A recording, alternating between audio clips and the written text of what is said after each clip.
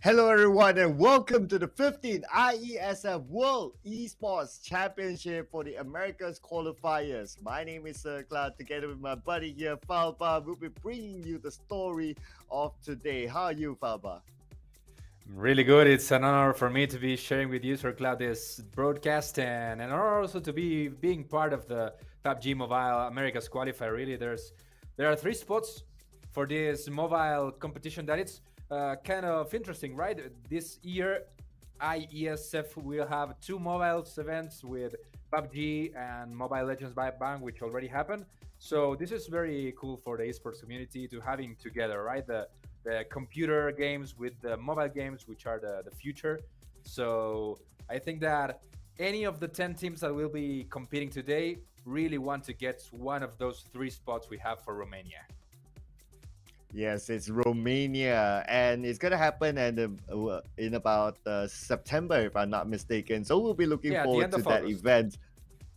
End of August, right? So we're looking forward to that event that's going to happen later on, and that competition will comprises of teams from all around the world. So it's going to be an exciting global event.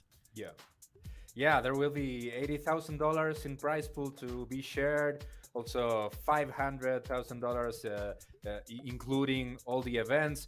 And well, America really have a lot of spots to be there, right? Also, not for North America, which they always compete with the top tier teams in the world, but also this is a very big opportunity for teams from Central America, from the Caribbean, and from South America. So I guess that they will be especially hyped. We'll be watching those rosters in a few seconds, but just to tell you, everybody, today we are going to have 6 matches. Tomorrow we have another 6 matches. So this is a best of 12, and the top three goes to Romania. So we will have a really cool competition. Yeah, let's see who our teams are going to compete for this competition. We've got starting with Argentina, whereby we have Rema, Ayala, Fraga, as well as Octi. So, can you tell us a little Yeah. bit more about these teams? Yeah, Argentina, it's an interesting case because all four players participate in different organizations. For example, Rema, he plays for Furious Gaming.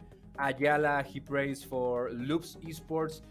They have quite a few experience, like Rema with the Team Queso playing before Furious. He played a lot of PUBG Mobile Pro Leagues. Same happened with Ayala. So it will be interesting how they play together, right? Because they are not used to being a team.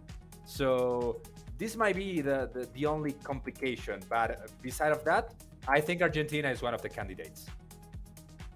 Yeah, they have experience playing at the global stage as well. So we'll be looking forward to seeing their performance here as a country. But next, we have Brazil, who will be represented by Ninho, Arturzin, Rafinha. So, can you tell us more about this team? Yeah, well, Brazil, it's also a very experienced team. They all play together at the Honored Souls. This is a team that at the Brazilian PUBG Mobile Pro League spent some good places, like 6th place, 7th place. They have some also experience at the America Elite League season. So I think that Brazil might be also a big candidate, right? Yeah, also some of the players do have global experience as well. So Yeah. I think we'll be one of the top teams around. But here we have Chile as our next contender. So we have DreamZ and we have Wayo, Franco, as well as M2M. So what do you know about this team? They all play together at Royals of War. This is a Chilean organization that fields on PUBG Mobile. So they also have this boost, right? Playing together. They finished during the beginning of the year, at the start of the year, at the Latin American spring season of PUBG Mobile Pro League at the 3rd place. So they are coming strong. Yeah, so for this team is a little bit different than the two teams before this, whereby they come as a one team that have played together in the Pro League before, Right. and now they're playing for the IESF as well. So I think in terms of chemistry, they definitely have it in the bag by now. But we'll introduce our next team as well. So it's going to be Colombia being our next team here. And introducing the players will be Reyes, Madion, Aquiles, as well as 19 Fernan. So what do you think about this team? Well, this is a case similar to Argentina, right? They are also very experienced players, but they all play in different ones. Achilles, for example, he plays for Infinity, which is probably the biggest Central North American or Latin American team. Reyes playing for Team Queso. Let's see how they get together, right? Yes, also some global actors here. But let's introduce the next team, and that's going to be Ecuador. That's going to be on our list next, and it's going to be represented by Danny Flo, Ades, Dallas, as well as Eric. What do you think about this team here? Well, I don't have many information about this team, so I'm really waiting to see how they do it on the field, right? They have to be a surprise compared to, as we mentioned before, Argentina, Brazil, and Chile or Colombia experience. I think Ecuador is an underdog. Yeah, sometimes without that information, they could bring up a surprise for us. But our next team here will be so this Guatemala next team will be represented by, of course, some of the best players around. It's going to be David, Sheo, Main Charlie, as well as Kalitoni. What is the team?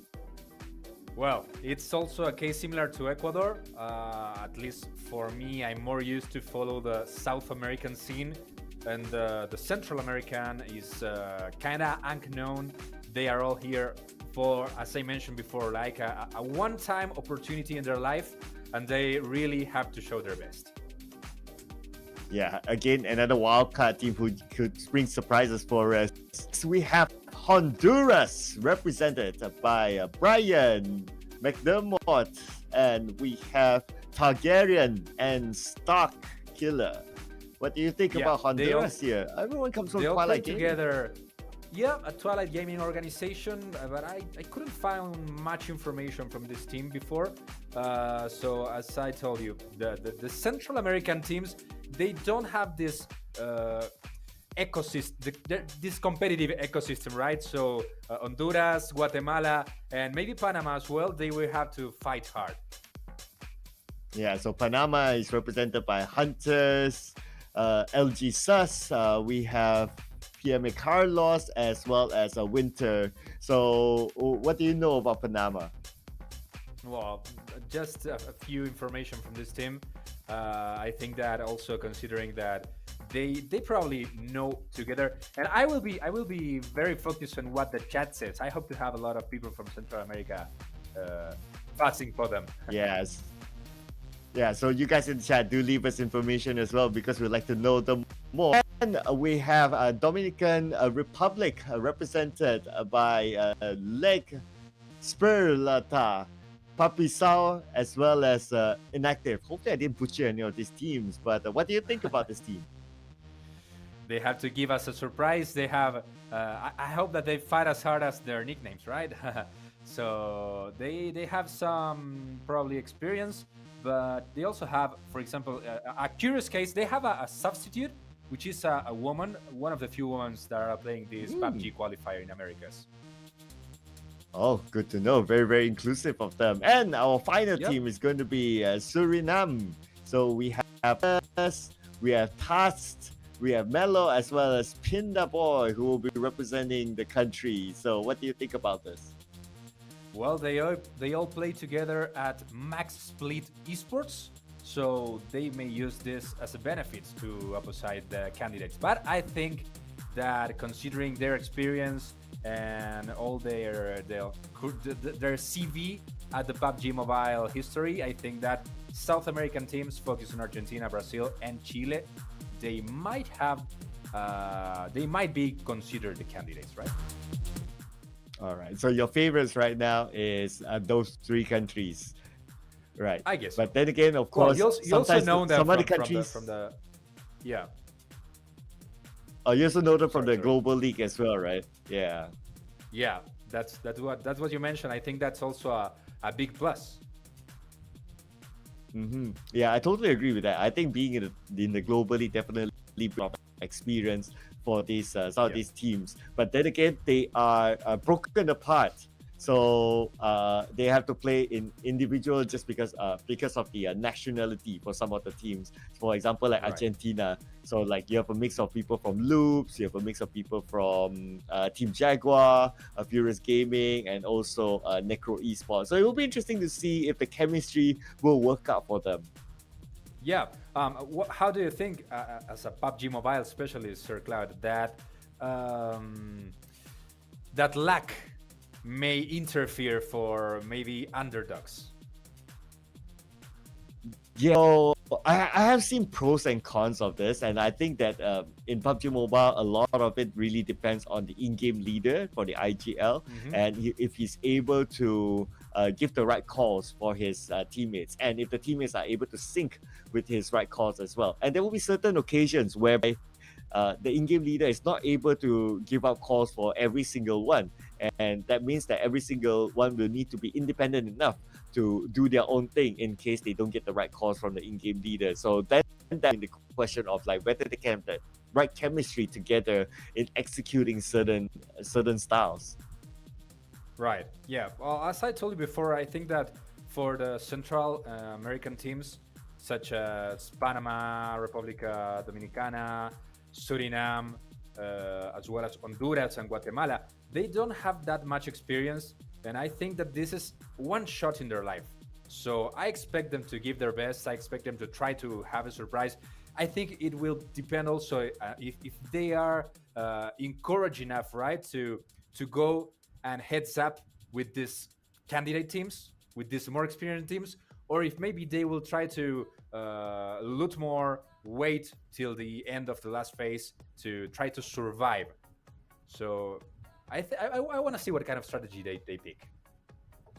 Yeah, it will be interesting to see how they will play because in the current meta as well, especially when the new point system, whereby winner winner chicken dinner only brings you 10 points, there's a lot of focus on trying to get the elimination points instead. So I would expect to see some of these teams play a little bit more aggressive, especially for teams that we don't have much information or we don't know much about. They might play this game in a fearless way because they'll be like, yeah, we know that we are not known that much, and that's why people don't really care about us. But when they can show that they can take fights and they can get elimination points, who knows? Like what you said, some of these teams could be the underdog to overtake some of the powerhouses of South Asia, America. Yeah. Also considering that there will be just 10 teams on the server when at most events of tier 1 events we have 16 sometimes. Do you think this is a benefit for the better teams, for the more experience? Ooh, I think sometimes it's very hard to tell, right? Because for PUBG Mobile, to a certain extent, there is RNG involved. If you get the circle, then you have, well, good luck. But and also it depends on whether you get the vehicle spawn in your favor, whether you get the right weapons in your favor as well. So sometimes there's that sort of element too. But considering that we only have like 10 teams playing, right? So I would say that in all the maps, there will be more space for these teams to loot and for them to be prepared when the time comes. So when the time comes, I would say it will be more onto teams trying to win fights against each other. But Falpa, Right. nevertheless, that's our theories. Yep. Can't wait for the game to start. Let's jump into game number 1. So are you ready for this? I'm totally waiting for it, so I just want the bullets to start around. So let's see, are we ready? Ready? No. Okay, 20 seconds to start. Yeah. Have you been able, Sir Cloud, to watch the Asian qualifiers? Yes, I managed to see a little bit of the Asian qualifiers, and I must say that they were surprises there. Brunei wasn't a country that we expected at the time, but they managed to qualify. Who knows? Something unexpected might happen. Let's jump into the play for game number 1. Let's go. Moving to Erangel then. So let's see how this goes. We have 10 teams then playing here at the Americas qualifier for the PUBG Mobile. This is the first of 12 games. We are having 6 today, another 6 tomorrow, and the top 3 at the end will be moving to the World Championships to happen in Iași, Romania at the end of August. First map then, we're starting to see how are they picking the places to start looting at this Erangel. Yeah, so again, it's going to be 10 teams for the entire Erangel map. So far, from what drops, looks like Severity, we might see 2 teams unless another team is just gliding over. But looking at the flight or at the drop, they are stopping the Severity. So early fights here up north.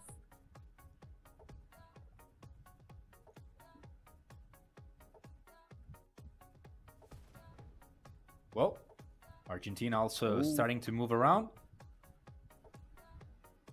Are you with me, Sir Cloud? Yep. Yeah, so I was Nice. looking at the one up north there earlier on. So I think we can expect a fight very early on inside of Severny. But other than that, I think in the center area it's a little bit more vacant, and towards the southern side in May 3 base, I think there will be a vacant spot for now. Not really the best place to drop in if any team were to go there, just because of the choke points. So I think there will be a lot more focus on the main peninsula in the center area. Okay, Team Colombia with us, trying to get the best from this loot. As we mentioned before, the Colombian team, they are all getting some experienced player. This is the curious and maybe what we might compare in this first map, right? Those teams that are used to play together, as it happens with the Chilean team of Royal of Wars, as it's happening with the Brazilian squad as represented by Honor Souls.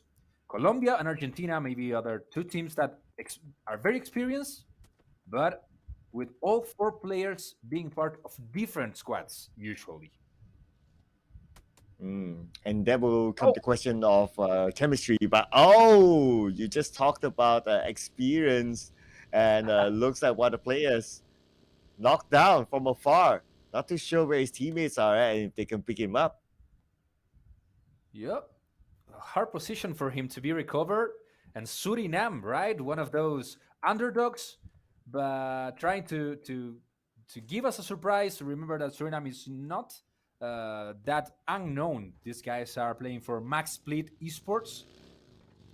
They are very well experienced, despite not having much information from them. Let's see if they can recover the partner. Well, looks like Octi will be the first one to go out. So it's first blood given towards Suriname. And we might see a second one. Yes, it's going to be a second one eliminated. But now Argentina wants to go in still, and Pitless been taken out. So a little bit of a revenge play there. Argentina fans are celebrating. Nice move, rushing over Pitless. And it's a pity to have him as the first one down. Argentina doing their best, right, to recover their partner that was down at the beginning of this first map of the day. And it seems like the 4 of them are standing up. Yeah, actually, to my surprise, considering that we only have 10 teams, and it's Erangel, it's quite a big map, but we got a couple of early eliminations here. Nice move from the Argentinian team. Well, they are like confirming that they might be one of the candidates. Argentina has a pretty decent history at the ISF. Last year, the Counter-Strike women's team made to the final. The Argentinian team ended the top 5. The Dota team also did a very good event. So I guess that the mobile teams, they don't want to get behind. Imagine like the South American for Dota must be really, really good.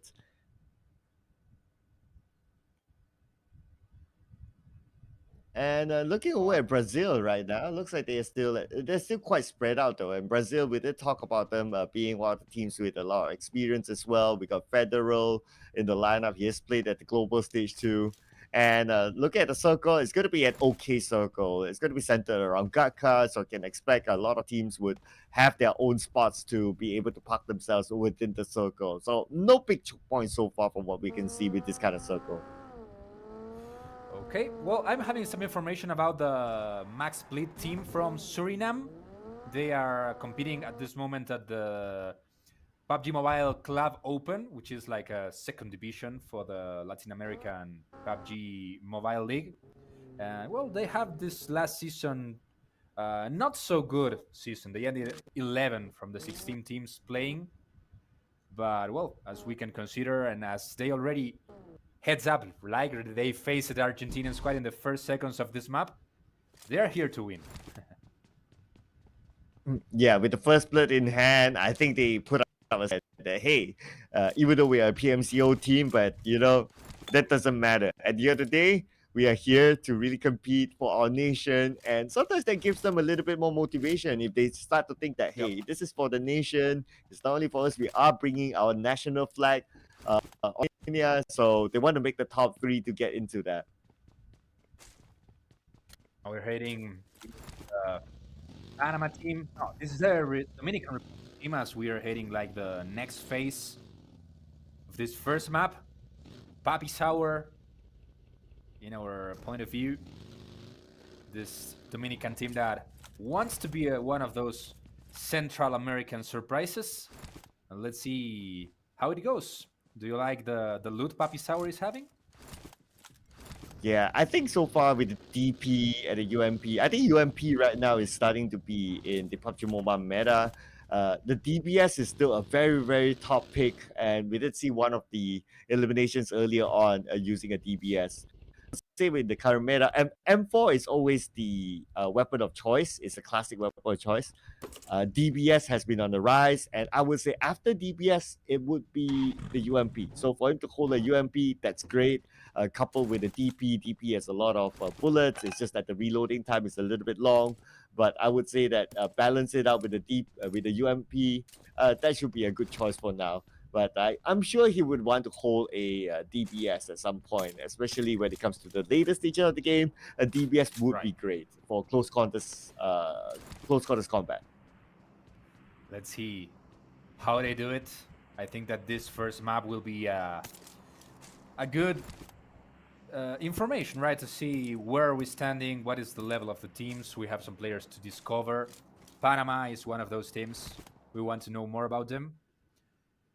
And at the distance here, Guatemala also probably having information. They are surrounded by Ecuador on one side. I thought, I guess I saw a Colombian flag over there also. So there's a lot of people around Gatka. Yeah, so it's Guatemala and Ecuador just next to each other.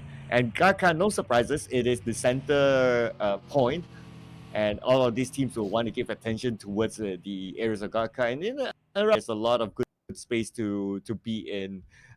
There's what I call the chopsticks area as well inside Gatka. And I think that could be one of the focal points depending on where the circle goes. If not, be prepared to fight in the Gatka fields, and that's a very common for one of the final few circles to be in.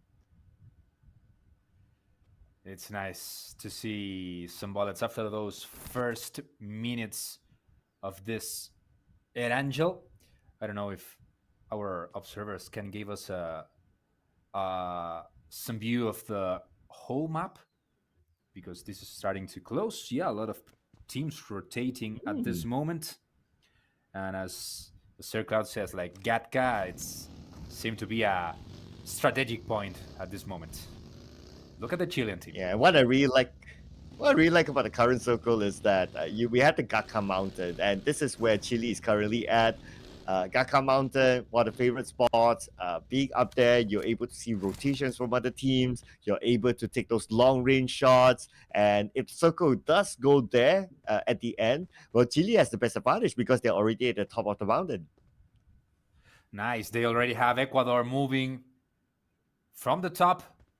They have a really nice point to shoot. WM2M having some information, but he's making no sound. I guess they're probably waiting for Ecuador to be in a near spot to take advantage. Brazil also getting some points probably in one of the crosses. Yeah, I noticed that Reyes was eliminated somewhere else, so that could be a fight somewhere down, maybe towards the Gaka, because we saw some teams actually migrating from the left to the right, so possibly they might clash into that sort of area, or they might want to overtake one of the compounds around the areas of Gaka just because they feel that that area is good. But we also must remember with the current point system, elimination points are valuable. So those opportunities might be taken by other teams to try to collect as many elimination points as possible and putting aside the placement points instead. Yeah, 1 point for each elimination and 10 points for the winner. I think there is some mistake with the HUD here, right? Because we were watching Ecuador downstairs from Chile, but here we are watching now Ecuador near Guatemala at GatCat. We saw it first. So I guess that Ecuador and Colombia might be confused by our observers. We might try to correct that for the next map. This team with Queric, Danny Flow, these guys are Ecuador. I think the team that was near Chile was Colombia. We just saw a knockdown there to Carla from Guatemala, so we might see another crash in. And Guatemala, they need to prepare to defend themselves against Brazil, who's already in the same compound. Yeah, this is a tough spot for Guatemala, facing enemies from both flanks. Let's see how they manage this situation. Yeah, this will be an interesting one though. So Brazil now a little bit of a split here. So 2-2 split. In fact, it's 3-2. But hey, there's another team coming in, and that's going to be Ecuador. Oh no, not looking good for Brazil considering that they split it up. But Ratu from afar gets a knockdown to Addis. Nice. Nice aim from the Brazilian with that M4 in a long distance. But Fulauto had really nice control.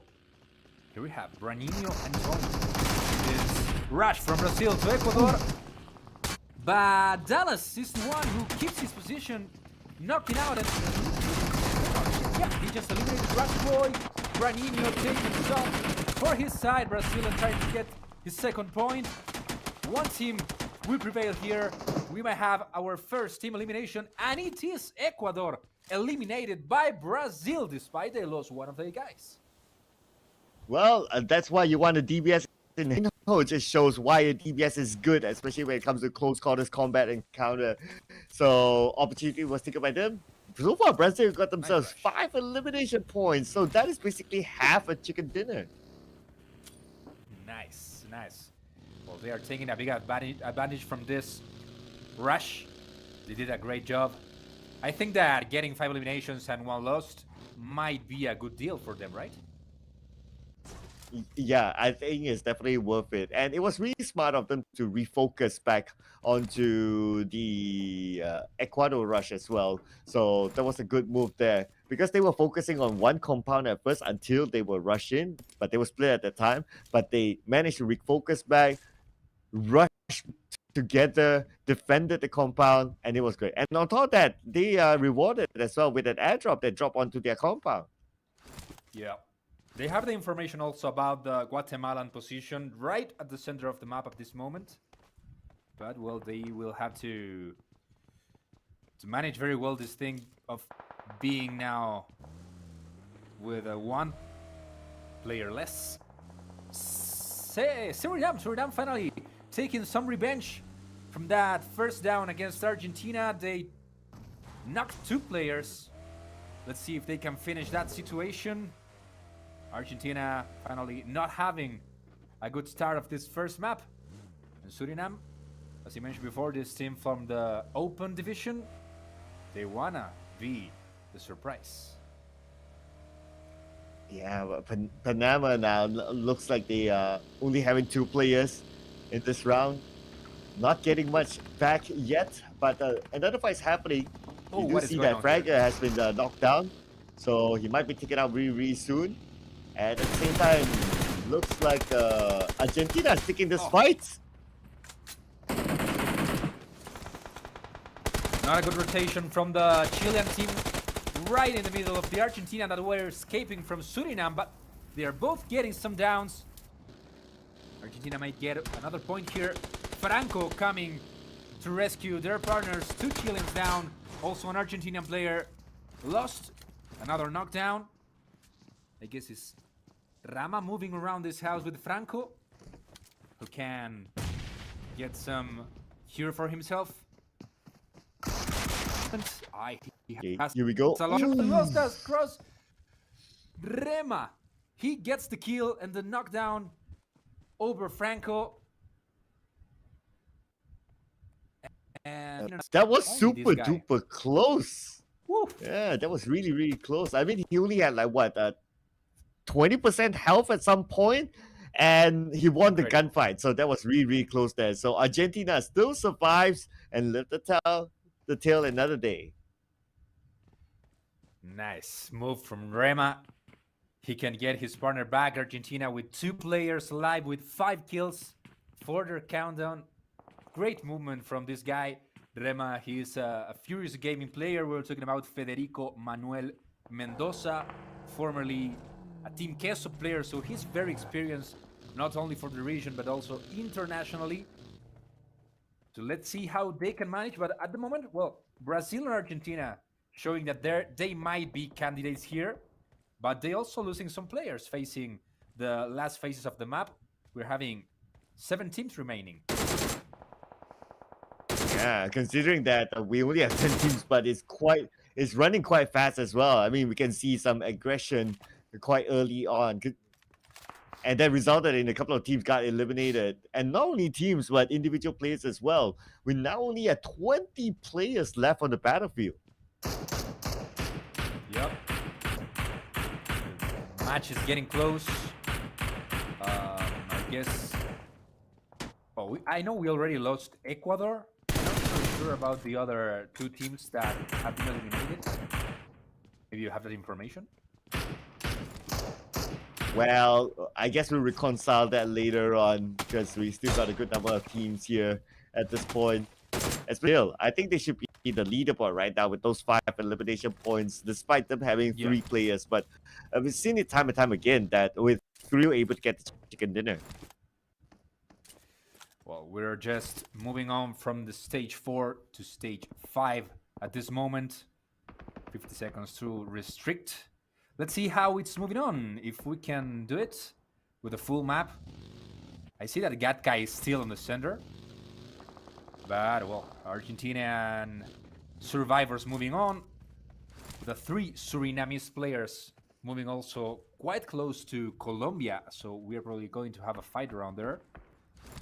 And it's important to see if Guatemala can keep the center. It seems like they can do it. Ooh, by looking at the current circle, looks like it's going to be an open field. There's a road separating the circle at this point, so it's something that the teams will need to be prepared to manage, but it's going to be an open field nevertheless. And with an open field, teams will need to be prepared with vehicles because there could be a possibility at some point vehicles will need to be used as a barricade. Yep. I see also, well, some Suriname players with a very good loot. That's the case of Pinda Boy and Max. They all have Helmet 3, they have nice long range, and Melo is here to try to give some of his medicine to the Argentinian team back. He made some damage, but he couldn't knock Fragger. I think that Suriname is with a nice position from the top of this hill. Let's see if they can take advantage of the nations that must rotate. The only thing about Suriname's position is that because they are by the edge of the circle, there's a possibility that the circle might move away from them. So it's something they need to be prepared on to move away from the circle. But at the same time, Winter eliminated by Tony. So we have fights happening across the map.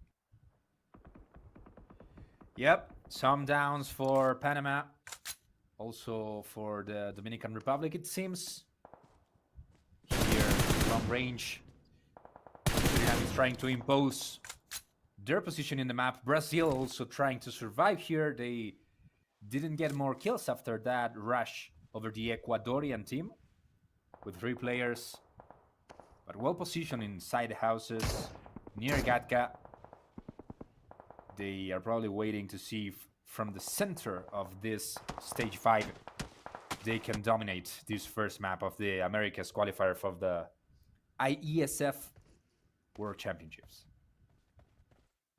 Like Brazil's position at the moment, they have a compound, they're close by with the road, so in case the circle shifts up, they can be one of the first teams to get across. So, and of course with the compound, they can also defend their area in case they still have the circle, which very likely for them to still get the next circle because it's still stage 5, stage 6 could still be theirs, but stage 7 onwards, we need to depend how the circle goes from there. Well, nice to see Suriname having a good session at this first map for Jay, at least. Nice to meet you, my friend, here at the Twitch chat, at the YouTube chat, sorry, Jay. Thanks for following and thanks for supporting Suriname. Also, people at Twitch, Papi Gitano, you can follow the Spanish stream at YouTube. They are also live at this moment, as well they will be tomorrow, with 6 team remainings. Let's see if the Suriname team can keep their position, at least waiting for the next 30 seconds where the map will move on. Ooh, but it looks like the circle did move a little bit up north, so probably Brazil needs to move. We'll get a better visual of the circle later on. But now we have movement here coming in from the other side, and Melo, this is opponent, long range shots, putting pressure, almost getting a knockdown, but able to get it just yet.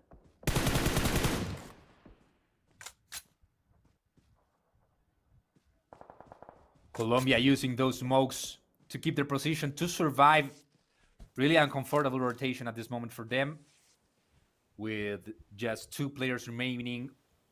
Legal and Achilles, the guy from Infinity there, all receiving damage, just trying to survive and get as much points as they can. Remember that the first position of this map was 10 points. Argentina finally eliminated in 6th position. Not the best start, but remember they got at least 5 kills. Colombia with just 1 for Achilles at this moment, so they are really having a bad moment at this moment. Well, looks like Brazil is trying to defend their area. Let's see if they can do it against Dominican Republic, who sieged down their compound. But at the same time, Colombia on the left is going up against Suriname, and Suriname now a little bit on the open side, but that Brazil still hanging on to this compound. They still have part of, but they need to win this fight before they can move in across the road.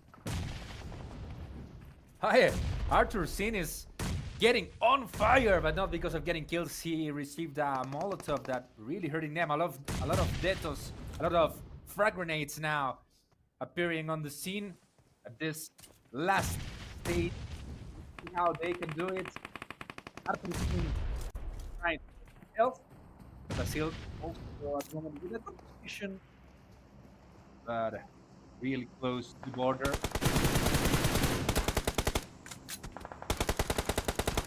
Back onto Dominican Republic. They've been waiting till the last with the 4 players. Oh yeah, that's so far so good for them, but they somehow they need to win the fight against Brazil.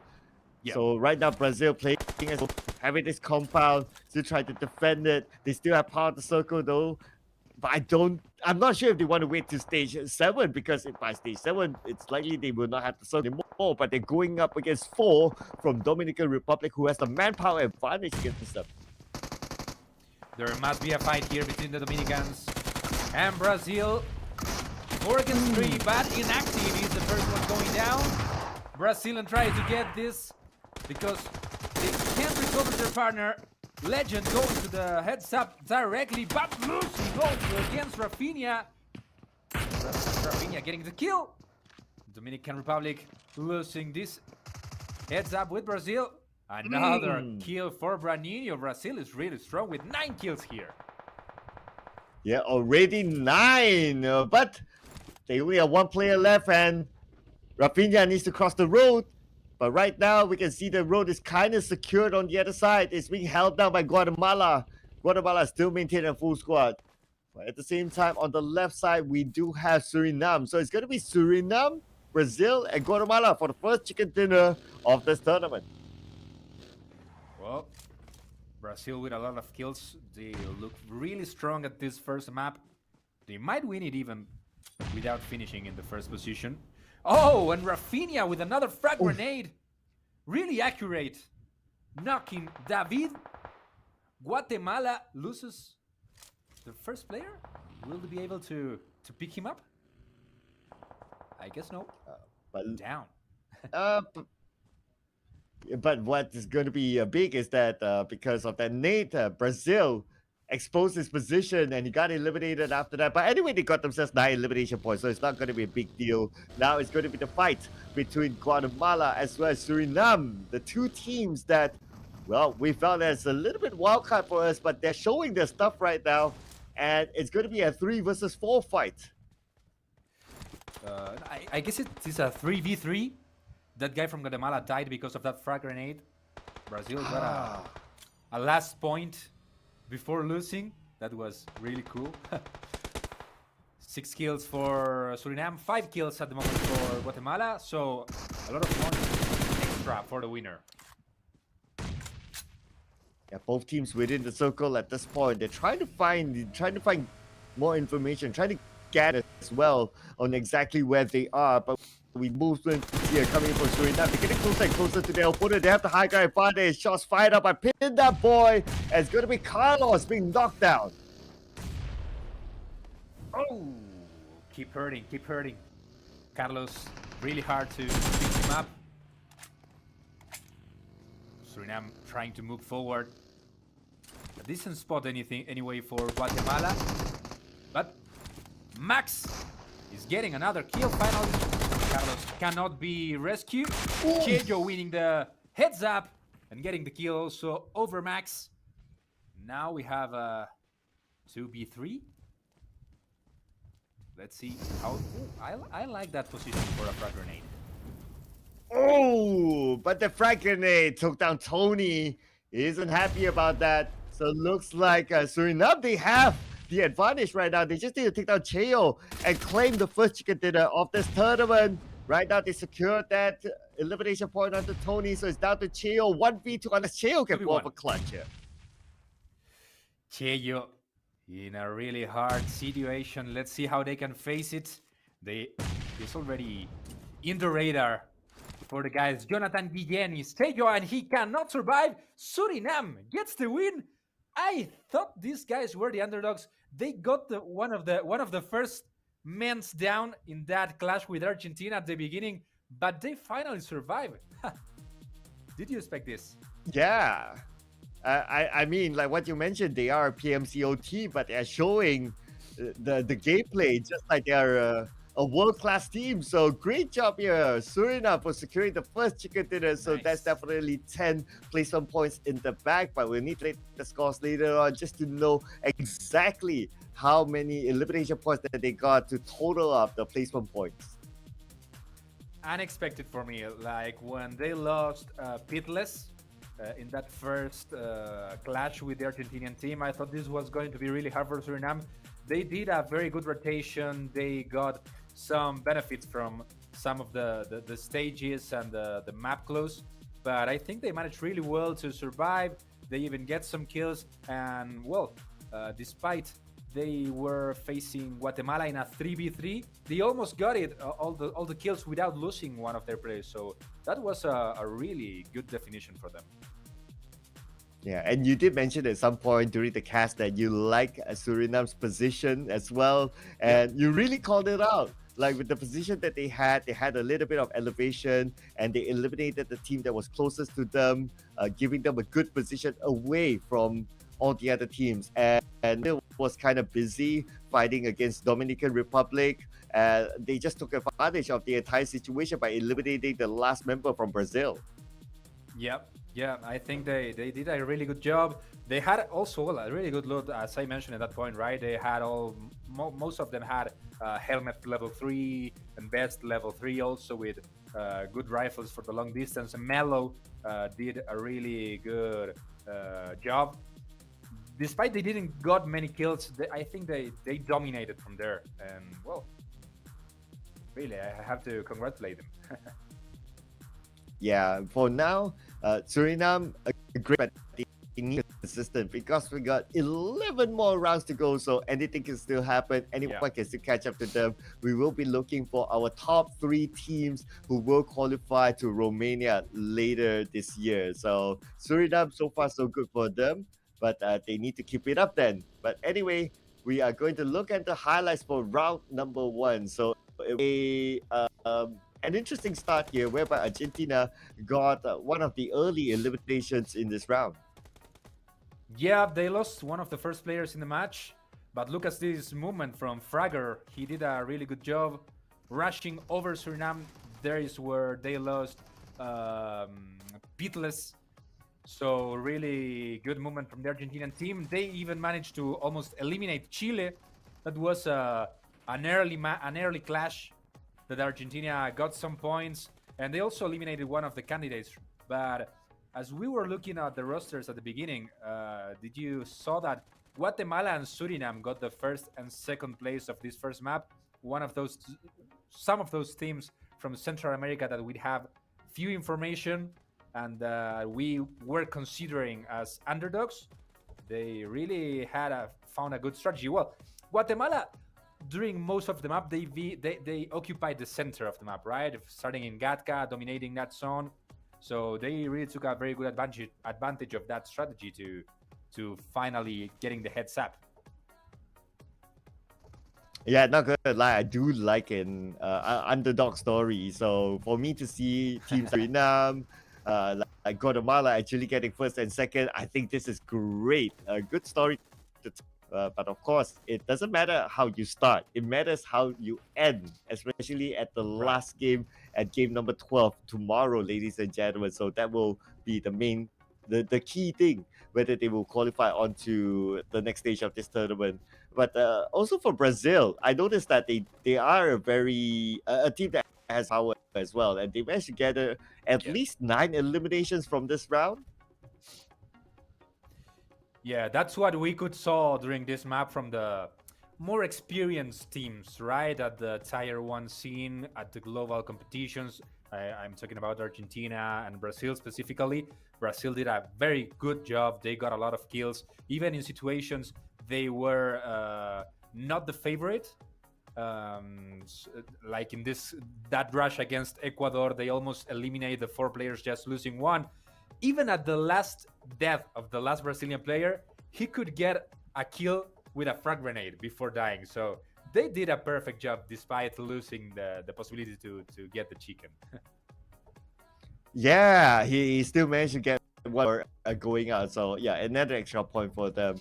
And you made a very interesting point. You kept talking about like and Brazil, both of these teams, they have players who have played at the world stage, so they are very competitive inside of the PUBG Mobile. I guess it's the same in the football world as well. It's the El Clasico, Argentina, Brazil. Right. So looking forward to see who will qualify to the next round. But anyway, Faba, our scores are ready. So we'll be having Suriname with the first chicken dinner on top at this point. Nice. 19 points for them. Remember, from these 10 teams, 3 will be qualifying for the World Championships in Romania. So this is an excellent start for Suriname, also for Guatemala getting the 3rd place with 12 points. I think they are, as I told before, fighting for this one time in a lifetime opportunity, and they are doing it from the best at this first map. Brazil is not a surprise to see them there, but most of these 15 points getting from those kills. And I think that, well, Chile and Colombia and Argentina, obviously, being outside of those top three, are the one that might be feeling a bit hurted, right? Yeah, but sometimes that can be a motivation for them in the next round to be like, okay, step up our game to catch up on these points in round number 2, and we still have got 11 more rounds to go, so still a lot more opportunities for them to catch up in terms of points for the teams who are currently on top. So teams on top can listen as well. They cannot be relaxed because teams at the bottom will be looking at that as a motivation to catch up to the top 3 teams. Sure. And I think that, well, we have to expect of what is going on the next maps. Well, all of these 3 maps are quite different, right? So I think that they may have prepared something better for one of them specifically. We're moving now to Miramar, and let's see what they can do. I think that, well, I asked you at the beginning, right, if we should expect from these underdog teams such as Suriname, maybe also Guatemala, to play more conservative and waiting for the late game definitions. And I think that that was the way they got the advantage. And we could saw during this first map that Argentina, Brazil, Chile, they will be more aggressive, right? They will be looking for getting some kills. They have a lot of confidence in themselves in the single player scenarios. So, well, let's see how they can do it. For Brazil during the first map was a very good result, but not so good for Chile, not so good for Colombia. And Argentina, we could saw it that it was kind of unsecure. They lost a player in the very early game, and they couldn't manage it in having this. How would you say it? Playing with less players, right? As it happened in that crossfire against Chile. Yeah, it's always very difficult if you have to start with three players and one of your players got eliminated early on. But maybe the next round, because it's going to be an even bigger map, we're going to jump into Miramar. So with more space for these teams to loot to start off with, Yeah. maybe as a start we might see lesser early eliminations instead for the next round. So if that happens, Argentina probably able to maintain a full squad towards the end will be a different result for them in Miramar. Right. Yeah, I think. Well, I would like to ask you this. Like, I think that for the more experienced team in this kind of competition, they can make the difference in the macro management, right? Not just in the micro management. So, as you said, being Miramar more extensive map, they will have more time to deal and to take decisions, right? Yeah, probably.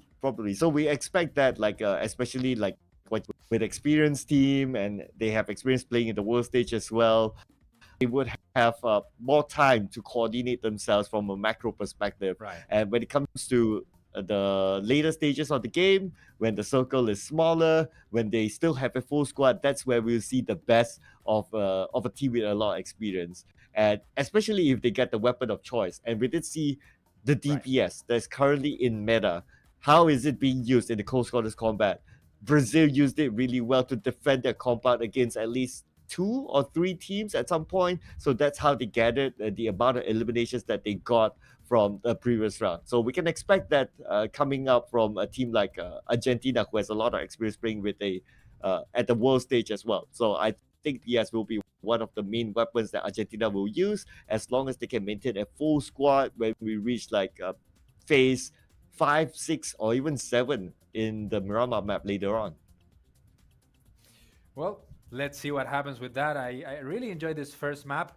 And it will be interesting also how Suriname and Guatemala are now, how they manage the pressure, right? Because now they have to defend one of those spots that are qualifying them to a world championship, to this one time in a life opportunity. That will be also interesting. And also, well, teams with more experience but with less points during this first map, they will have to try to get some amount during this Miramar. Yeah, I totally agree. There's always a pressure if you are the number one team. That means other teams will be Yeah. looking at you and they'll be thinking of like, okay, how do we eliminate Suriname now? So it's now the responsibility of Suriname to try to defend that number one spot, and it's always a pressure of like getting the spotlight early on, right? Yeah, yeah. How many times in PUBG Mobile or PUBG competitions we saw teams that during the first day they have a day to forget, but without that pressure and feeling more free to just get kills and move on during day two, they can they turn the table around. So this is something that might happen, especially in this competition that we have very different teams, right? Some of them with a lot of experience together, players that they usually play together, and as we mentioned before, Argentina, for example, Colombia, for example, they might be playing with some kind of improvisation, right? Because they are four players that usually play in different teams. Yeah, so I think so far, okay, so we did talk about like the chemistry as well. Like if they come from different teams, did it Nice really word. work out for them? And if we kind of think about it, for so far Suriname, they come with a full squad, so we can see their Yeah, coordination is very good. How they rotate, how they take fights is good as well. Brazil, I would say that also. yeah, they come from all the souls. So in terms of coordination, I think it's also very well done for Brazil.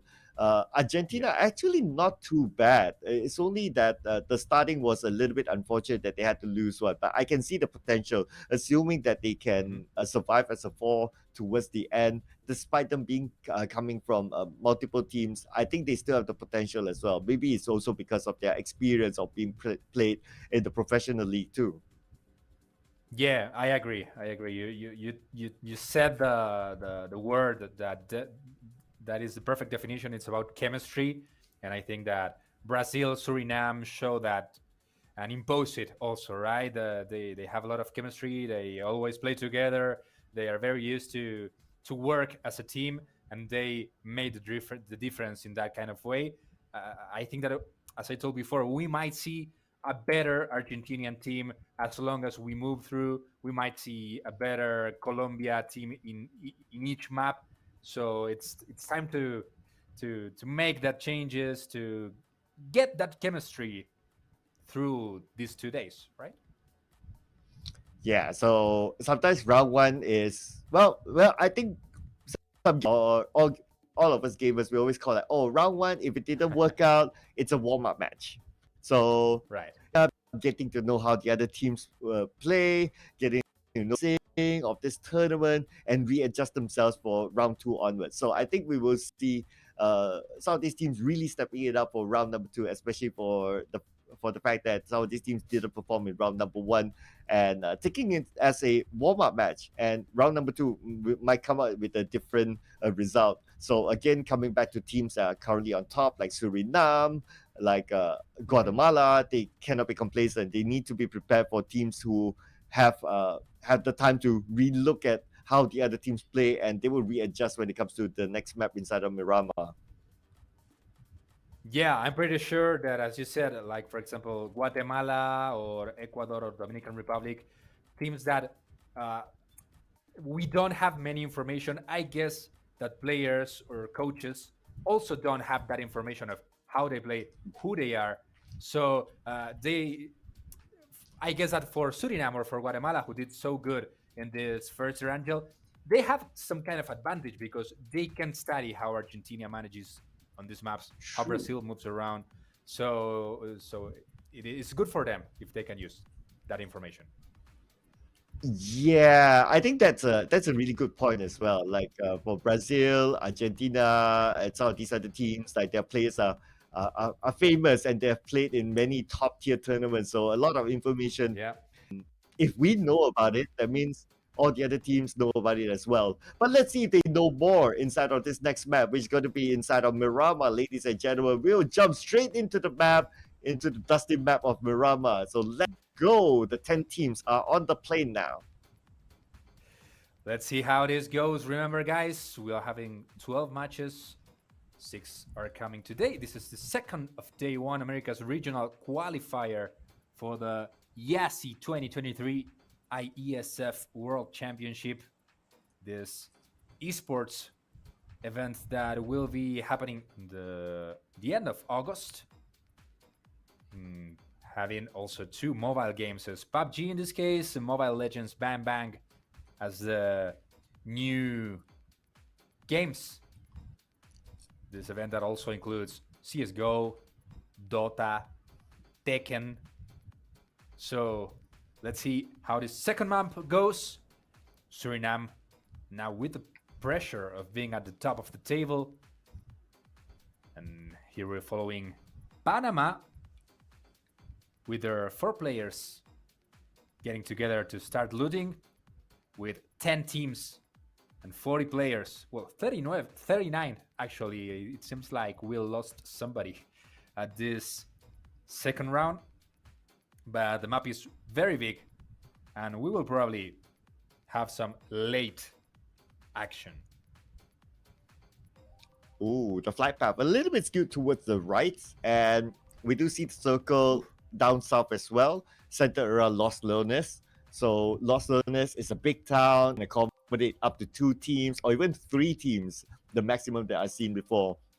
But because this is naturally such a big map, so there's a lot of space for the teams to play. So far we can see it's a good spread between our 10 teams. So we might not see early clashes for now. So I think we might see the clashes happen like phase 4 onwards. Yeah, but we'll probably see a very early rotation, right, from most of the teams. I was just looking at Brazil and Suriname at the main circle. So let's see how this goes, right? Chile already looking at Colombia rotation, raw M2M here, using the machine gun to try to punish the Colombian movement. And well, yeah, this might be a curious map for this Miramar with the first circle so far away from the middle. Yeah, and I think that will force a lot of teams to move, especially if it pulls all the way down south. So that will be something that I look forward to. The only thing that I do not hope happen with this kind of circle is for it to go inside of Los Leones, because I'm not a fan of final circles that end up inside of cities, because the gameplay will take more time towards the end. So I kind of like an open circle instead. I like this urban fighting for the end. So let's see how it goes. Let's see if the map keeps this city of Los Leones in the main phase. At the late game, well, República Dominicana, Dominican Republic also taking some positioning over there. But of course, there will be a lot of coverage and not so many clashes at that city. So Argentina's making their move, and the difference, like what we did discuss about this round for Argentina, is that no early eliminations for them. So far maintaining a full squad, so that's a good news. Obviously, for Brazil as well, same thing, eliminations for them. But I'm kind of surprised in Brazil's current lineup, they are not plural as their starting lineup, considering that he has experience playing at the world stage. So I wonder what's the strategy behind this, or they wanted to maintain the team, the players from the same team. Everyone's from Honored Souls because they have better chemistry. That maybe that makes sense as well. Let's see how it goes for them. Here we are with the Chilean team.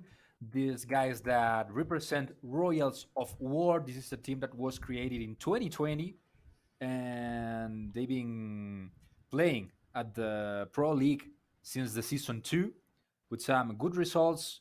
The second place in the Mobile Club Open during 2021 made them to move on to the better division in Latin America, where this year they got a third place, winning $7,000, their best result ever. So they are at their top.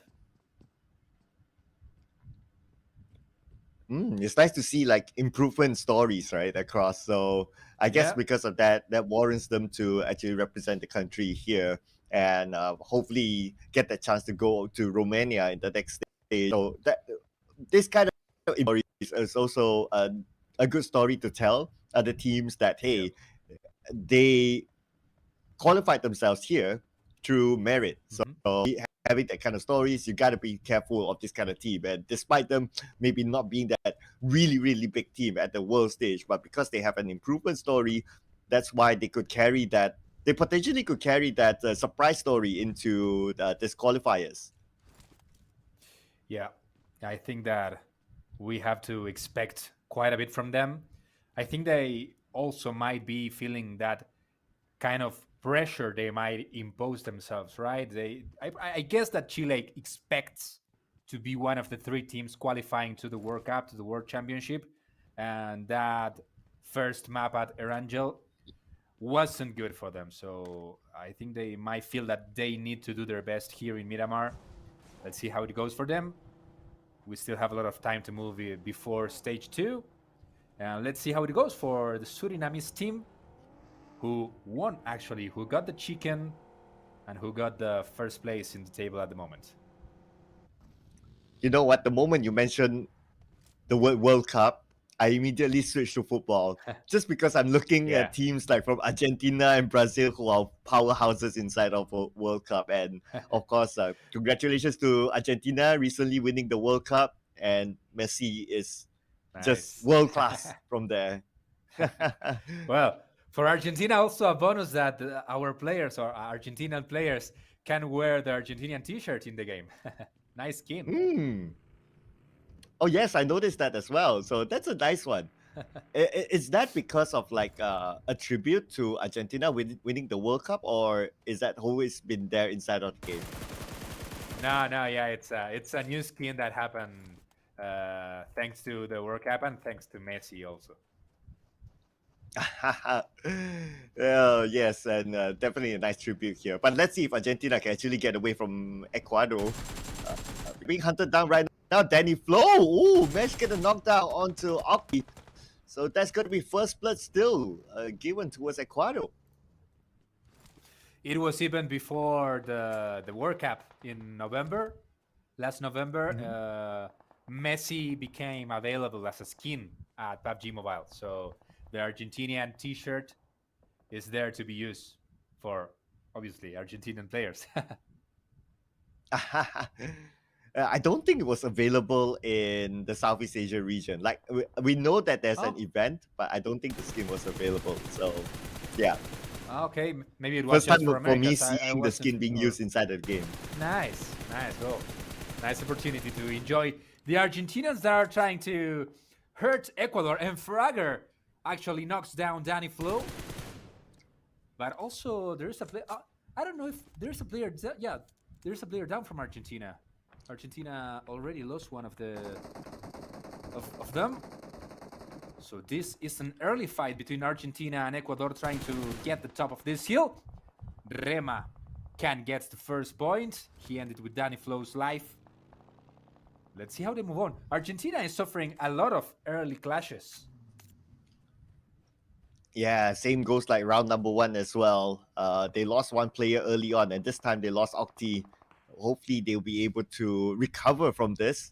Because if 2 rounds they go out middle bracket, I mean, there's still a lot of opportunities still for them to catch up into the top three. But you don't want to, you don't want that gap to be open even further and make yourself difficult to catch up.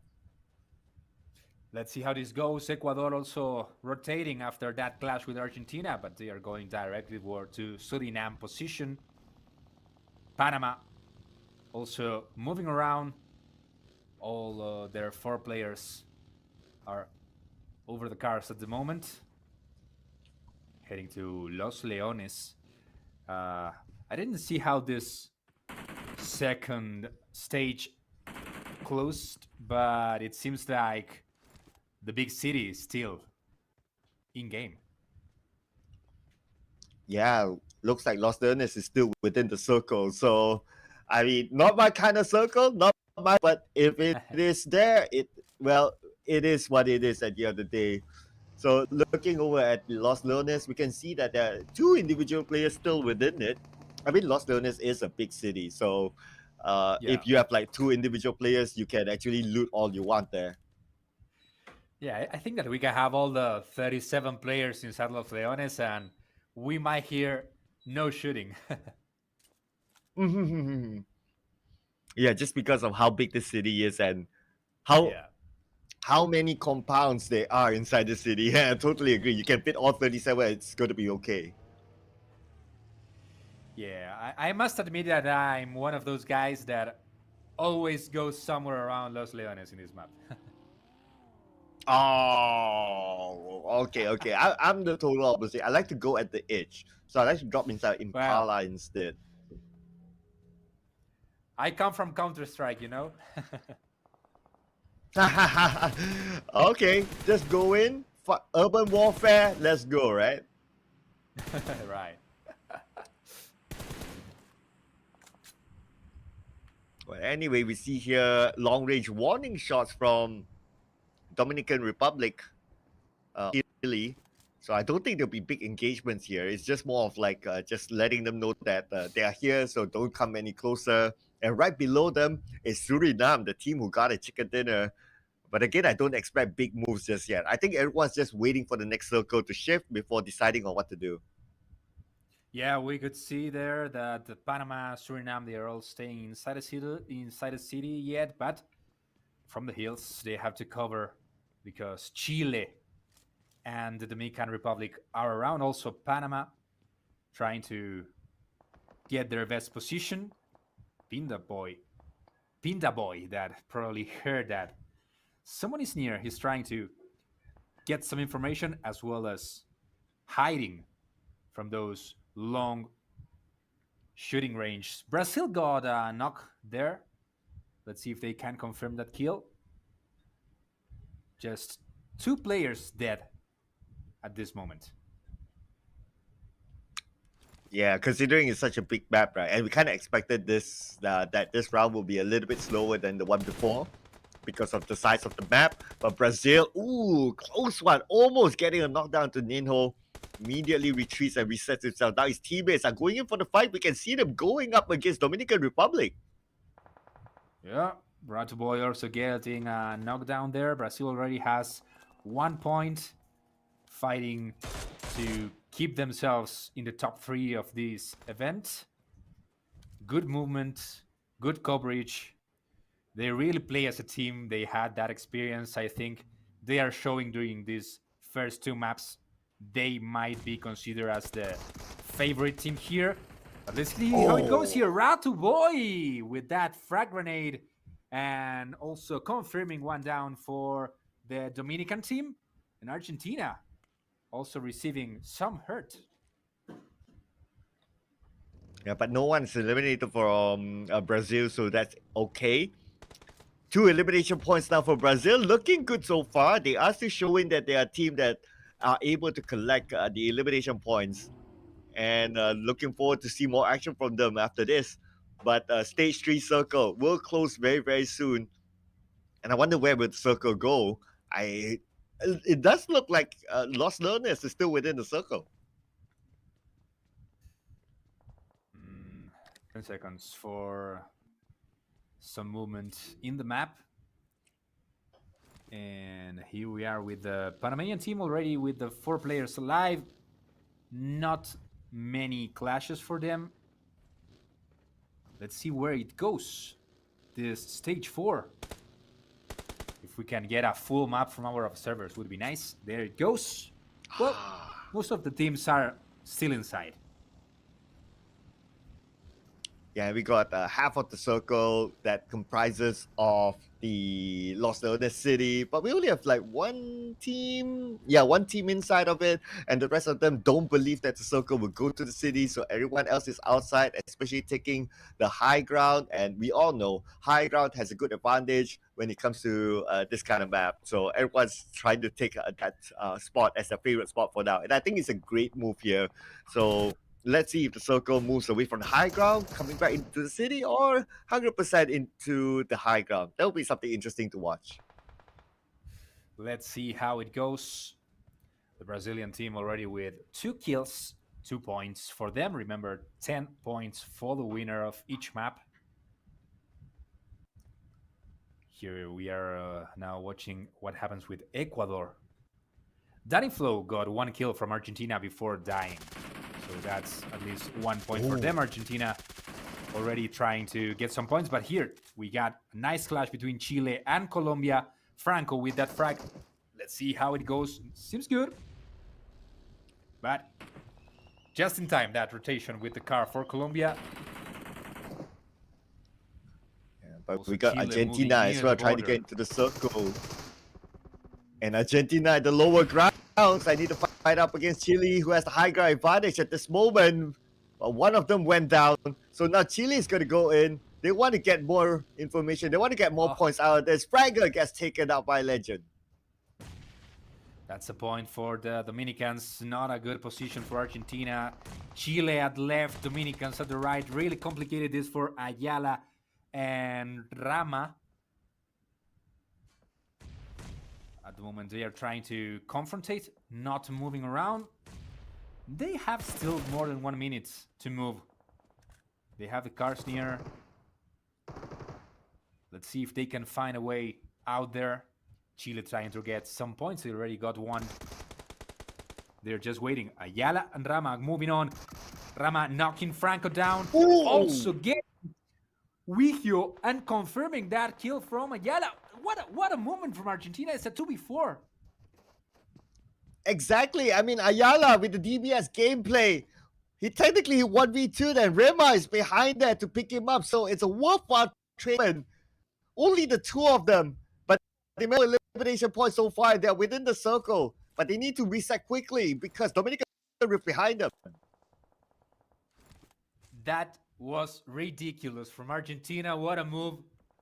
Such confidence from these players on themselves, right? They were hit. They knew they were hitting directly to a 2v4 against Chile, and they did an amazing job winning each of the face-to-face confrontations. They move alive and they move on with some precious points. Here we are with the Guatemala team.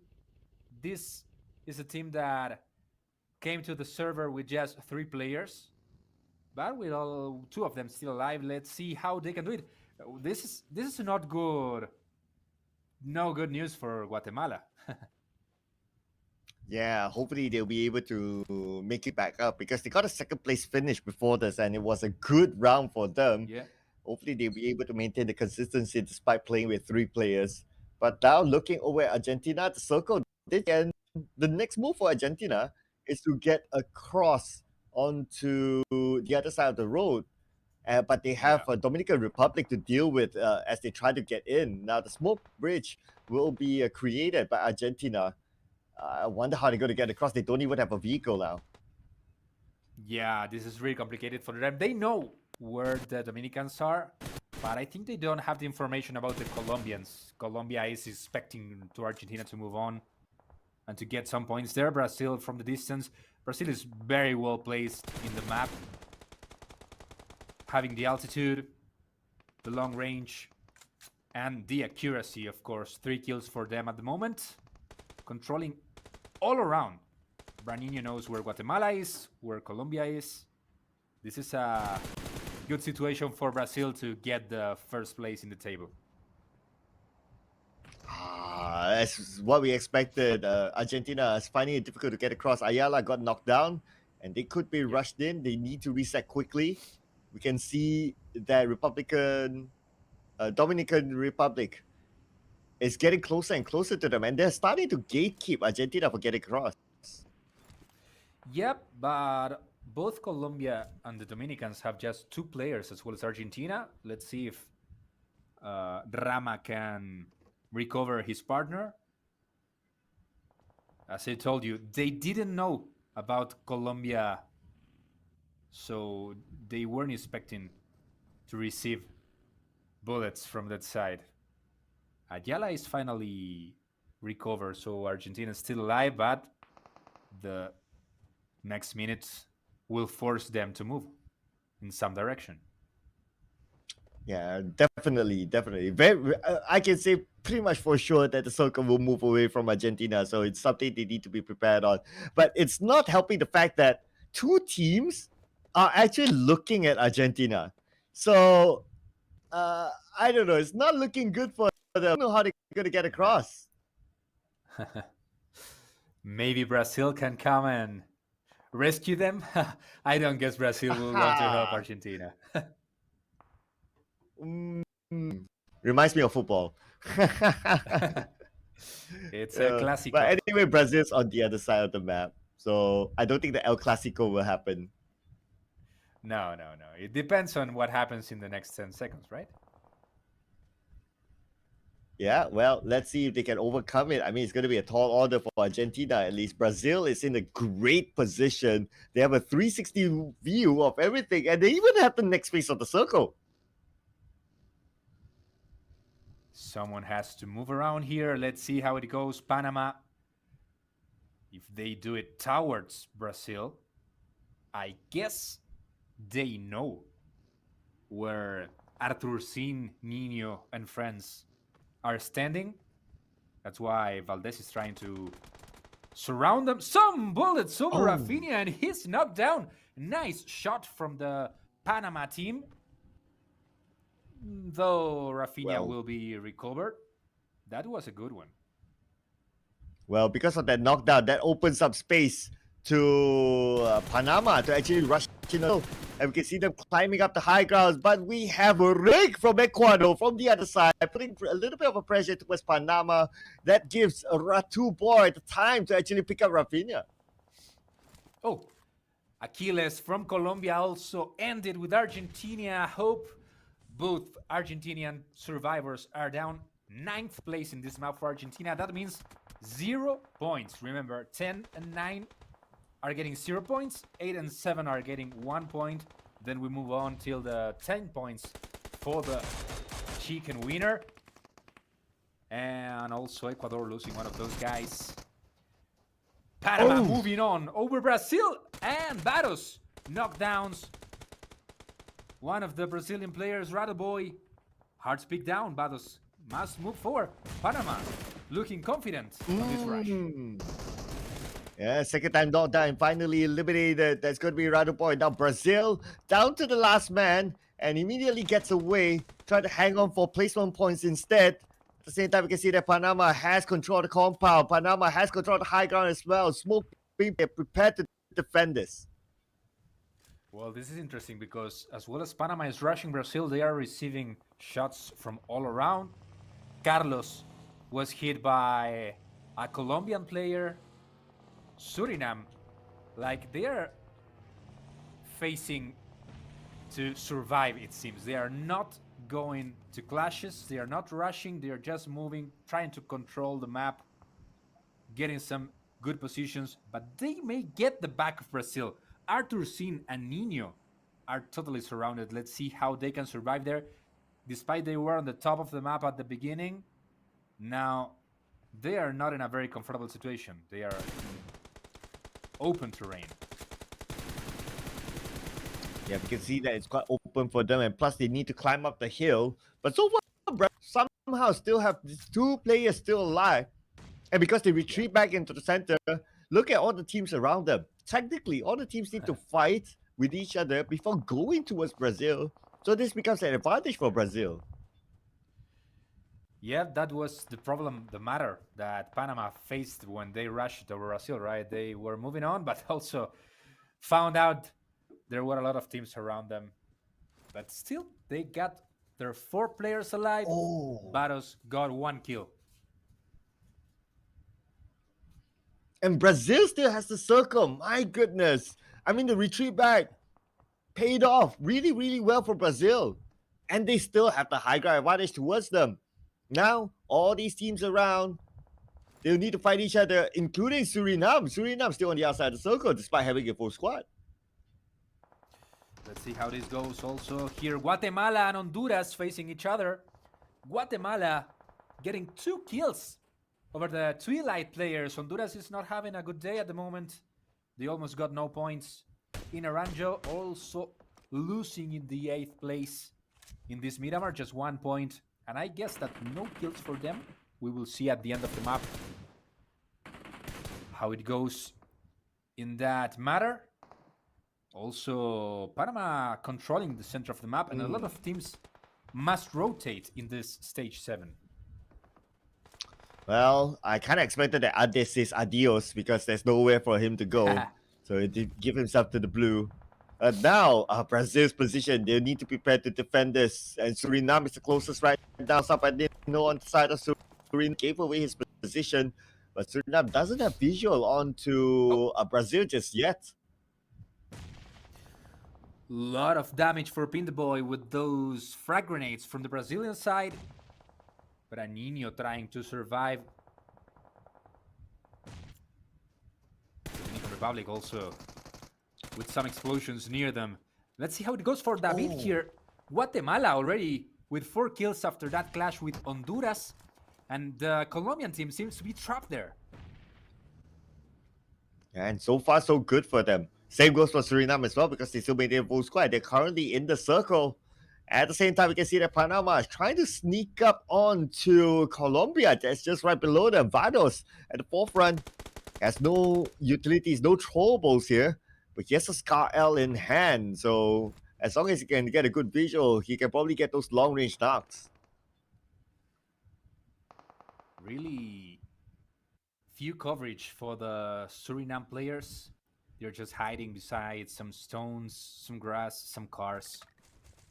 But now moving just around the center. There are no teams. None of the 6 teams are controlling the center of this stage 8. So this will be a really interesting definition, I guess. Yeah, no one's really masters of the circle for now. We are at stage 8, and one more stage that means the circle will close entirely. And we still have 16 players still entire. We got 6 teams. Wow, at stage 8. Nice. This is actually a really big number. Yeah, I think that here what might prevail, despite of positioning and the strategy and the management, I think that the resources management also will be very important here, no? Right, saving some grenades, smokes. They have to use all the resources now. Yeah, this is the time for them to use everything because it cannot be brought onto the next round.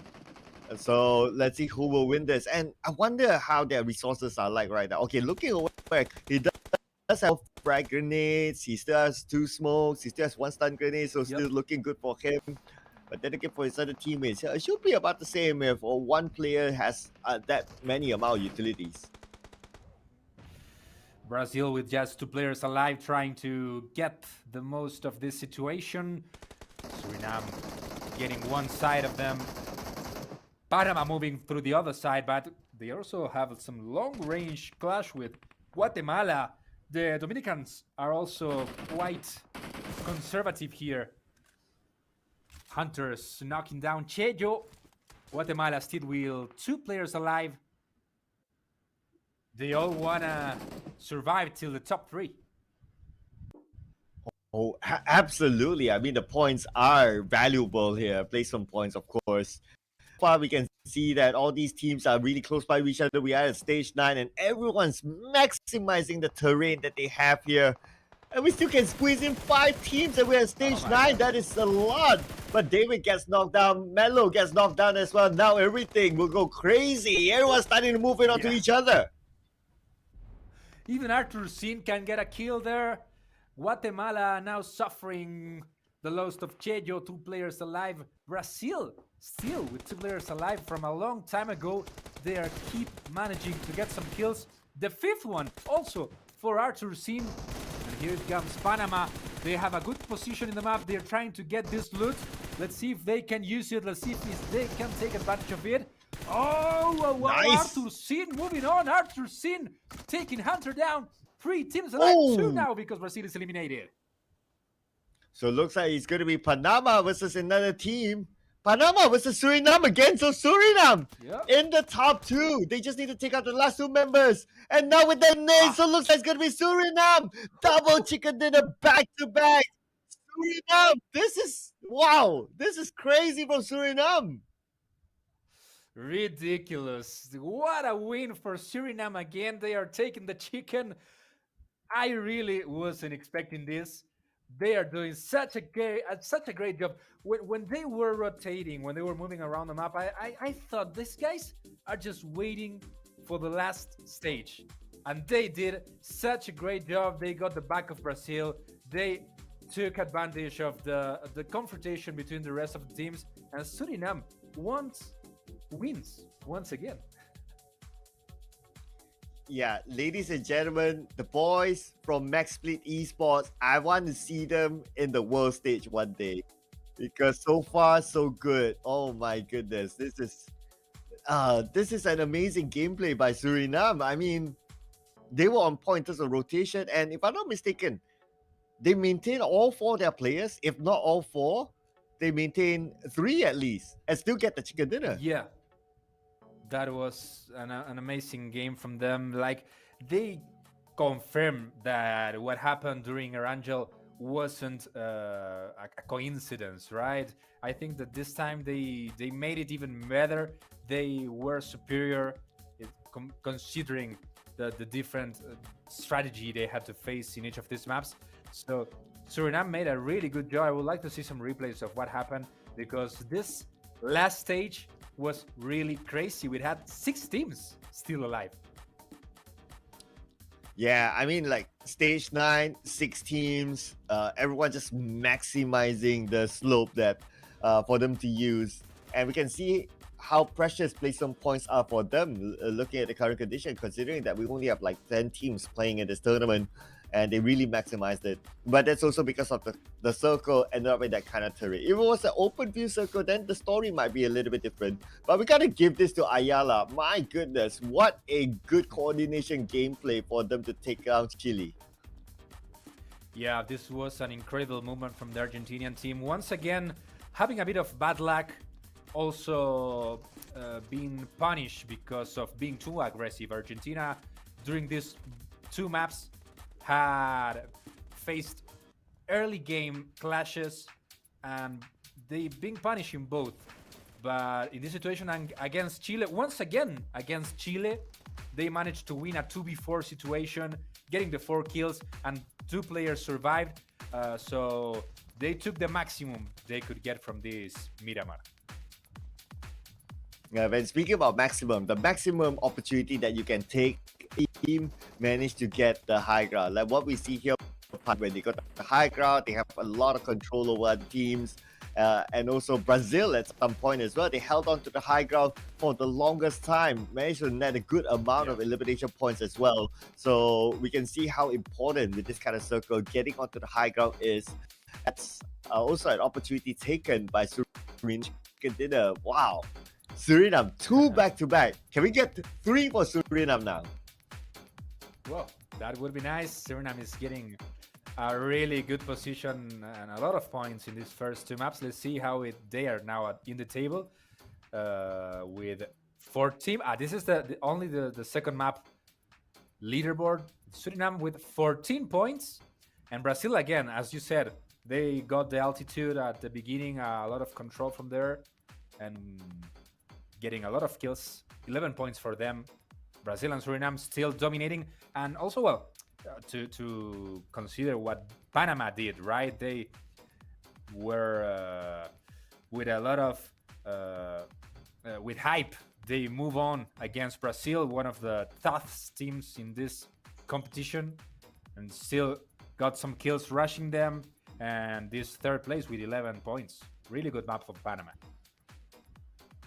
Yeah, and it will be definitely obvious who's in the top 3 as of now, because Suriname and Brazil is there.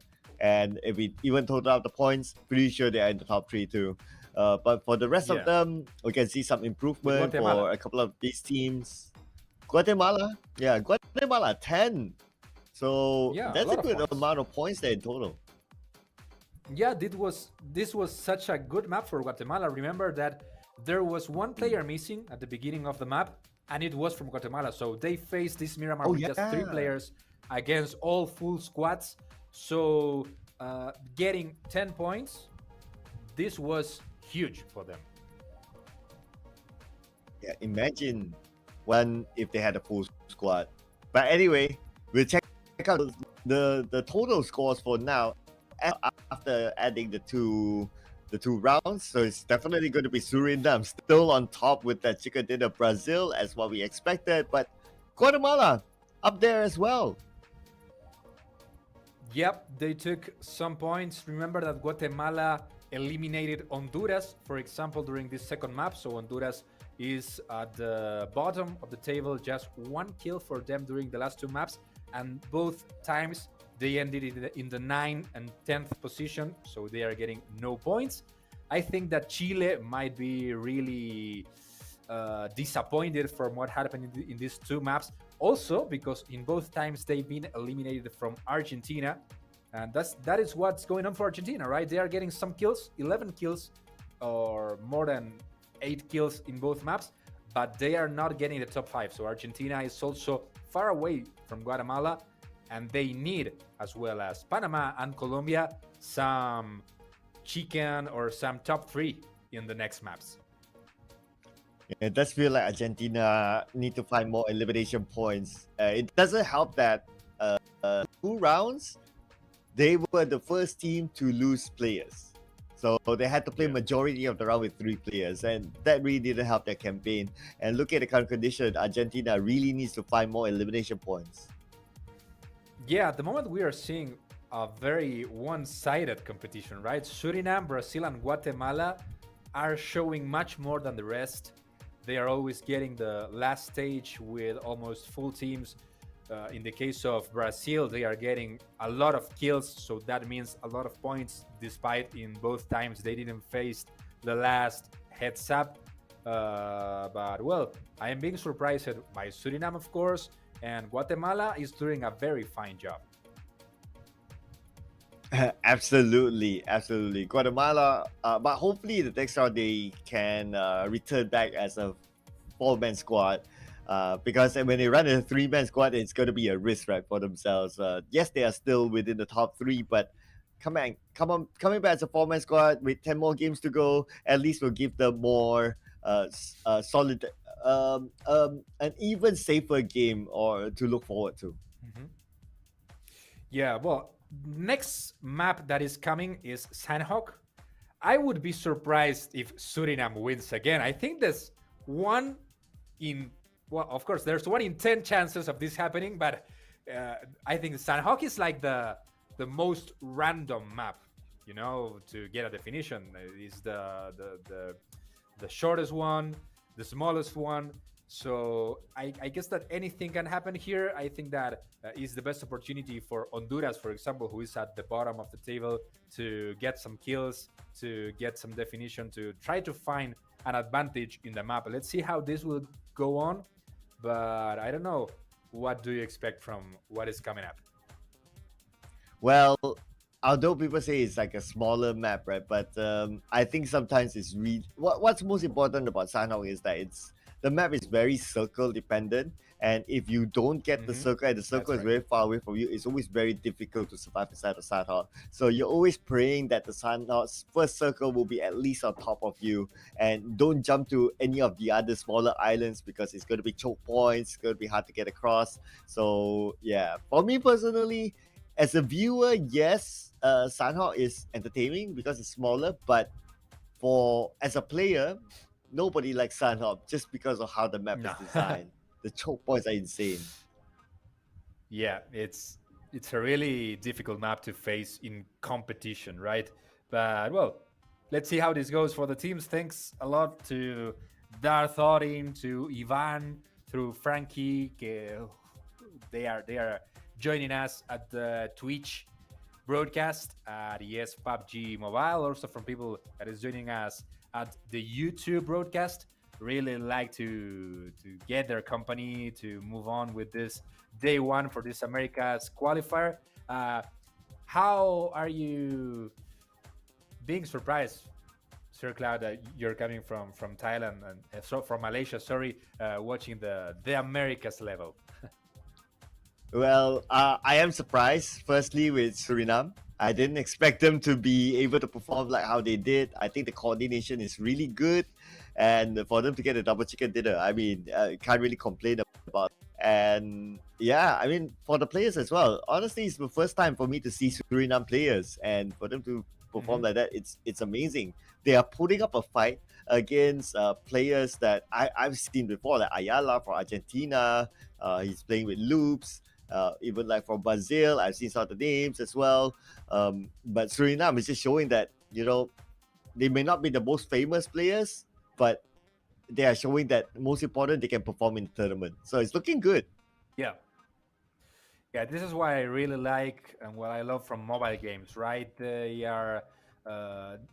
equalize all the regions. They make their games available for any player around the world to give us this kind of surprises, right? And at PUBG, in the computer games or Counter Strike, just a little difference, like for example, the monitor quality can make the difference. Just with a better monitor, you can play better than the other. At mobile games, this is very much reduced, and that is why we can see that this kind of surprises, as teams as Guatemala, that we have no information about them, we never saw them competing at the top tier level. They are one step beyond at this moment with an excellent performance in these first two maps, and why not getting one of those three spots to Romania? Oh yeah, absolutely. They'll be looking forward to that. And it's like gap being open right now, but because we have 10 games more to go, so I guess the gap is not going to be relevant as of now unless we got like only like 1-2 rounds. Then maybe we can talk about the gap, but not yet at this point. But again, I do really like what I see at this moment. I do like surprises, and I do like under these teams, and so far so good in the underdog stories team. And Brazil had to be up there as well. So it's like, okay, Brazil, that's Yeah. fine. But for like Suriname, like for Guatemala, I mean, wow, this is a big surprise. Yeah, but I think that in the dynamic we were talking about at the beginning, right? In this difference between having a full team against combinations, right? Nations that have players from all different teams are prevailing. This is the case for Suriname. They are all playing together at their team during the whole year.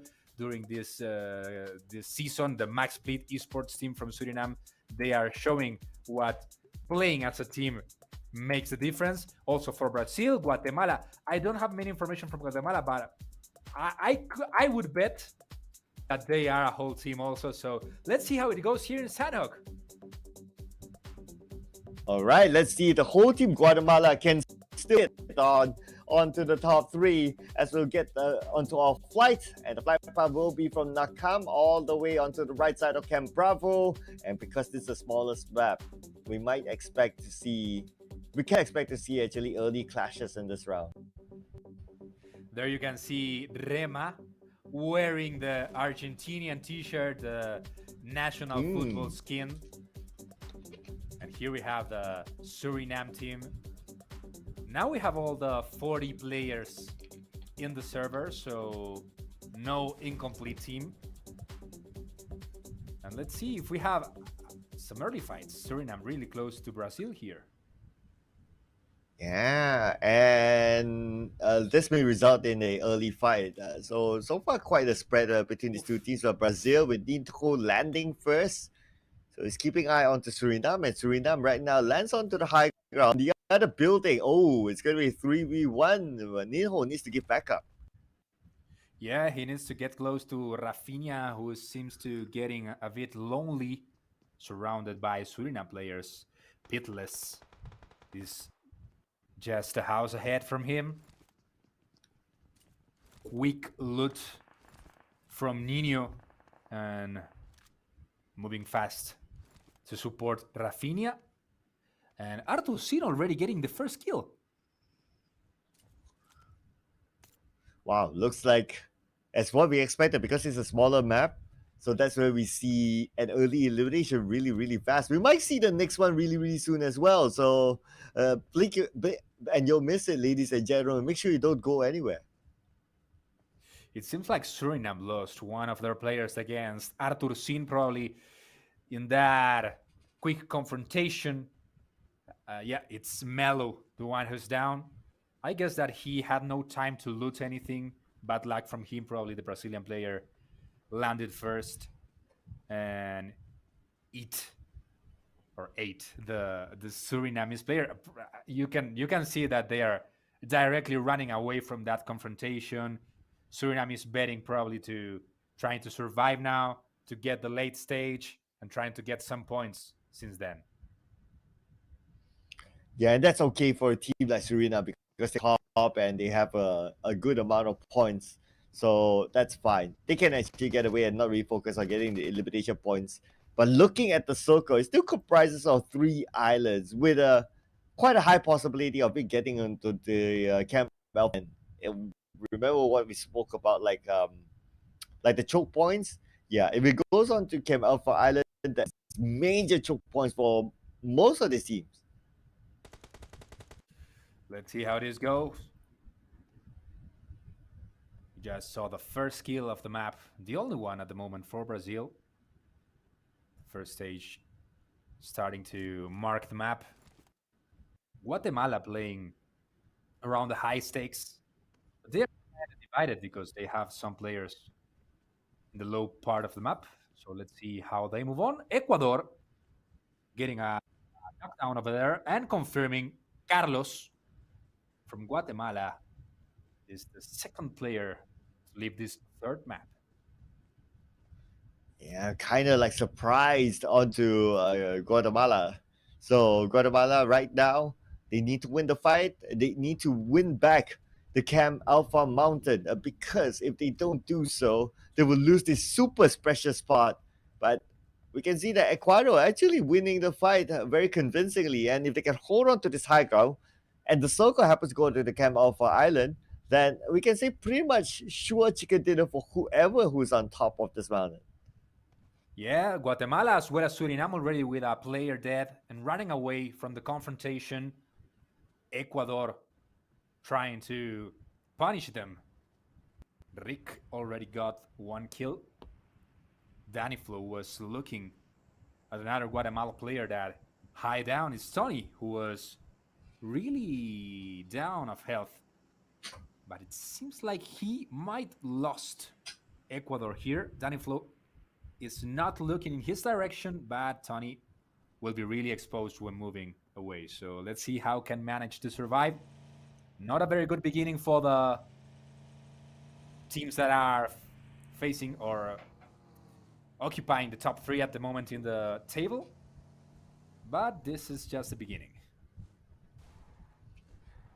Yeah, I think Daniflo knows exactly where they are, so he's just holding that angle, making sure that the moment that they come out of that rock or behind that rock, showing themselves, that is where Daniflo can get 2 elimination points. Right. So Yeah, that's you're right. what's actually happening right now.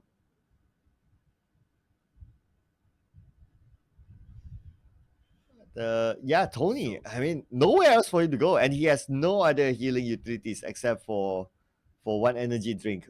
But that's pretty much about it. That won't last him that long. A really complicated situation for Tony. Do you think that the rest of the team should try to rescue him or just leave him by himself and let's wait for how the map moves on? What would you do? I think going to rescue him is definitely a big risk. So I think the better decision is just to let him go, and hopefully whoever's looking at him to look away and take him somewhere else, and he can run away by his own. But to commit a full team to go for the rescue, not gonna be worth it. Suriname rotating, moving away. They're outside of the stage 2. They have 40 seconds to reach the next part of the circle. Here we are with Honduras. Honduras, a team that only got 1 point during the first 2 maps. We're facing the third one. This is Sanhok. Then we are starting a new rotation for today with Erangel and Miramar. Tomorrow we'll be back with 6 more maps. Oh, bad luck for Starkiller, the guy from Honduras. Punished by Pitless and Suriname. Trying to get the second point of this map. Yeah, I mean, we are talking about Suriname again getting this point. So despite being the number 1 team, looks like they're still not letting go of all the other teams just yet. Guatemala, on the other hand, as Chio still in this compound, still alive. But looking at the circle, still a lot of advantage for whichever team who can take control of the Gatka Mountain on the Yep. Camp Alpha Mount. Yeah. Also, Ecuador finally finished with Tony's lives, 2 players alive for Guatemala. Second point for Ecuador. We were also watching in the radar. The full radar showed us that Suriname, Brazil, and Honduras have a long rotation, long road to this new circle. Let's see if they can avoid facing each other. Argentina, more conservative at this map, right? With all their 4 players far away from any clash. Yeah, I guess to a certain extent that they learned from their first 2 maps to be like, okay, if we play aggressive, we might lose players, so it's not something that they want to do for now. So they want to try to recover back their confidence level and momentum as well by not losing players early on. And sometimes that's not too bad because at the end of the day, you still got many, many more games to go. At least if you recover early, you can still come back at the latest tournament. Yeah, Colombia as well as Argentina, a team that has 4 players from 4 different teams, might still be looking for the chemistry, as Sir Cloud says. Now, with the river between them, the Dominicans are trying to get a nice shot from that long range, but the Colombians are avoiding that clash. Some teams betting for some late definition, some late counterattack. Right now, taking the Colombia moving opportunity around. to get across. Yeah, I would say that Dominican Republic made the right move to get across because the circle is going to close towards there, so they made the right timing. And speaking about timing, it's about time. We see more action. And it's going to be Brazil getting a point this round. Yeah, Brazil as well as Suriname taking advantage of the Honduras rotation.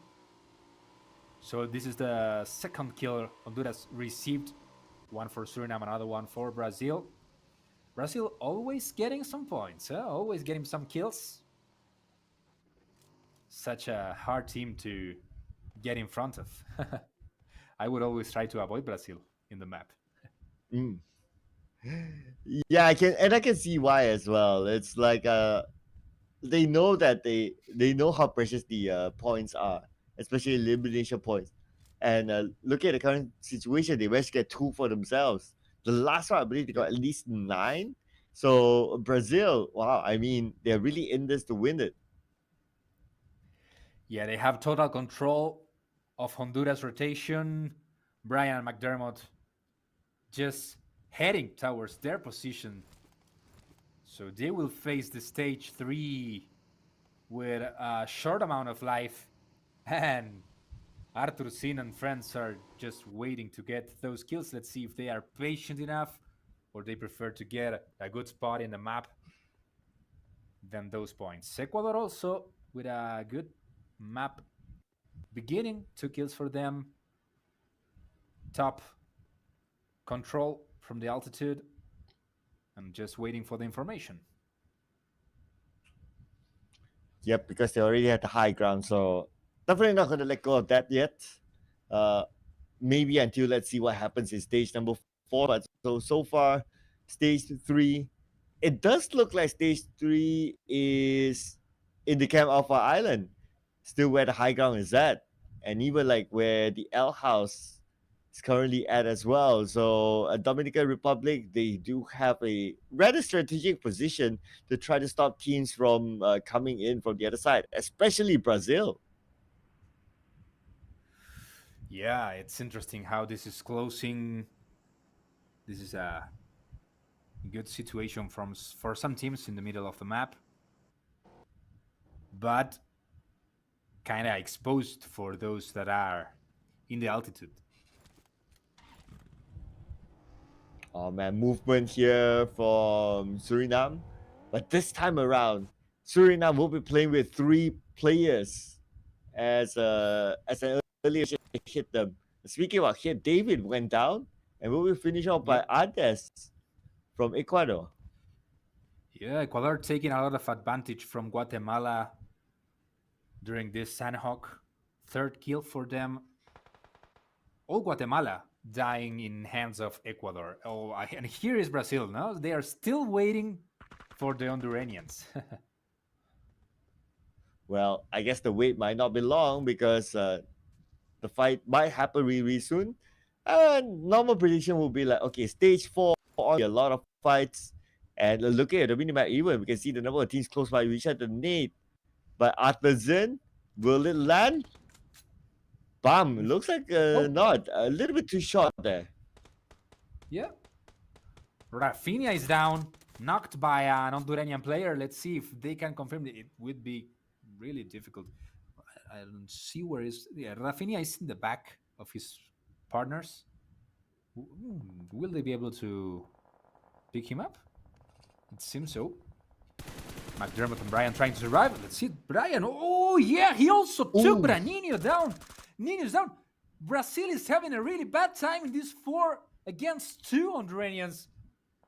They already lost one of them. Branino couldn't pick him up and got knocked down trying to do so. Now we have a 2v2. Oh, at the same time, the circle moved away from these two teams. And doesn't help that Honduras, they're actually on the lower ground with Brazil knowing exactly where they are. So Artusian can actually take a revenge here. But at the same time, Ninho will be picked up by Ratu Boy. So with 3 players from Brazil, they're going to try to hold this angle to try to stop Honduras from coming up to the high ground. Incredible what is going on. Great move from the Honduranians. Finally, McDermott lost because of the circle. But I think they finally got 2 points out of that clash with the strongest team. Brian still alive. In the other side of the map, Rick from Ecuador, I think he got knocked down.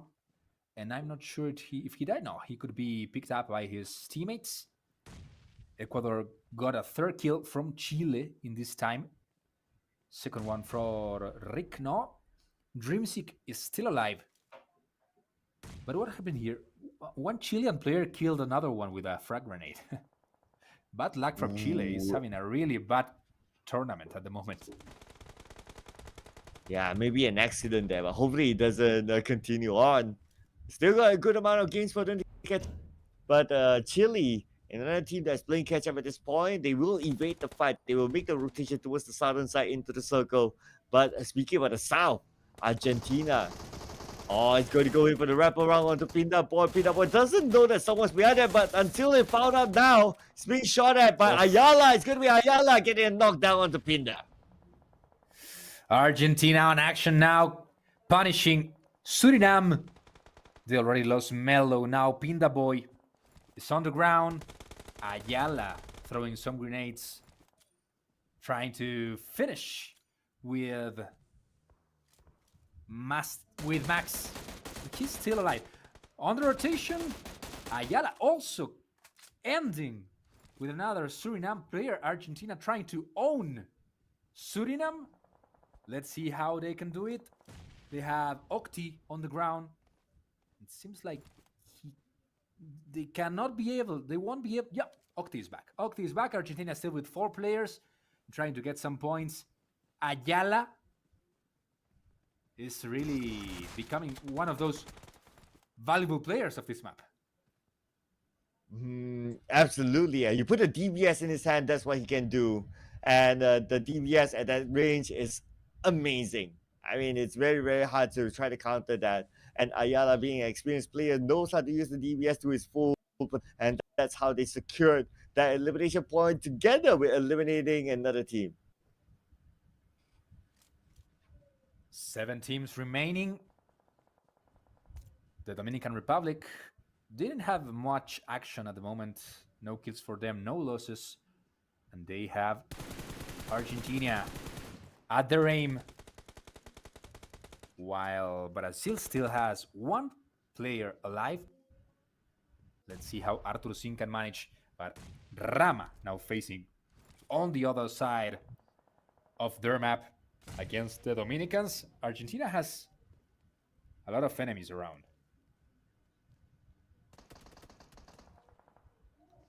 Here we go right now, waiting for the right moment. Okay, they're starting to advance. Both teams holding needs of their own. Dominican Republic. Looks like they need to take this fight against Argentina. It's going to be the second time they meet in different maps now. The name being tossed out there by Legend, and Legend switches to an M4. And 4 down, but it's going to be Rema taking Legend down first. But the counterfire coming from the other side. Yep. Peralta was there to trade his partner. I guess he got the kill and he can pick his partner up, but he's being rushed and he is going to be eliminated. But Ayala has punished everyone. I think he's one of the most valuable players in this competition at the moment, being very accurate by himself. 4 kills for him. Wow. Yeah, I mean, he got all 4 so far. Even in the previous round, a big contribution for him winning the fight. But that's going to be a little bit more difficult for Argentina because they need to cross the river.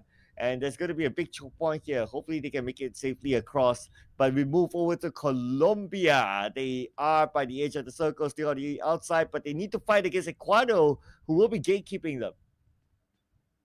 Colombia, Ecuador, Argentina, Dominican Republic, the 4 nations that are still alive, all of them positioning at the moment in the middle of the table, so they will be very well rewarded getting in the top 2, getting the chicken in this 3rd map. Let's see how it goes for them. Colombia with the 4 players still alive. Ecuador also in the same situation. The Dominicans with just 2 players, Argentina with 3. Let's see how this goes. All right, here we go. Long range coming in from Dallas, putting pressure onto the other side. But then again, we have Achilles putting pressure as well onto Dominican Republic, who move into the circle. But at the same time, we can see that Papi Sawa been knocked out by Fragger from afar. Dallas comes in, long range pressure, but Dallas be counterfire upon, knocked out by Octi from afar. Well, Argentina is getting the best of this day. Moving forward thanks to Ayala. He's pushing really for his team. 3 players still alive, but moving on. Trying to get the middle. Also Colombia fighting for the best position in the map. Just a few buildings being out there. The stage 7 pushing everyone. Let's see how this goes. Interesting. Octi getting another point. Oh, nice tap there by Ayala as well. But at the same time, long range counterfire to Ayala. Ayala being knocked down, but he's still at the circle. He still has good enough cover. His teammates can come pick him up, so he should be okay. Nice. At the same time, they need to do it fast before any rushing comes in. But speaking about rush, it's going to be Colombia rushing in onto Ecuador. Ecuador right in the middle, getting that building, getting that garage, and getting a good spot to aim against Colombia. Reyes is down, knocked down by Rick. Rick also a very important player for Ecuador in this map. All of the Argentinian players at the moment with at least 1 kill. 7 for them. Moving on. No more Dominicans in this Sanhok. Achilles cannot push over the Ecuador position. And also Fragger punishing from outside. Yes. So it's going to be Argentina versus Ecuador for the chicken dinner. So we'll definitely see a new chicken dinner winner this time around. But who will it be? At this point, it's going to be 3v3 with Argentina getting 8 elimination points so far for themselves. Ecuador still on the other side. They're trying to find information. They're trying to get in a good angle against Argentina. Well spread across the map as well as they get a knockdown onto Rick. This could be their opening to rush in on the Ecuador. Fragger doesn't want to let Ecuador to pick his punish player from the ground. No, this was a good move from Danny Flo. He's surprised there. Let's see if he can finish Fragger. Yes, he does. Ecuador are getting this situation on their favor. Ayala trying to push. He cannot do it. Danny Flo ends with this story and Ecuador gets the chicken winner. Yeah, but it's still a second place finish for Argentina with a good amount of elimination points. So I think it's not too bad for them as well. But that also means that there could be some other teams be pushed down from the top three, maybe even Guatemala. So it's something they need to be careful of. We'll tabulate the scores later on.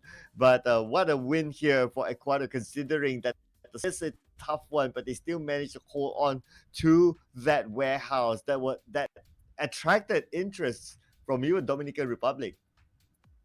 Yeah, a big difference from the previous maps was that at this late stage of Sanhok, we didn't have many utilities, not many smokes, grenades, no many frag grenades. So it was pure aim or surprise. I guess that Ecuador surprise, right? They were in the last building, but instead of waiting, they could get from the flank some downs. Danny Flo did a good movement there, and he wasn't surprised. Argentina couldn't trade him, so it was all for Ecuador in that 3v3 situation. I guess that almost the three Ecuadorian players still alive at the end. So great win for them, but also Argentina pushed by Ayala with 4 early kills did a great job.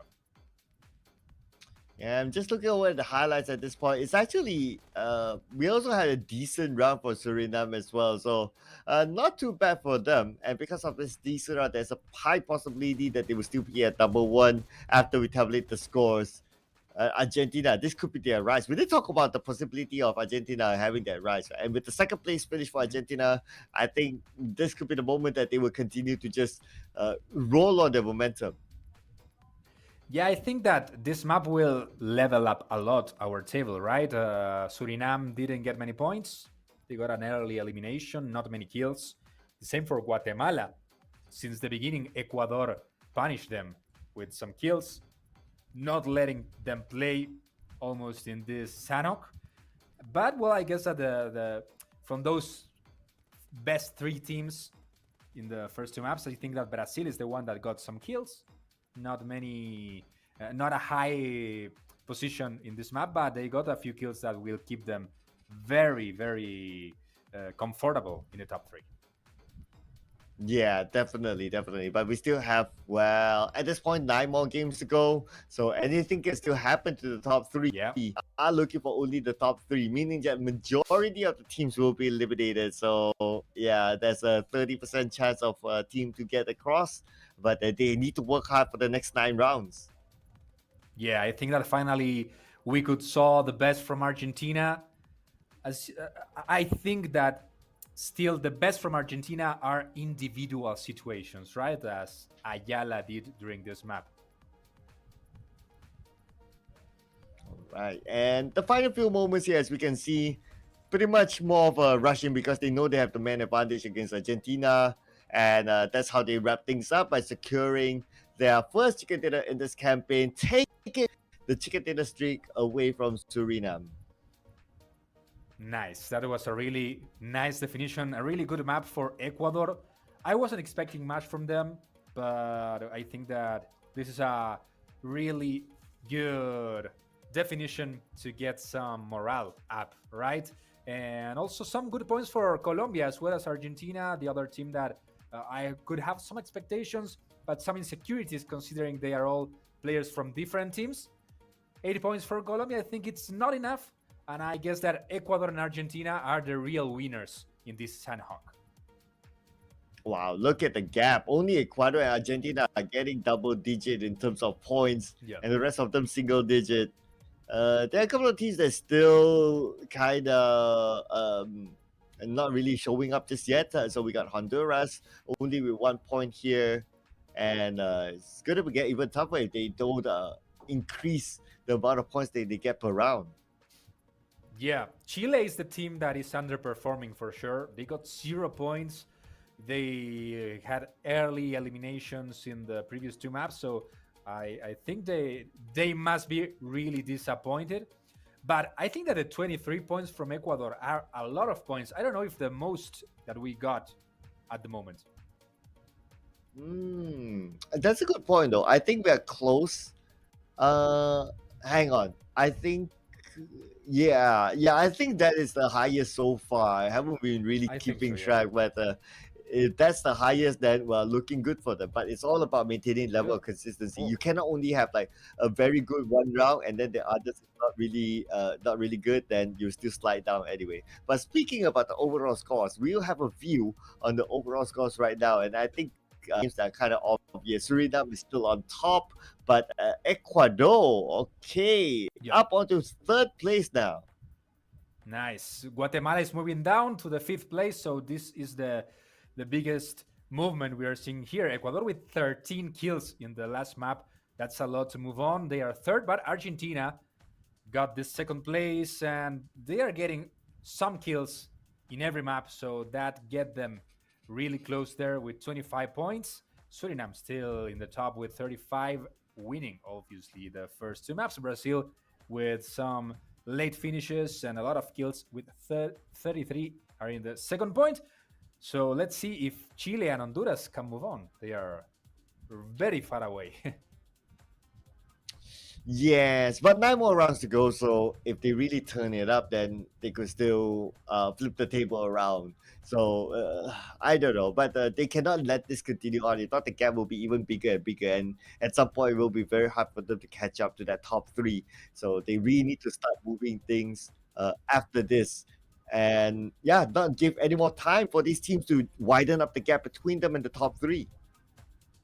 Yeah, we are having a really entertaining session at the moment. These three maps have been really interesting. We've been able to see quite some difference from every player. But well, I think that the most important thing is, I don't know if it's because of this randomness that Sanhok brings that I mentioned you before, that made some improvements for the most individual teams as Argentina and Colombia, or that we are starting to see the best and the more chemistry and more knowledge between the players as long as we're moving on, right? Yes, we'll definitely see even more because we will be taking a short break, ladies and gentlemen. When we come back, we'll jump back into our first map, which is Erangel again. So don't go anywhere. See you guys after this break.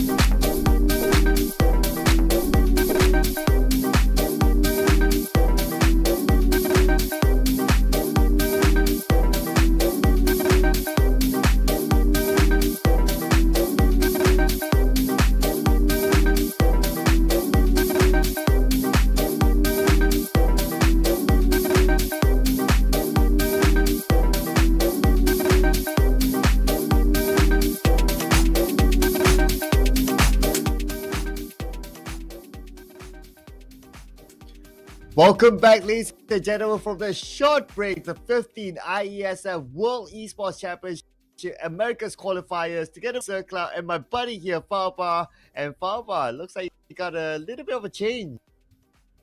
Well, the weather is changing. We're also having some new maps back again, so I'm trying to get as much of it.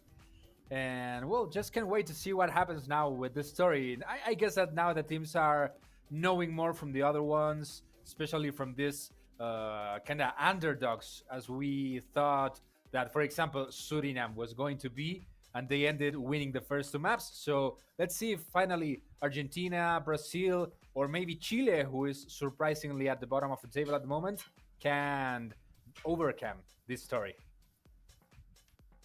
Yeah, I guess it's also like what we discussed. The chemistry of sending a full squad for the tournament seems to be working out really, really well. But let's recap on the score in case you just joined us at home for this tournament. So far, Suriname is number one with 35 points, Brazil number two with 33 points, and Ecuador 26 number three. But the point gap between Ecuador and Argentina, Guatemala, Dominican Republic is not that far off. So one could still flip this table around. Yeah, totally. I think that we can expect a lot from the teams in the middle of the table, as well as it happened during this last map, right? Panama and Colombia fighting till the end, as well as Ecuador getting a lot of kills. But of course, we cannot forget that Guatemala did some great job at Erangel and Miramar. They even got away from Sanhok with 0 points, so that's what made them out of the top three. And let's hope that Chile can show a lot more. Chile and Honduras are getting really far away in the table at the moment, but they have some very good players, so they can really overcome this story.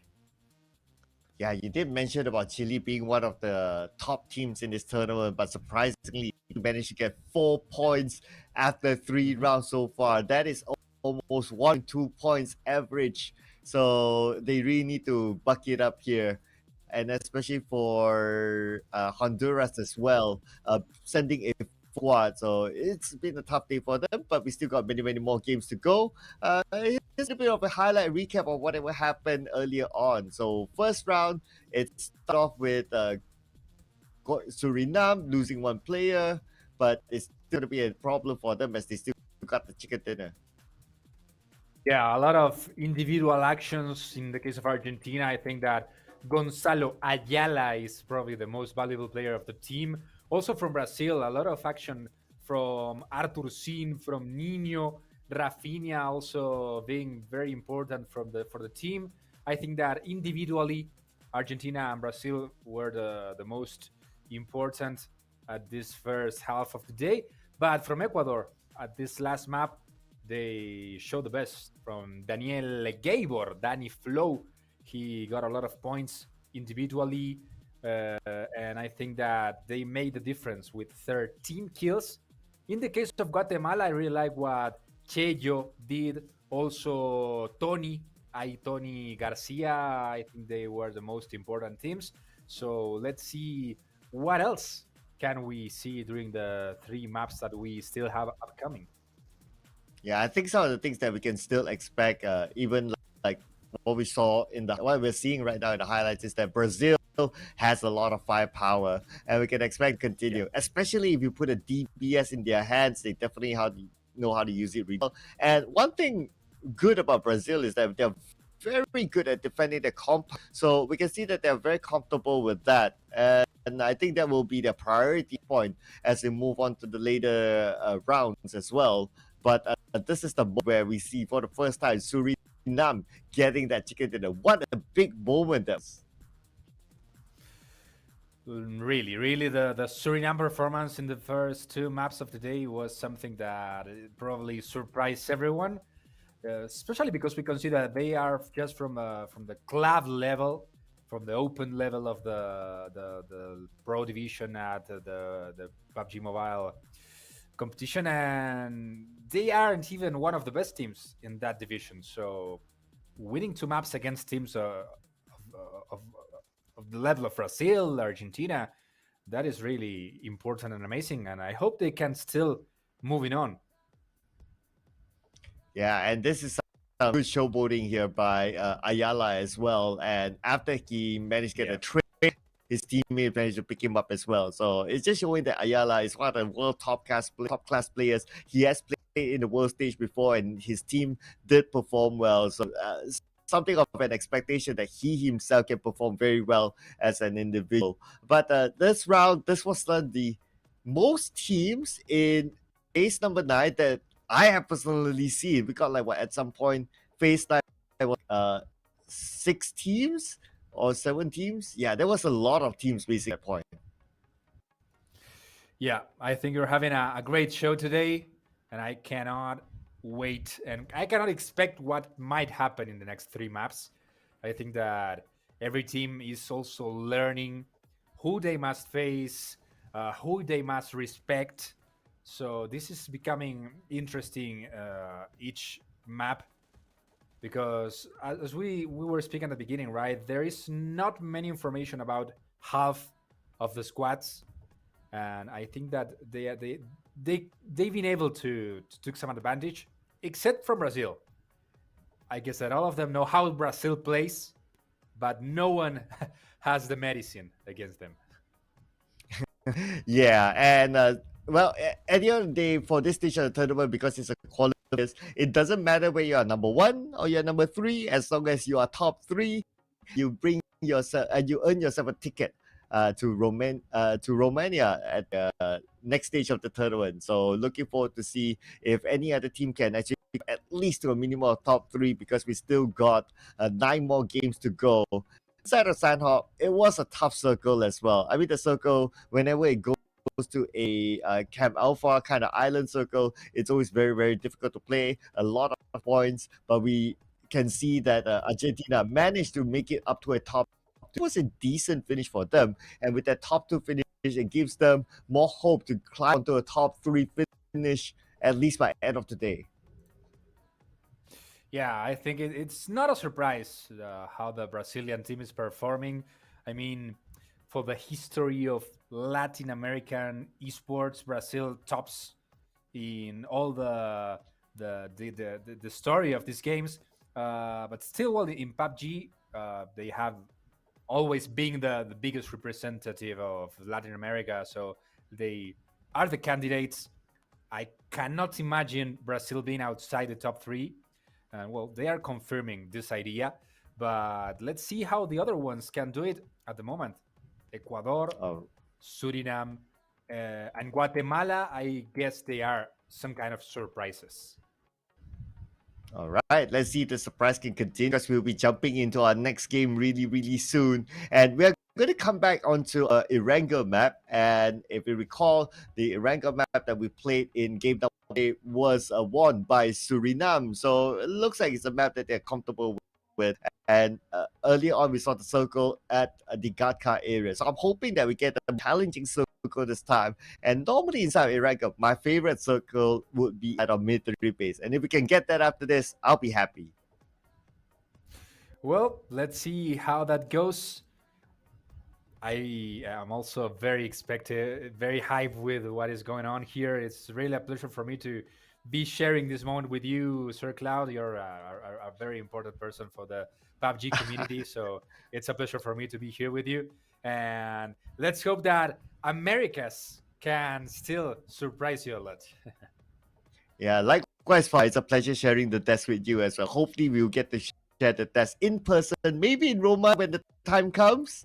That will be really exciting if that happens. So we don't need to be worried about time zone difference, because right now it's already 8:20 in the morning at where I am.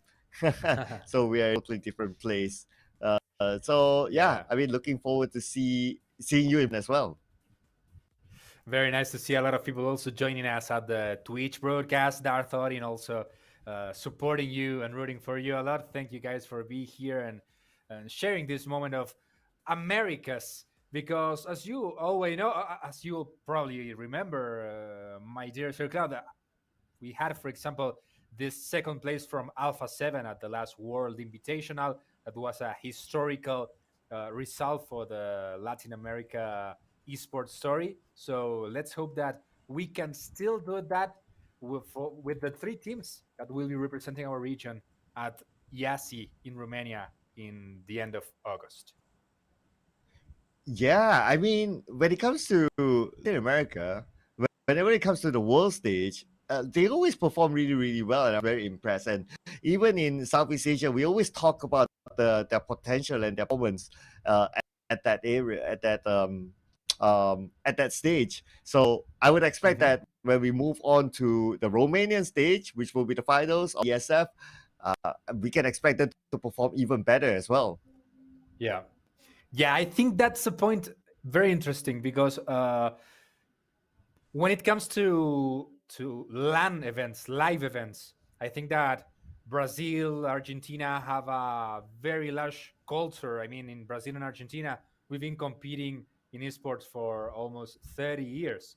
But in the case of, let's imagine that Suriname qualifies or Guatemala, Ooh. I'm sure that probably Suriname never in the history had a team playing live esports.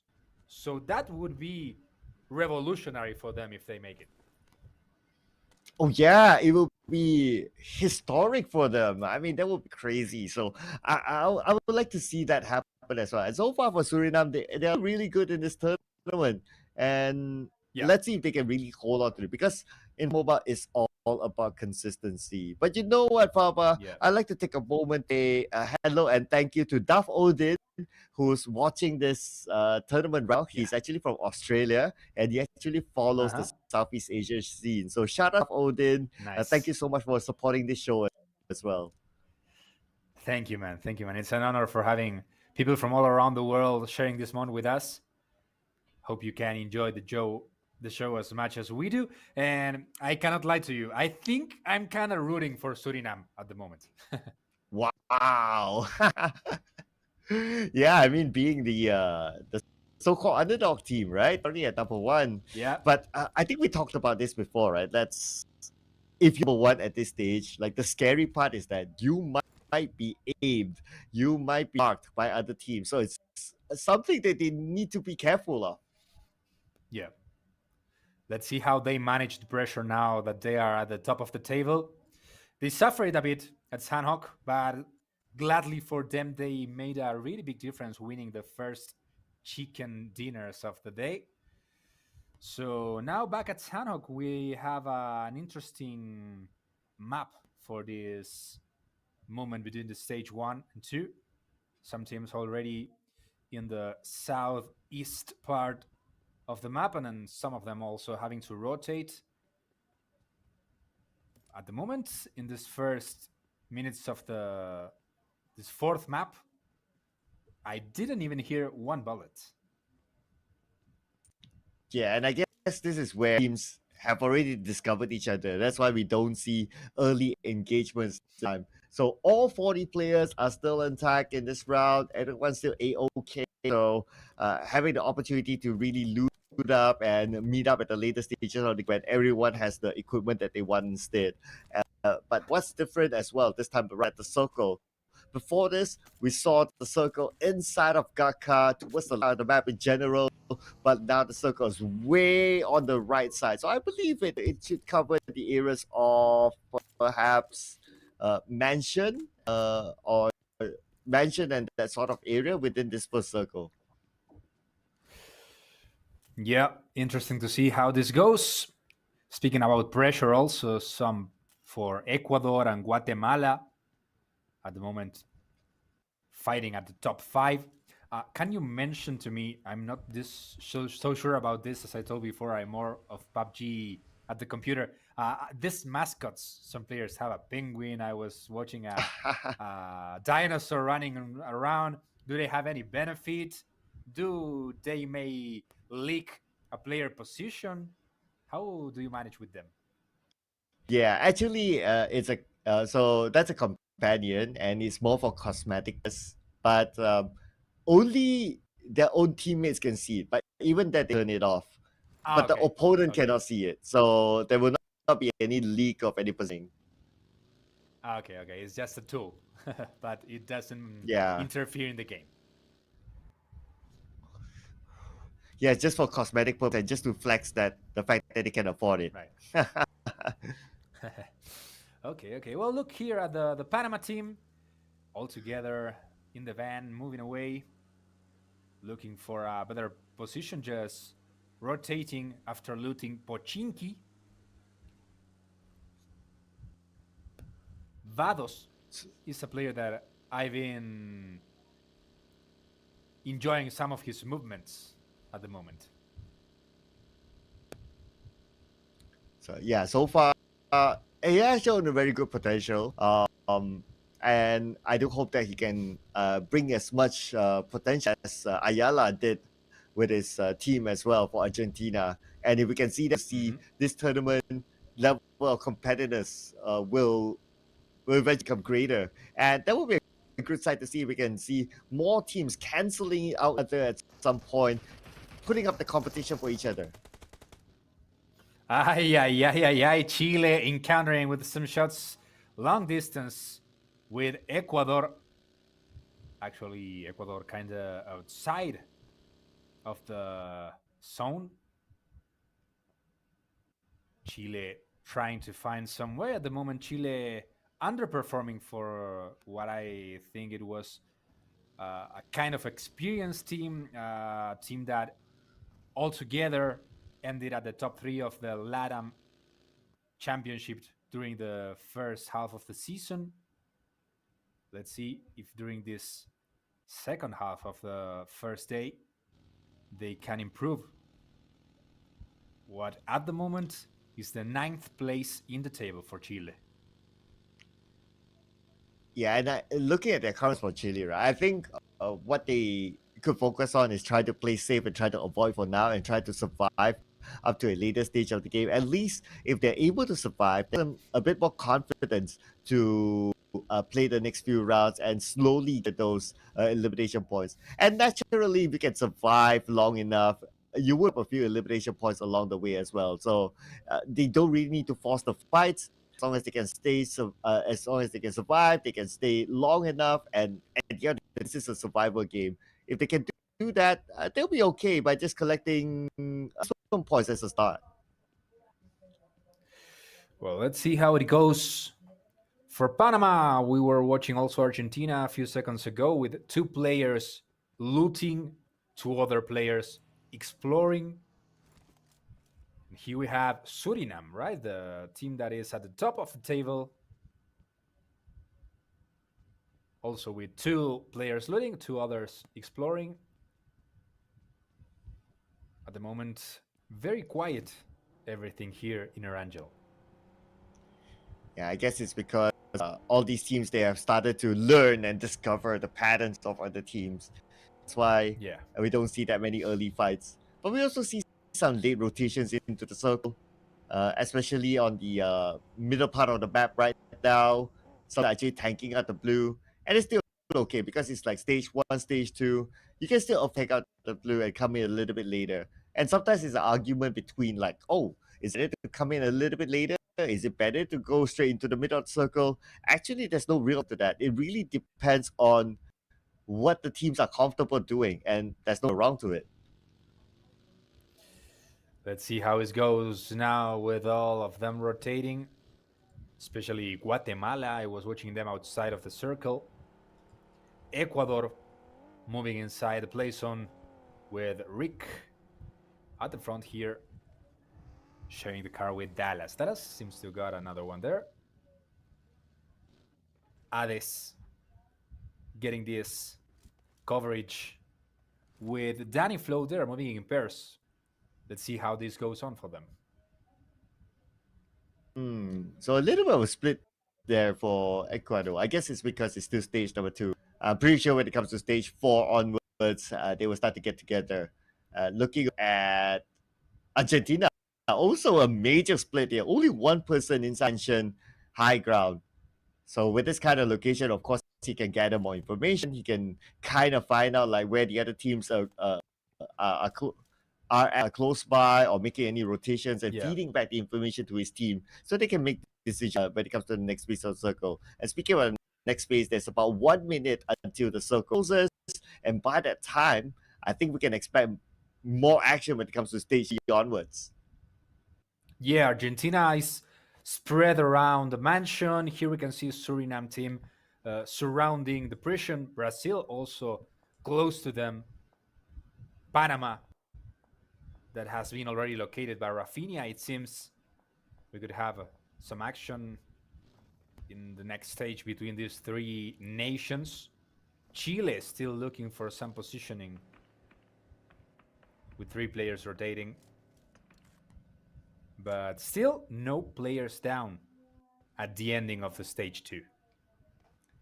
A couple of warning shots there from Chile to the other side to let the other opponent know that, hey, you don't come close because this is our area. And that's absolutely fine. Just expand a few bullets, and I'm pretty sure they can spare us from there. I can see here rotations happening still. Circle did move. It seems like it did move towards the left side, and prison is still in it, and part of the prison high ground as well. And really made their move first. This is a fast movement here coming from Chile, despite the big circle, but they are getting into. They're on the outside of the circle, so they want to get into this fast this time. Guatemala not in action yet, just holding distance with Brazil. I guess the team that have won most respect from all the rest.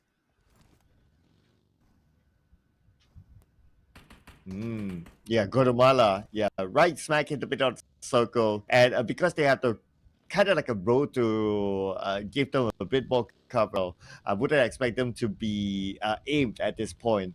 But Guatemala is teams who could use a couple more points just to be sure of that top 3. But of course, we still got many more rounds to go. But anyway, it's all about maintenance now for Guatemala.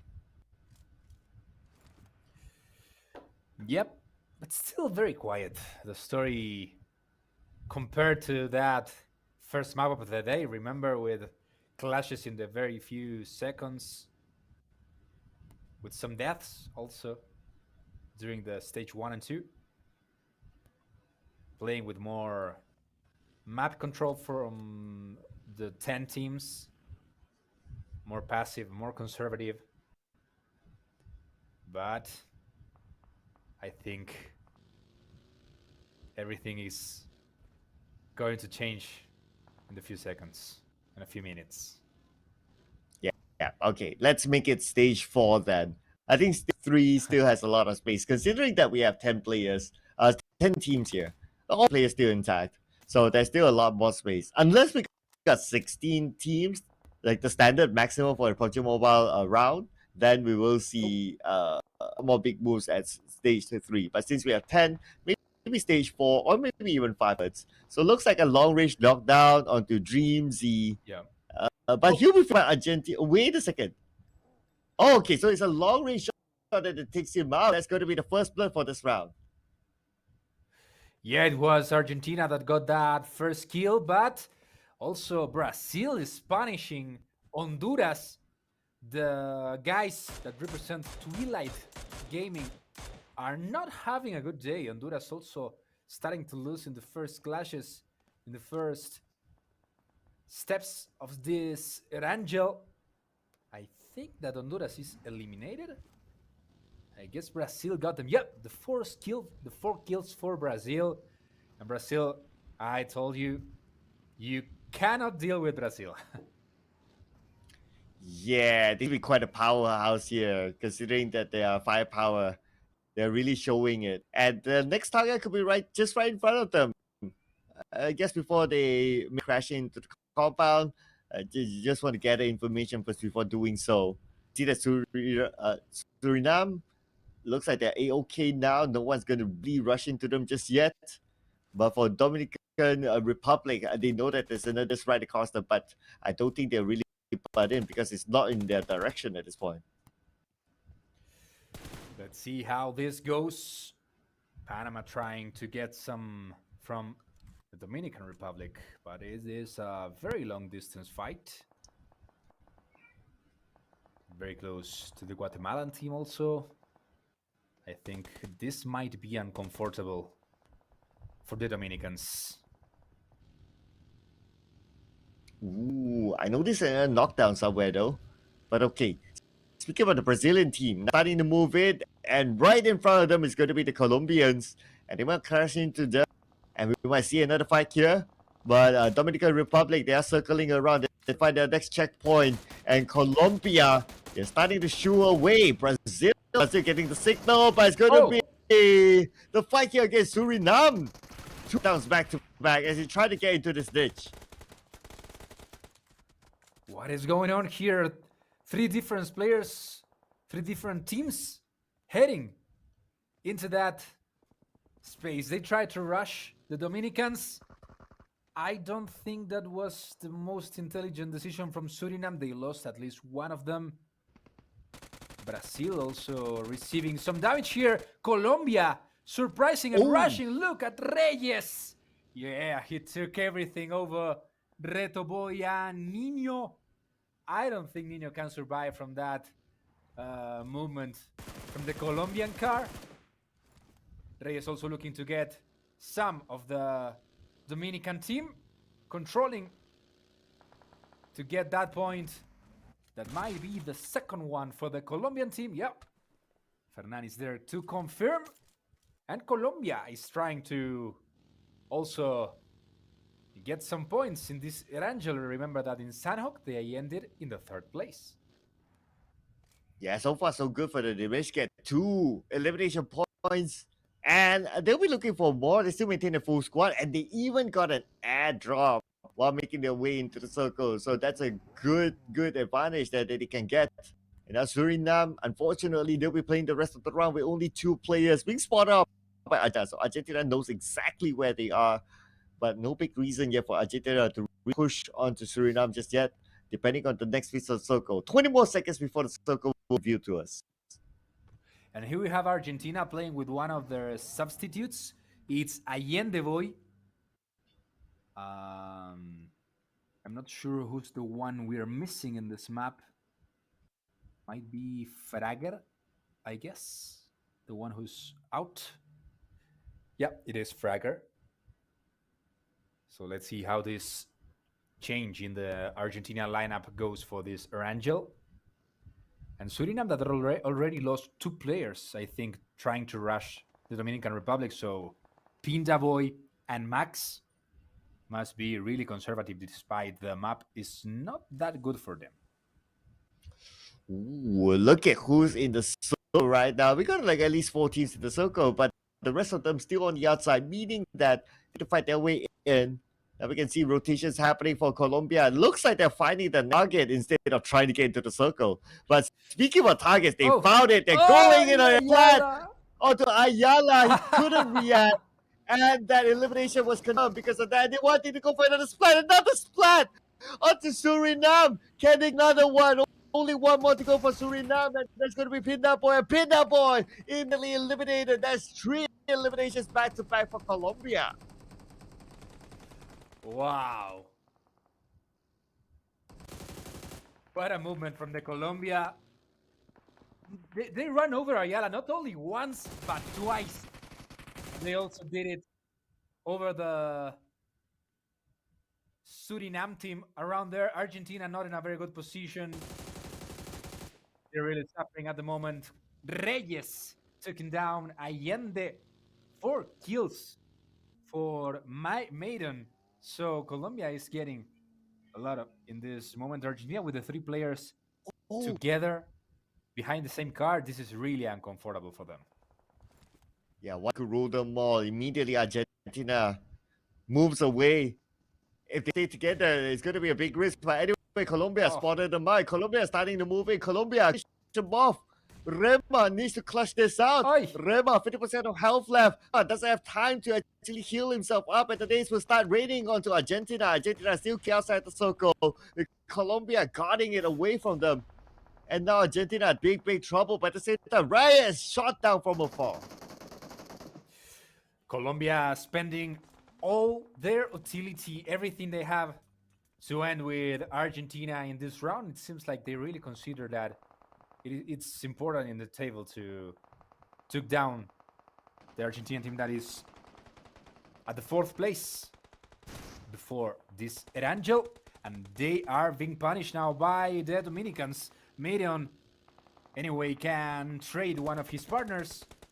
Dominica with one player in the ground. Papi Sour trying to rescue him. Achilles, the guy from Infinity, at the moment with no kills.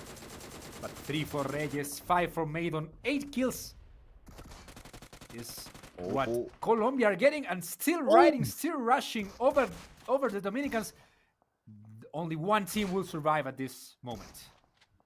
Yeah, Papi Sour 1v1, but he's going against the DBS by Medion, but now he's pressured by the blue as well, and the DBS gameplay will definitely do his work. And Medion will be shot from afar. He is now super duper low with the blue, putting pressure to him. Medion will give himself to the blue, point the knight at that moment. And at the same time, the Aquilus is still on the outside of the circle, gets a vehicle, tries to get in, but he's spotted from afar by the Dominicans. What a clash between Colombians and Dominicans. I thought that there was going to be a team winning, but it seems like also the sun is punishing both of them. Maybe we get none. Chile at the other side of the map are trying to move away. They also, I think they are betting to just get the top 3. It doesn't matter if they get no kills in the middle. Guatemala also with the 4 players still alive with 0 kills, 0 deaths. I mean that maybe staying away from all the battlefield might be reward, might have some reward for one of these teams. Yeah, and that's what we discussed about, right? Like a team like Guatemala just needs to stay out of battle for now. Right now, looks like there will be a battle here that cannot be avoided. Long range shot coming in from Rick from the other side. Pressure on the Chile. Chile now needs to move away from gunfire, but Chile also needs to fight against the compound. But Rick managed to land the shot, and that's a beautiful long range there within. Yeah, Chile was trying to rush over Panama, but from behind, Ecuador is doing a lot of damage. Daniflow already got 1 kill, knocked down another Chilean player, and here at the other side of the map, we still got this clash between Dominicans and Colombians. Who will survive? We still don't know. I guess that both of them are suffering. There might be no winners because this is an early elimination from the one who gets out of the map. Oh, here we go. Chile up against Panama. Panama in the compound. And we can see that Frank tries to spot out, tries to see where he's inside, but can't seem to get a good angle. At the same time, Dallas being shot down by Aquila somewhere else. It's going to be Carlos being knocked out as well. M2U starts to go in. M2M together with the nade. They're starting to rush in, but Frank will be gunned down. Complicated moment for the Chilean team. Let's see if that smoke can give some coverage. Frag grenades punishing all around. I think that battles know that Chile has no escape over there. The problem is that Ecuador might also hit from the distance. Raw and this close combat. Who's winning here? Oh, let's see. We don't have a winner just yet, but now we do. It's M2M going out, and Panama managed to defend the compound despite 1 casualty. But it's okay. They still managed to get 3 elimination process. Yeah, 3 eliminations for Panama at this moment. They lost Carlos, but still they have a good building inside stage 6. But they will have to move now that we are closing the map a little bit more. And still, Guatemala, with their 4 players, I guess that they receive no damage at the moment. They also are not getting for their average damage in this map. But well, Guatemala is now in the top 3. Oh yeah, Guatemala top 3. Same goes for Panama as well. And same goes for Ecuador. Okay, we can see a new chicken dinner winner this time around. So far, we can see that Ecuador has a little bit of high ground advantage against Guatemala. And they are the only team in the circle at this point. Ecuador and Guatemala now here fighting in an important battle, looking at the table. Both of them fighting for the top 3. Let's see how this goes for Guatemala, at least at the moment, with 0 points on eliminations. But we've got a lot of we have no teams with match eliminations in this case. Let's remember that Ecuador finished Sanhok with 13. It's going to be hard to break that record at this point, considering that we only have 4 players. That's almost half the teams, or half the players at least. Okay, looks like they're starting to go with Ecuador. A nice spread. You can see them going on the off angle. Addis with the nade. He has 2 nades in hand. He'll toss stay on the side of Guatemala. That nade should land nicely. Let's see where we go. It does. Now both of them critical. The second nade should take them all out, but he's trying to get away. But it takes Theo instead. David is still alive. Let's see if he can survive it. This is a really complicated situation for them. Ecuador fighting to get some kills here in a map that has an interesting distribution of kills. I don't know if there's at least one team with 0 kills.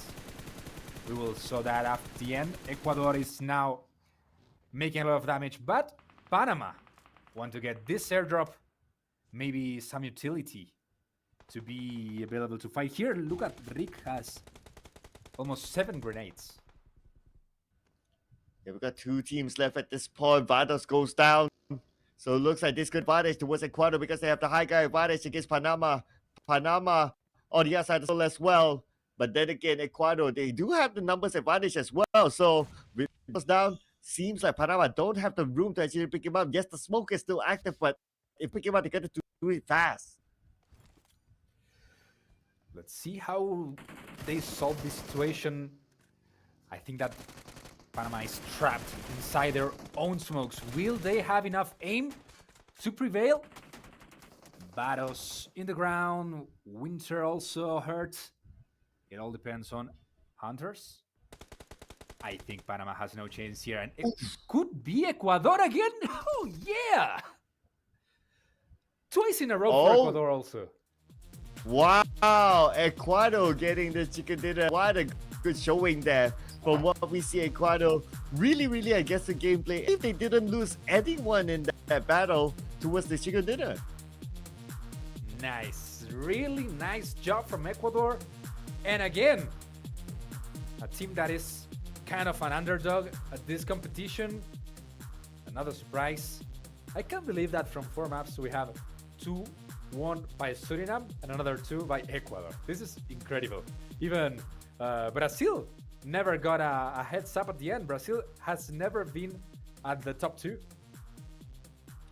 Yeah, the 2 teams that were mentioned got the chicken dinner. So I don't know if this is a caster's curse or what, but so far I'm liking the fact that teams are really starting to step up and just proving us wrong that they are. Amazing. Yeah, I know that as Jay said, it might sound like a bit disrespect by calling them underdogs, but well, they are totally overcoming these maps. I think that this one also by Ecuador as well as the Sanhok, they overcome any of the other teams. In both situations, I think they ended with top scoring in kills. So I think that Ecuador might have taken the first spot in the leaderboard.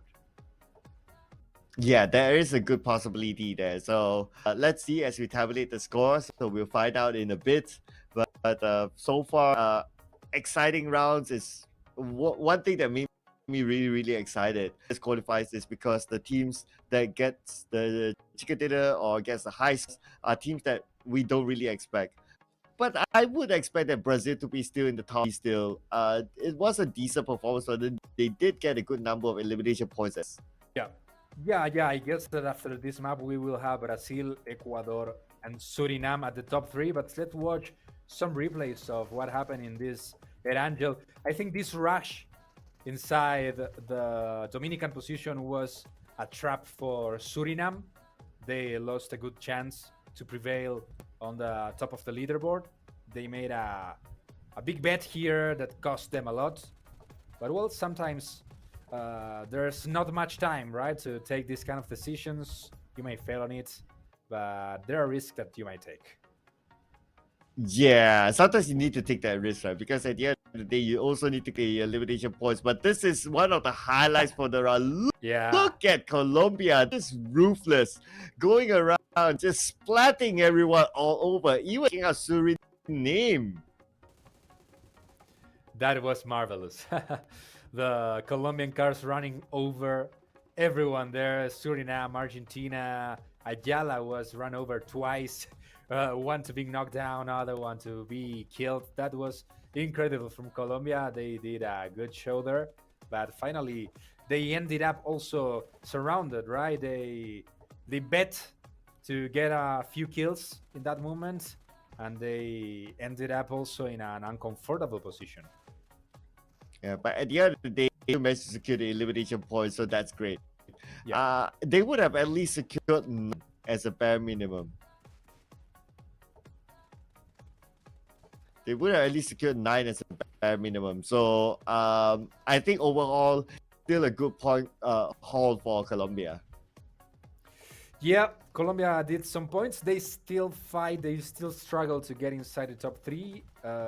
Also, well, in this case, in a more conservative way, right? Guatemala ended up reaching the top 3 once again, as they did a few times before.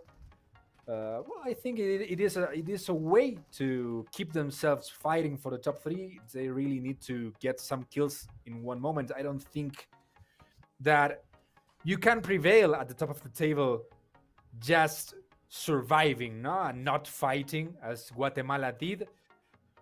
And once again, what I'm surprised is that the Chilean team, that they are one of the top teams in the region, they still struggle to get some points. Just 5 points for them, and they are still very far away from the top. Not a very good map. Also, this one for Argentina with just 2 points. Yeah, so it's a struggle map, but then again, this is a marathon. PUBG is a marathon, so you need to be able to pace it out, and what is who gets the top spots at the end. Same goes for Suriname as well. It's the first time that we see Suriname going out without a single point. I think it's quite a surprise considering that they performed in our first half of this tournament so far. Yeah, Honduras again with 0 points. This is the team that is struggling more than any other one. And of course, Ecuador with 19 has made a lot to keep themselves in the top 2. Colombia fighting over there with 14. And Panama, República Dominicana with 9, 7 points. And Brazil and Guatemala, they will all stay in the middle. I guess that Brazil will keep at the top 3 with Guatemala 4th, I bet. Yeah. So these are the points only of that round. So we need to, for us to know who really is at the top for now, we need to join the scores together. But we'll give some time for our eyes to do that, and we'll be shown that in a bit. But like what you said, for sure we will see teams like, Suriname could still be on top. But we'll get a confirmation right now because we're going to show the total scores for you. Here it is, our top 3. Ecuador, Brazil, and Suriname still up there. Yep, Suriname, well, falling down to the 3rd place. Of course, they are moving up and down because they got 0 points in this map. They also got, I don't know if they got 0 or a very few points also in Sanhok. So we're looking at 2 very different faces, right, from the Suriname team. But on the other side, Colombia pushing forward to the 4th. Guatemala and Argentina really close, just 8 points away from Suriname. Panama and República Dominicana are also just 7 points away, 9 points away from the top 3. So anything can happen between these 8 teams. The matter is for Chile and Honduras, right? Like they have to improve in a 180 degrees to get back on position. Yeah. So looks like after all that, taking a little bit of a short break, ladies and gentlemen. So don't go anywhere. We'll be back after this break.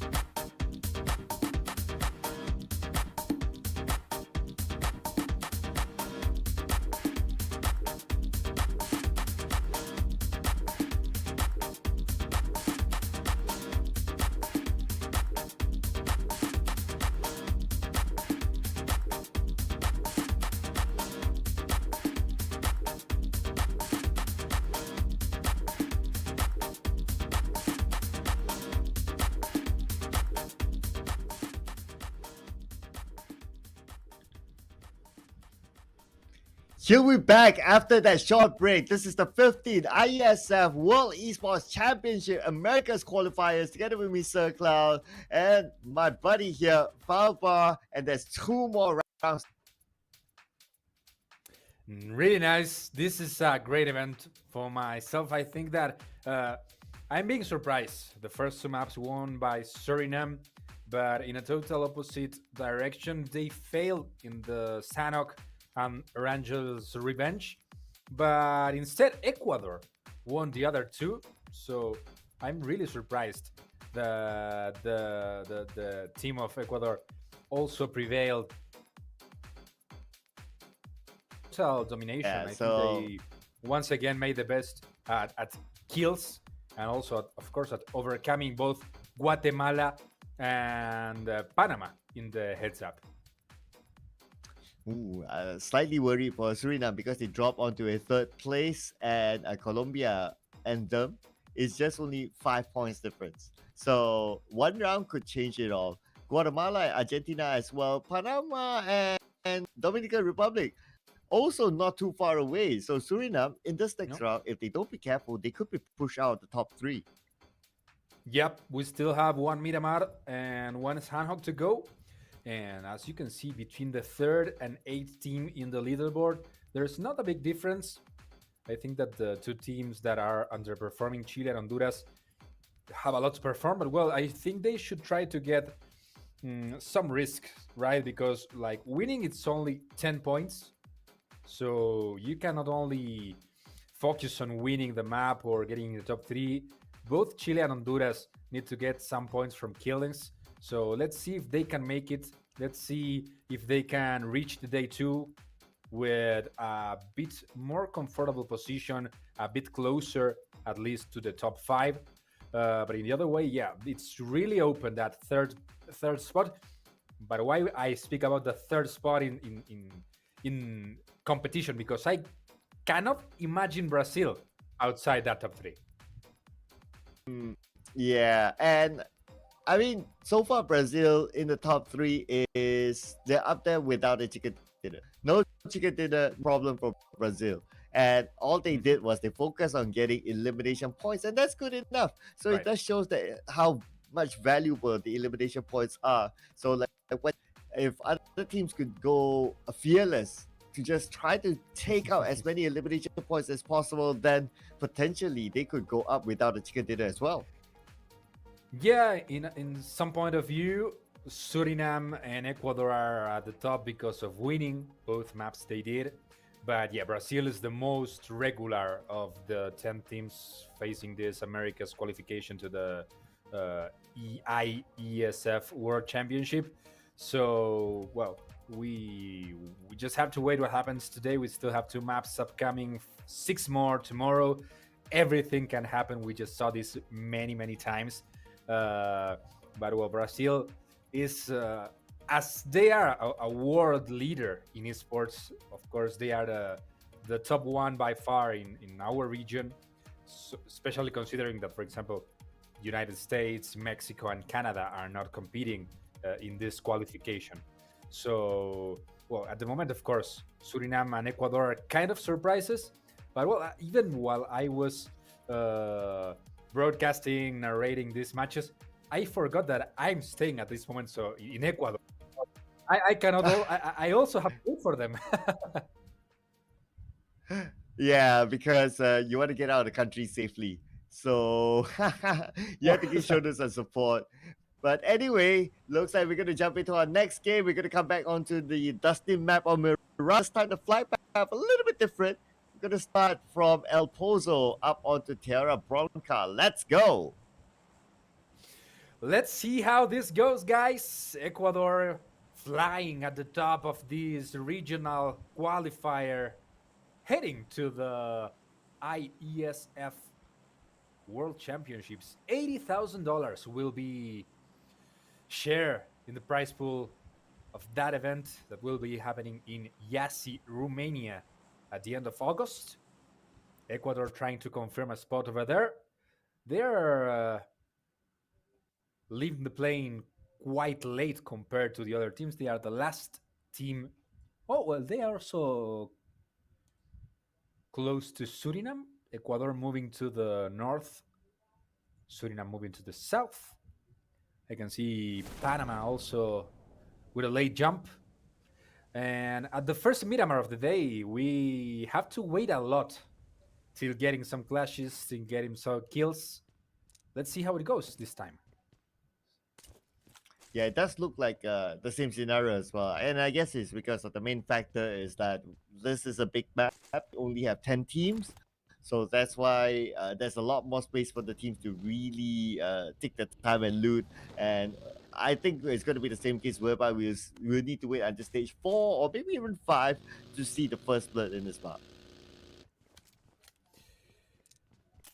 Colombia looting around. Madion, or Made On, he was one of the top scorers in the last map.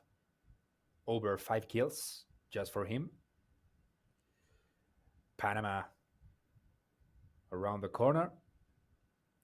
We have a full server here. All teams complete. And Argentina back with Fragger in the lineup. Wasn't the best performance from one of their substitutes in the previous map, Allende Boy. And also wasn't the best performance from Argentina. So let's see that now with their original lineup, they can come back to the top.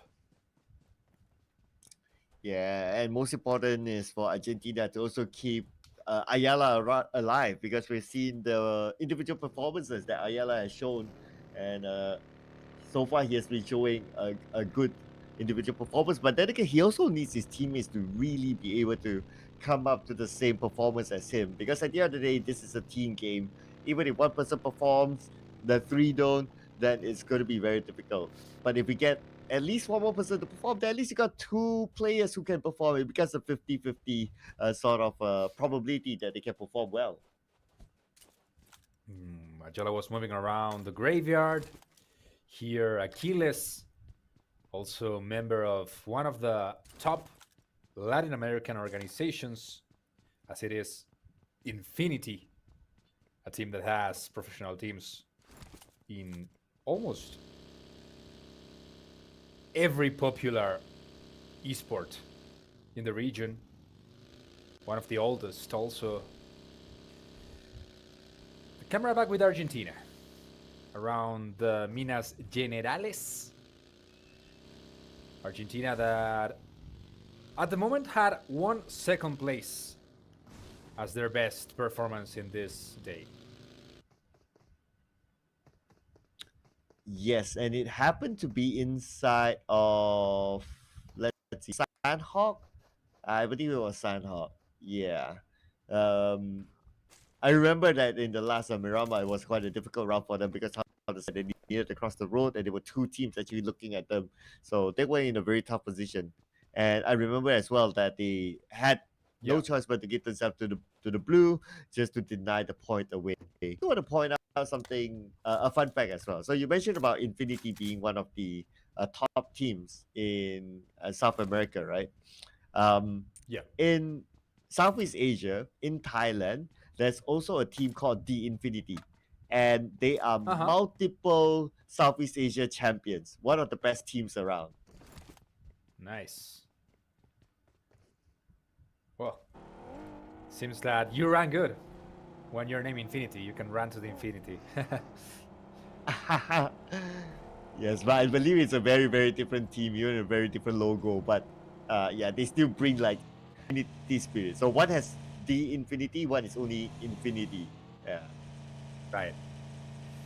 Well, Chile's name is Royals of War, but still they are losing many occasions. We were talking about Argentina also, and I remember the previous Miramar, they didn't have a good run, as you said, but they took all from that 2v4 occasion against Chile, incredibly. So that is one of the things that resume what is going on with Chile today, right? I mean, you have to make many mistakes to lose a 4v2 in this game. That's what I think. So in other words, you gotta take risk, right? Yeah, and if you don't take risks, you play too passively, you will still lose out on the potential of getting those elimination points. Which I totally agree. Like we do see, like in many metas that do work, is that teams who really take fights, and even though if they lose the fight, sometimes at least they trade it off with 1 point, 2 point, 3 points, but they still lose the fight, and that's okay. Rather than you go out at number 10, for example, and not getting any points at all because you don't take fights. So sometimes it's even better to take some risks. At least you got a few points and end the round empty-handed. Yeah. Well, talking about what's going on internationally, we already have, well, of course, Romania as the host country. We have Mongolia, Philippines, Kyrgyzstan, Brunei, and Palestine from the Asia region. And Kazakhstan already qualified as they won the World Championship last year in Bali, in Indonesia. Were you surprised about the Kazakhstan team winning the tournament? Honestly, I was surprised. I would have expected one of the Southeast Asia teams to actually make it. If not Southeast Asia, maybe like the South Asia teams to actually make it. Because honestly, for Kazakhstan, it's a we don't really hear much about them when it comes to the professional league of PUBG Mobile. So it came as a surprise to me that, oh wait, they won it? How? But kudos to them. Right. I mean, at the end of the day, it's them putting in the hard work, and they wanted it more than any other team. Right. Yeah, we must be ready for all kinds of surprises at this game, right? As Suriname did in the first two maps. Also, speaking about the previous edition last year, Guatemala was invited. They ended up in the 16th place of the event. Brazil had Nino, who's playing at this national team again. They qualified winning the Panama Open. They ended in 11th position. So America has a lot to improve this year. But I think there are a lot of very good examples on the global stage, considering that South America got second place at PMGC. So I think they are showing a lot of good improvement that goes by. Oh, but to my surprise, was got knocked down by the blue, and we're only stage 2. Yeah, a lot of teams rotating. Chile all around with 4 different cars moving here. Panama using the same strategy to move around Bendita. I guess we Latinos love this map because it is very easy for Spanish speakers, right? With all the city names in Spanish and all the advertising related to Mexico that makes it really fun for many of us. Yeah, I noticed that as well. But since, well, we have you here and you understand it. Oh, Carlos confirmed out. Okay, that's strange. But anyway, does any of these city names have a meaning, like in the local language? Yeah, of course. Yeah, they all have a meaning. They are all Spanish words. For example, here that with Bendita, Bendita means like blessed. Ah, like blessing, bless. Yes, as if it's let's say like La Bendita is the blessed city, for example, the blessed town. Ah, okay, that's a good fun fact there. All right, I will see more fun facts from you. Maybe if any other city has a specific meaning to their name. But now we're putting focus onto the Dominican Republic. They have the high ground against Chile, and looks like Peralta is looking to puncture the vehicle and try to immobilize their opponent at the lower ground. Let's see how this go. At the moment, just one man down in this second Miramar of the day. Ooh, the Chileans trying to punish Argentina at long distance. It seems like we are having another map closing around Los Leones, the Lions. But here, Suriname finally getting some points, and it is taken from Honduras. Honduras really underperforming there. Being punished again. Pitless taking Star Skiller down. Maybe 2 points for them. Maybe all of them. Will they be a flawless victory for Suriname? Melo is knocked out. And so far, so good for Suriname. But Pinless jumps down. Beautiful jump shot there. Spraying with the UMP. Takes down Targaryen. And that will be 4 points. Guatemala eliminated early by Suriname. Oof. Once again, I think it was Honduras, the team that was eliminated there. If I'm not mistaken, I will just check out if Guatemala is around. But yeah, perfect situation for Suriname getting the flawless victory. I guess that they finally picked up one of them that was knocked out. And Argentina is receiving shots everywhere. Chile was aiming to them. Also Panama. Let's see if they get a better stage 4. Or if not, they will have a difficult situation to rotate. Yeah, because teams are getting really, really tight now. That's why we can see that as they rotate, they bump into each other. So you got to be prepared for all sorts of possibilities. Oh, And now that the circle here's still Guatemala. has a okay. So the team that was eliminated, which team was that again? Was Was it Honduras. Honduras? Oh, Honduras got Yeah. eliminated. Right. Okay. All right. So again, another round that Honduras went out early, and that means they will still be at last place after this round. Yeah. Once again, I think they ended all 5 maps at the moment in the 9th or 10th position. Really underperforming. Yeah, looking forward to see if they can do a big comeback, at least by the start of tomorrow. But they still have one more game to go today, so Sanhok could still be their redemption round. Hopefully, they'll be able to end the day with a good round because you want to end the day with a good round so you can spend your night sleeping, smiling instead. Yeah, let's see how this goes. As well as we were talking before about Kazakhstan as the last Nations Cup or the World Championship winner. That's what it is interesting about mobile games and this PUBG mobile competitive scene, right? Being the top country in esports, as it's happened in the region for Argentina, Colombia, Chile, and Brazil, who are the top esports competitors in every game.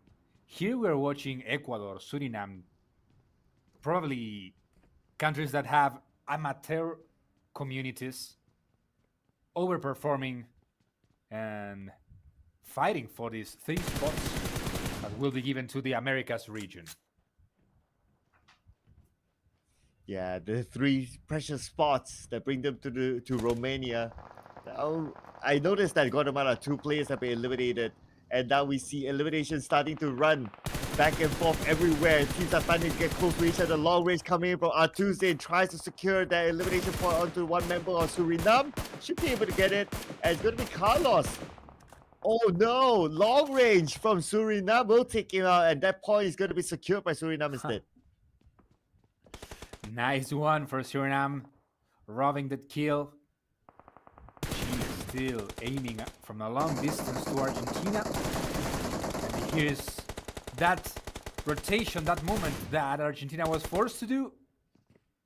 Let's see if Panama or Chile can take something around that movement. Ecuador already with 1 point in their hands, thanks to Aris. Ooh, we can see it. Maybe toss up by Danny Flo onto Fragger. Fragger gets away. He knows that someone's onto him.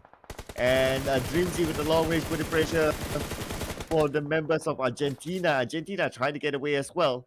But we can look at the minimap. Look at the amount of teams close by with each other. But it's going to be Ades getting onto Fragger. Not letting him go at all. Oh yeah, Argentina really suffering with this rotation. Everyone is aiming to them. I think that it will be... Whoa! Ayala might be getting a kill here. Let's see if he can get some coverage. Argentina is trapped. Ayala needs that kill. Yeah, and he got it. At least he will be leaving with 1 point. Maybe 2. Ayala! What a player, man. Oh, it's going to be DBS on DBS. Actually, it's going to be Addis's DBS that wins the fight against Ayala. So, number 9 elimination for Argentina this time around. Yep, not a good map again for Argentina. Never been comfortable in the movement, never been comfortable in the map positioning. So, well, they will still have to struggle from the middle of the leaderboard if they want to get one of the 3 spots in Romania. Let's see how it goes for Chile in this rush over Ecuador. Chile needs some kills and a good definition to improve from that last place in the leaderboard. Oh, they're trying to find where the last member of Ecuador is at. And with the DBS gameplay, M2M will take him out. That's going to be 8 for Ecuador in Miramar. Whoa, nice rush from Chile, nice from WM2M. getting 3 kills. Ecuador also suffering, so maybe we get a new chicken winner? Well, Suriname is still alive, so there's still a possibility that they could get it. But we'll need to wait and see because we've got 10 teams left, so it's still quite a way to go. Let's see, at the moment Chile doing a good job. They couldn't get much from Argentina in that rotation, but at least they punished Ecuador. Ecuador, Argentina, and Honduras at the moment eliminated in this Miramar. We still have one map to go.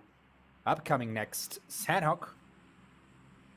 And well, Rafinha here has the perfect weapon for a long distance. Yes, plus he's in a good position as well. And considering all the other teams are quite far away, he has that slight advantage. Now we're moving over to Suriname. They still have 3 players, and so far 6 elimination points for Suriname. So looking good for them so far in this round. They want to maintain their top 3. Chile aiming at Suriname. Will they eliminate Suriname as well as Ecuador? Well, coming from the bottom of the leaderboard, Chile are being very aggressive in this map. That's what they really need, I guess. And here, WM2M with 3 kills, but on the ground. Let's see if someone can pick him up. Chile cannot let him down. Let's see. Yeah, he's being revived. How they move now. Kind of trapped the Chilean team now. Yeah. So far, he's been revived by his teammates, so he should be okay. Whereas for Dominican Republic, they've been shot at from the long range, but they have the high ground advantage anyway. So it's still going to be okay. They can't really be chased down with this kind of distance in between them and all the other. But our next stage of the circle will show itself in about 20 more seconds. There's that the circle might move away from them. Need to be prepared to make the rotation. The same goes as well for the teams on the upper northern side. Turzin will be knocked down. Well, Colombia starting to be a little aggressive, or maybe that was a long shot. Let's see how it goes. The Brazilians, I can see Arthur Sin on the ground a bit separated from his other 3 teammates. So might be a risk to pick up the 4th in the team. Here we can see Maidon also trying to get the first point for the Colombians. It seems like Arthur Sin will be left to die there, so might be the first point for Colombia unless someone stole that kill. Ooh, okay. He's still crawling towards his teammates though, so it does look like that he might be revived. So far, no further fire from afar onto him, so it could be on the clear. But he only has about a couple more seconds to go. But speaking about time, now time is not on the side of teams on the outside of the circle. The zone is starting to close again. Yep. Brazil with the benefit of being inside, currently at the middle of the map. In this moment, in one of those hills surrounding Los Leones. Panama with a 1-man down, trying to get him up, and in the middle, getting also 1 point over Chile. WM2M, the guy who was getting the most for Chile's scoreboard. Hunters! Killed by Fernan. Also, Dreams is eliminated, and Chile is starting to suffer at this map. Oh, nice 2 knockdowns back-to-back for Hunters. Can he get another one here?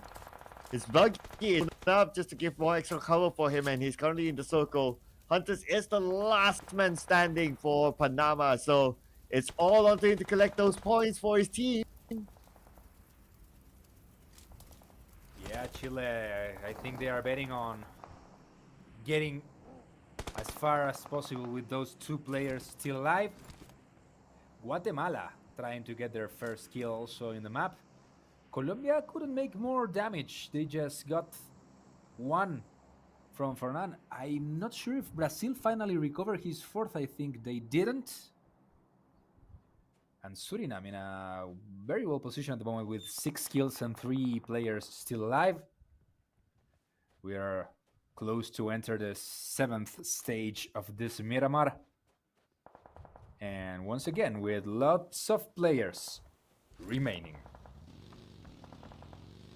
And every team currently in the circle as well, so I guess it's going to be slightly of a stalemate until we see the next stage of the circle. Then we'll see more action. Of course, it's going to be the 7th stage with 20 players, so it's going to be pretty decent space for them to play with, but not enough for them to camp it out.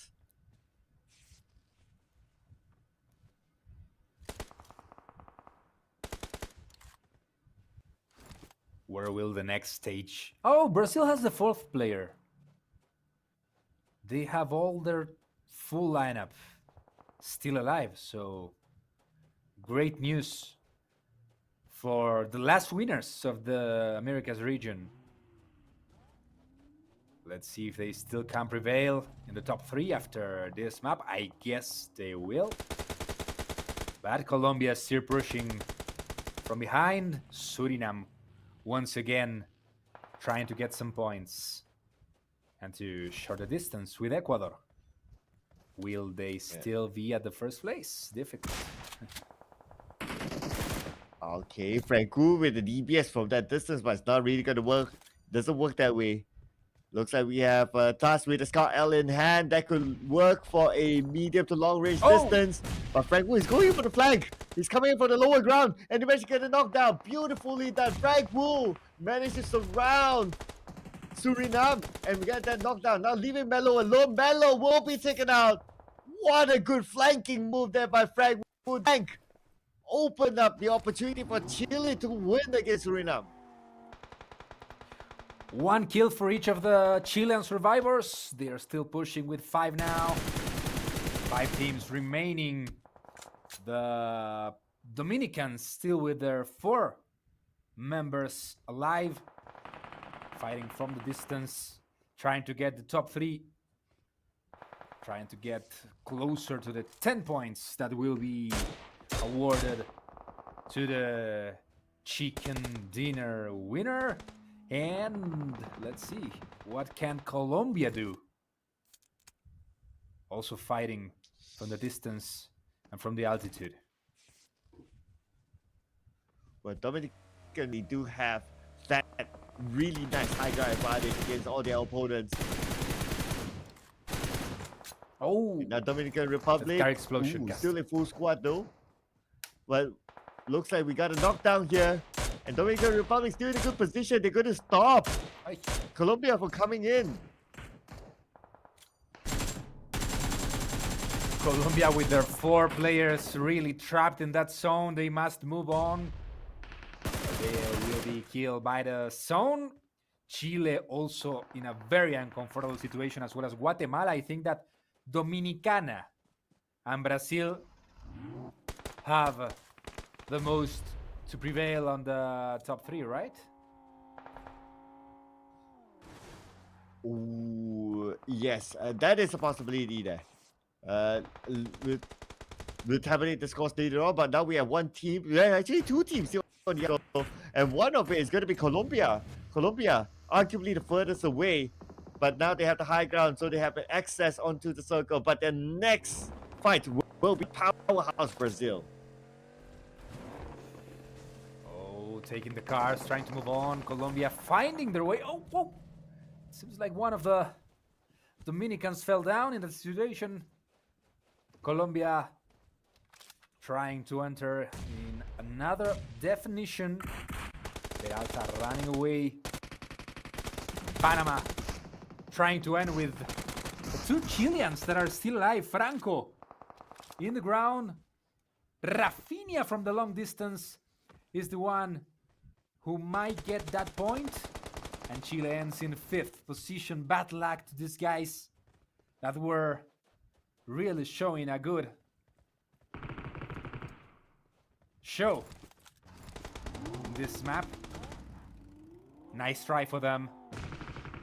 And let's see what can Guatemala do. They still have the player over there? Atuzin shot from the high ground, unfortunately went down and will be taken out by Peralta.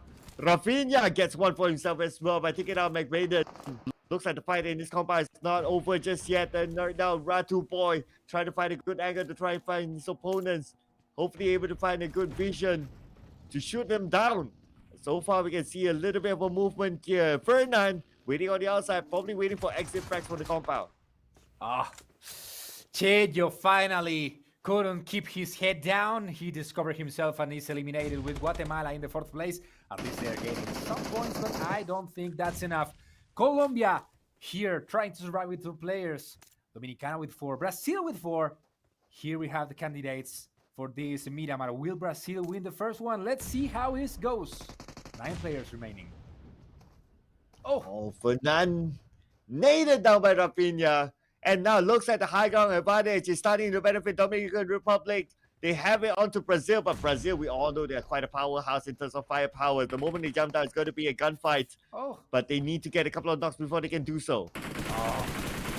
Heads up between Brazil and Dominicana. Legend can't find the back of Rafinha. In the long distance, it was Radaboy, but Anino close to Kim. Rafinha is stepping aside at the last building from the altitude. Dominicana with their 4 players still alive. This is a 4v3 situation. But what a weird situation to solve the stage 9.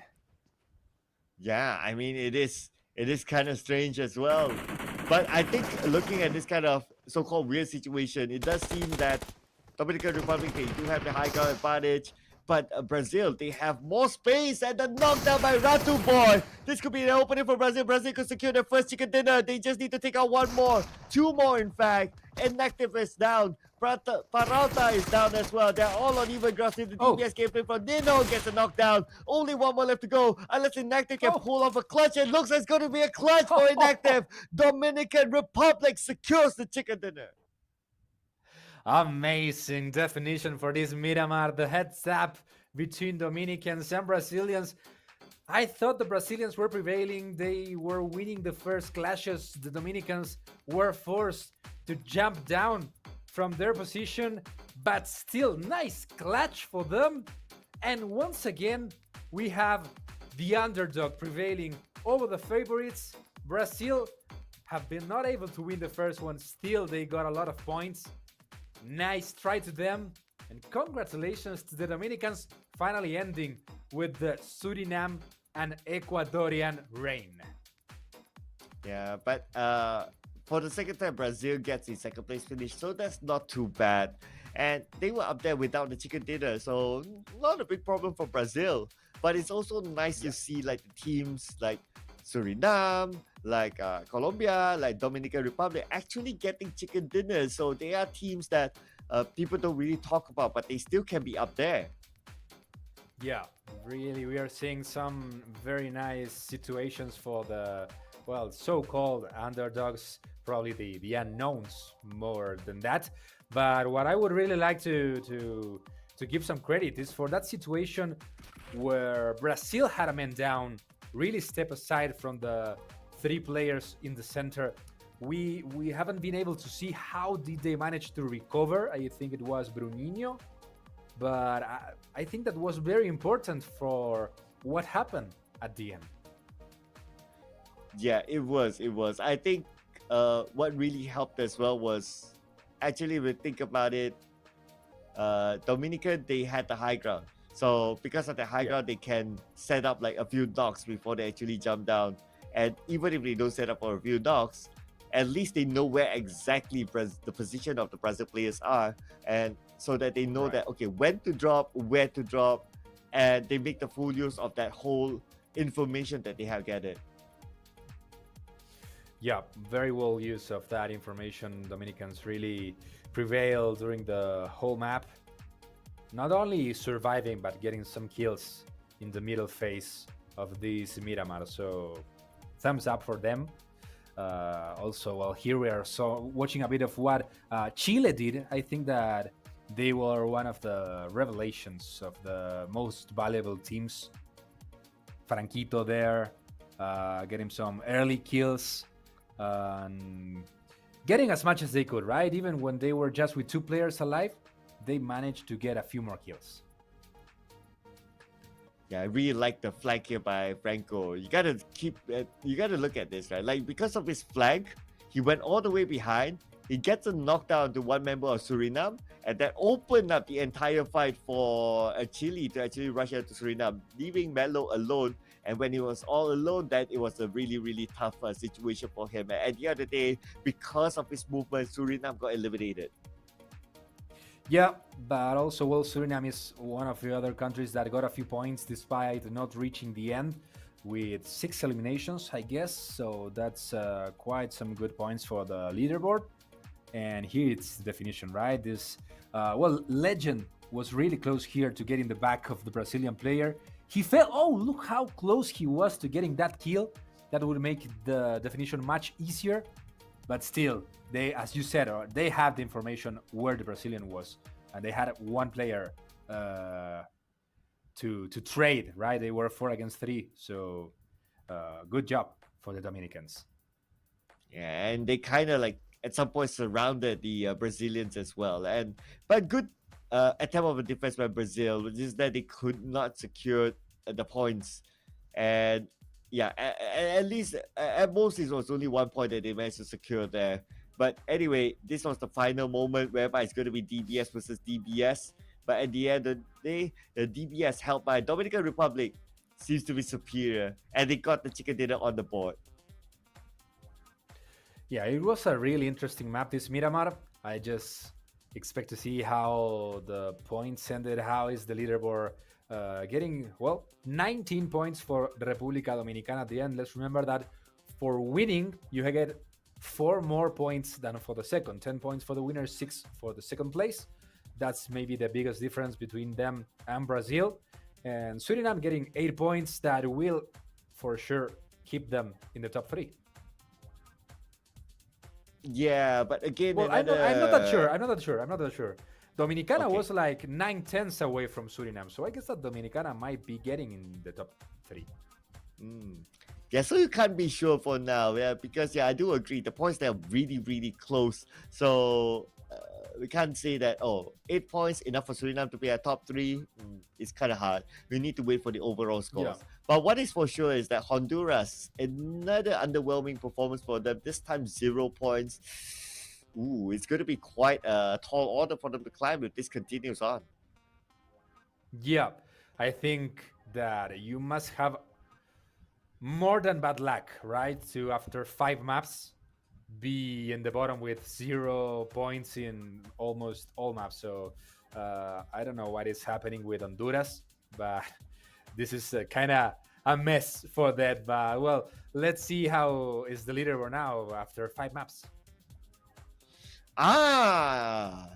Suriname is out of the top 3, and Republica Dominica is now at number 3, but only 2 points difference. So again, 2 points difference, 1 round could switch it.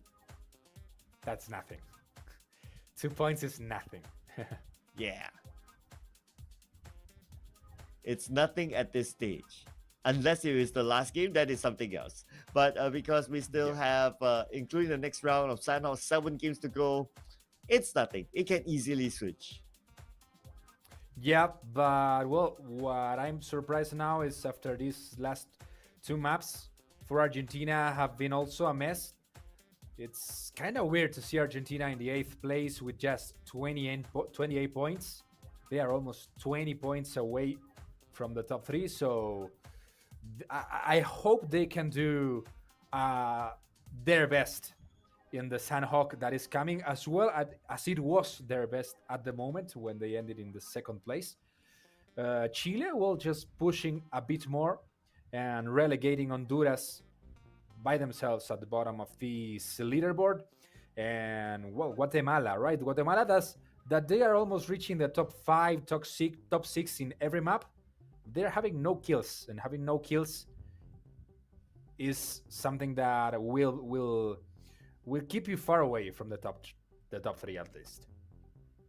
Yep, but anyway, the points are still close enough for a lot of teams, so anything can still happen.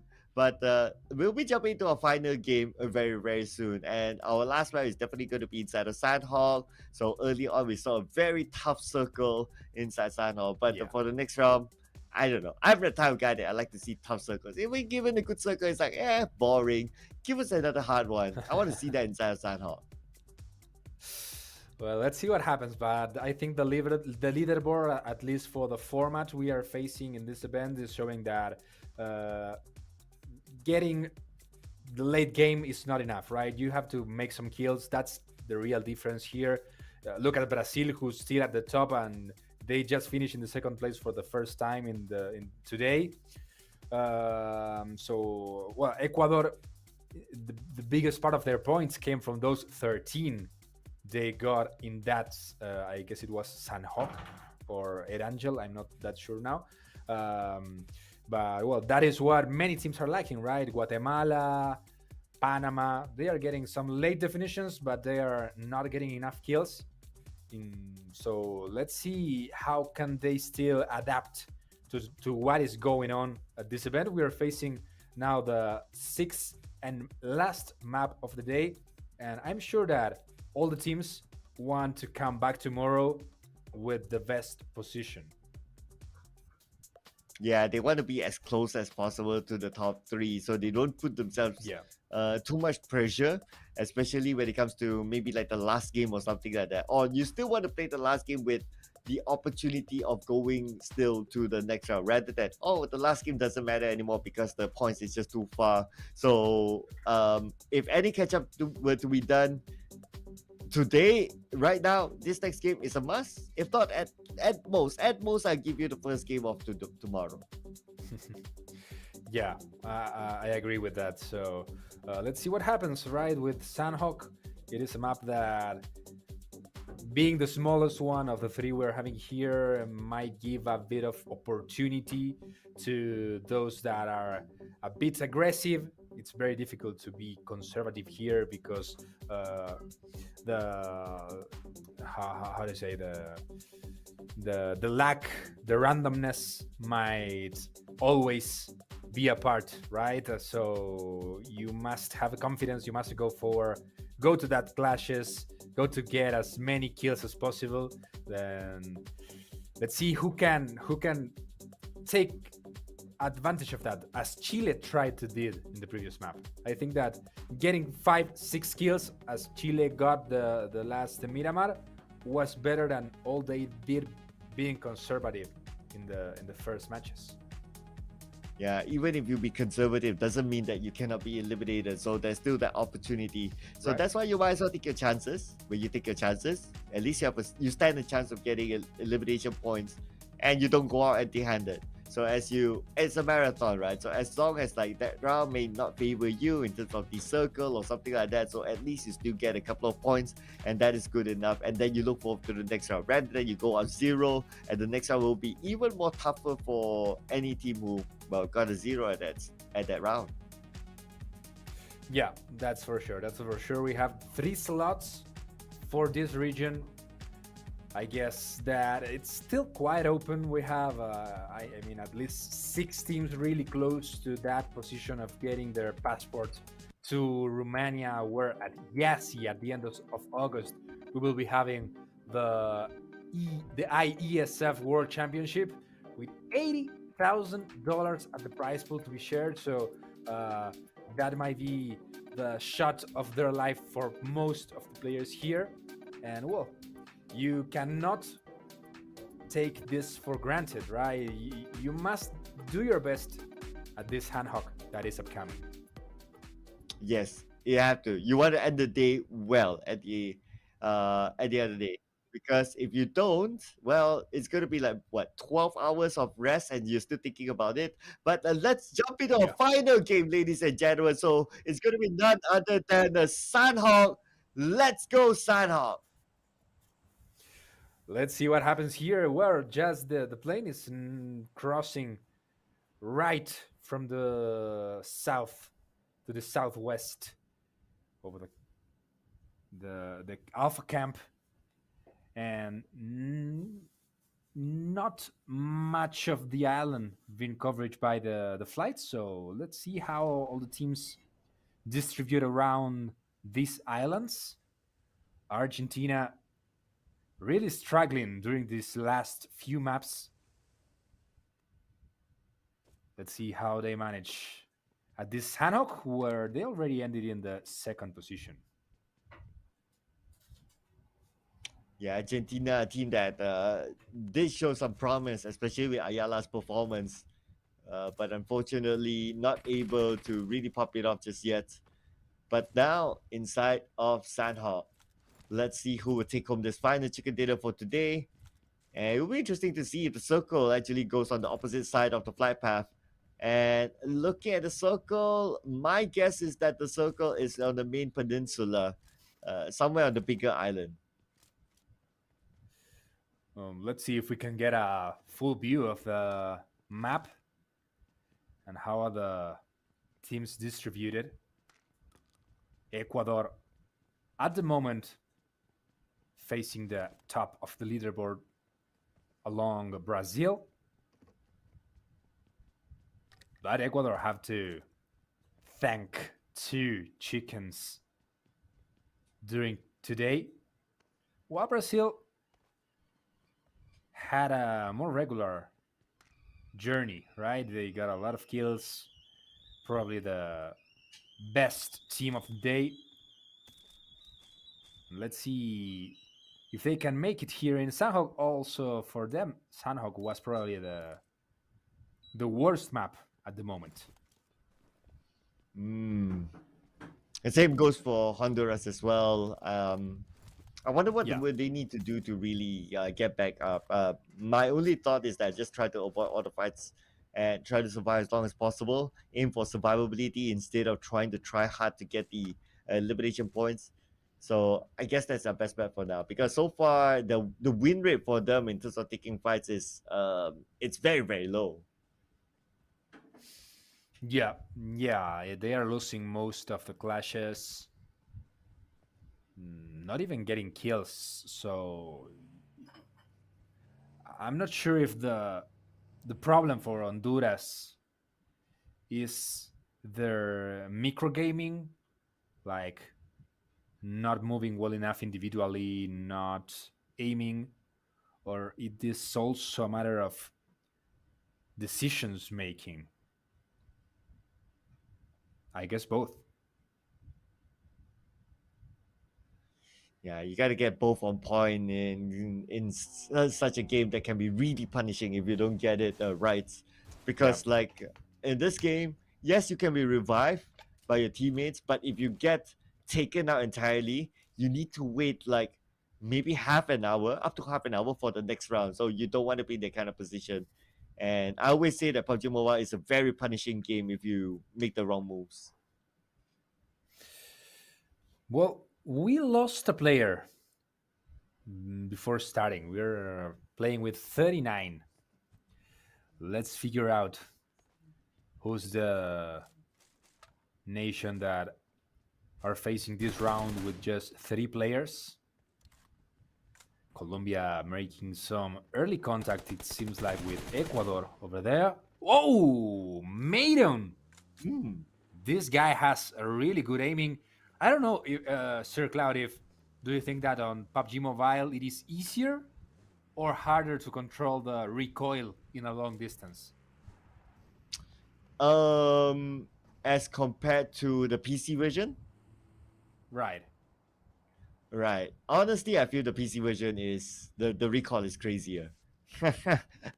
Yes, and I think it's really made for like because you have bigger peripherals to really control the recall. Whereas for mobile, Mm-hmm. it's a smaller screen, it's a smaller device, so you kind of like have to Right. downscale the recall. Um, but it's a different technique, right? Because you have to control the gyro and you need to control your thumb as well.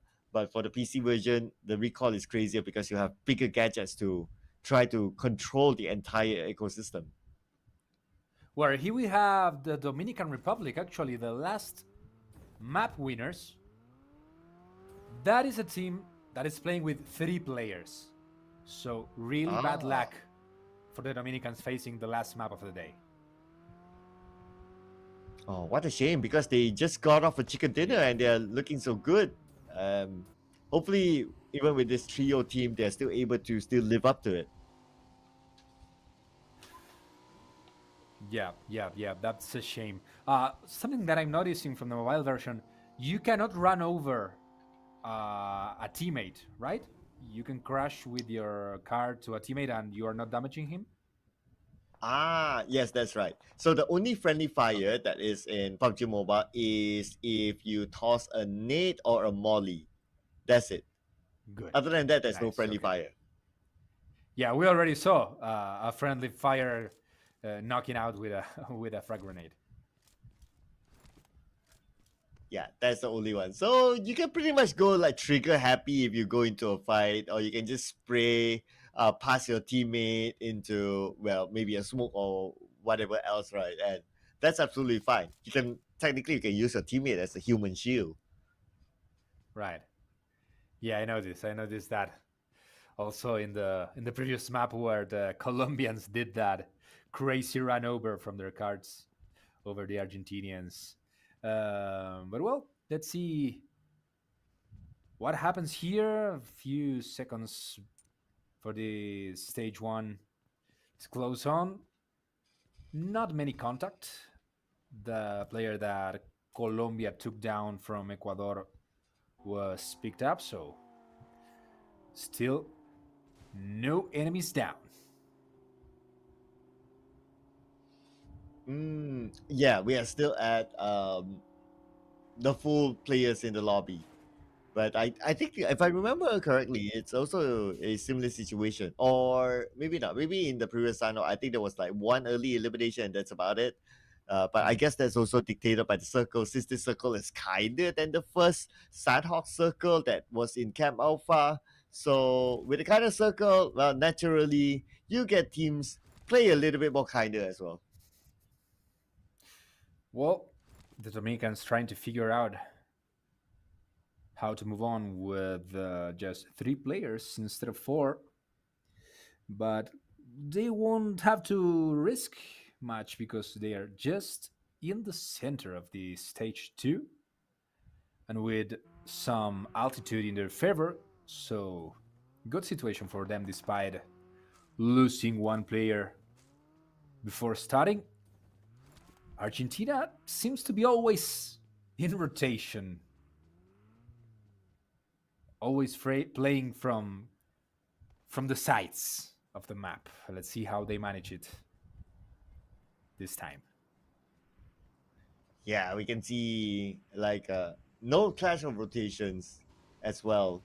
I think that's also because like we have already played like the first Sanhok, so teams will already know like, okay, there's your drop spot, that's what you like to do, that's your trend. So no big clash of Hmm. rotation. And even like we do see like on the other side, Argentina's there close by with Panama, but Panama managed to evade Argentina's presence. Yep, a bit noisy whenever you move with a car. Argentina always playing in duos. Let's see how that works. Colombia with the uncomfortable situation at the ground, but still Ooh. managing to get Bados. Bados was left behind his team. Look at the position of Hunters, Winters, and Carlos at the top of that hill, and they couldn't get cover for Bados, who's down, and Reyes confirming that kill. Colombia gets the first one. Yeah, while making that rotation, happened to bump into Colombia, so it was a little bit unfortunate there. In Colombia, as a full squad, they were waiting for anyone to come by. So that's going to be the first point. The first blood in this round given towards Colombia is going to be Reyes getting it. Yep, Colombia getting some cover from the buildings, waiting to see if they must force a rotation. From what I can see, no, yeah, they have some vehicles around, so they are quite comfortable there. Let's see what happens when we moves on the stage 3. And so far inside the Sanhok, vehicles might not be the biggest of factors or determinant factor, especially when the circle is on the main peninsula. If you got it, it's a bonus. Yes, you can use it to be creative. You have to create a barricade or whatever. But now we get a good view of the circle. Looks like it's just beside Quarry, in between Quarry and Pina. So a lot of high grounds there. But as we can see earlier on, there are a lot of teams right in the middle of the circle already. We only have a couple of teams on the outside, so we can expect that rotation to happen. So with that movement, that rotation, there's a possibility that we might see the next fight happening soon. Suriname also trying to get themselves. They must rotate, they must move out into the zone. But Panama is close there. Also Argentina running away from Quarry. No vehicles around. Let's see how they Okay, a manage. little bit of scouting work there. Luckily, they didn't go up to the high ground because Panama will be waiting for them. So I would say good scouting work for them to find out that someone's on top of the hill.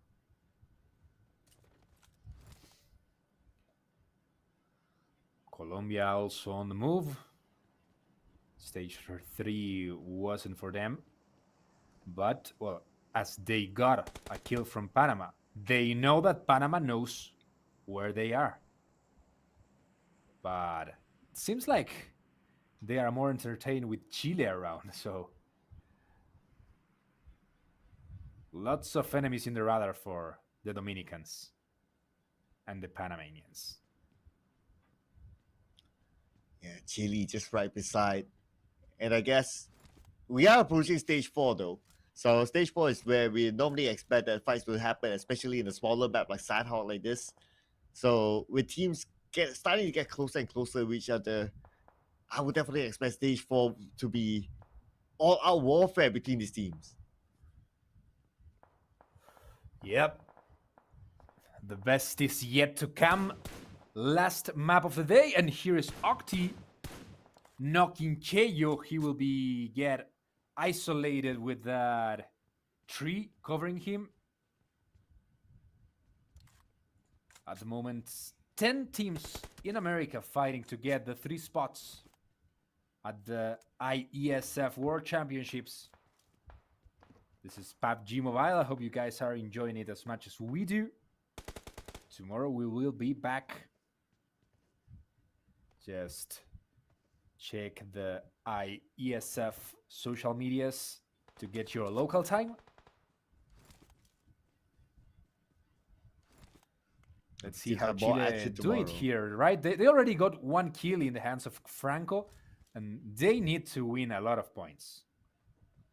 Oh yeah, absolutely. However, whatever happens to any team, tomorrow is another day. So tomorrow is still redemption day for some of the teams, especially at the bottom. It's still opportunity for them to catch back onto the top 3 teams. But of course, we got to settle the score here first. And now we are at stage 4.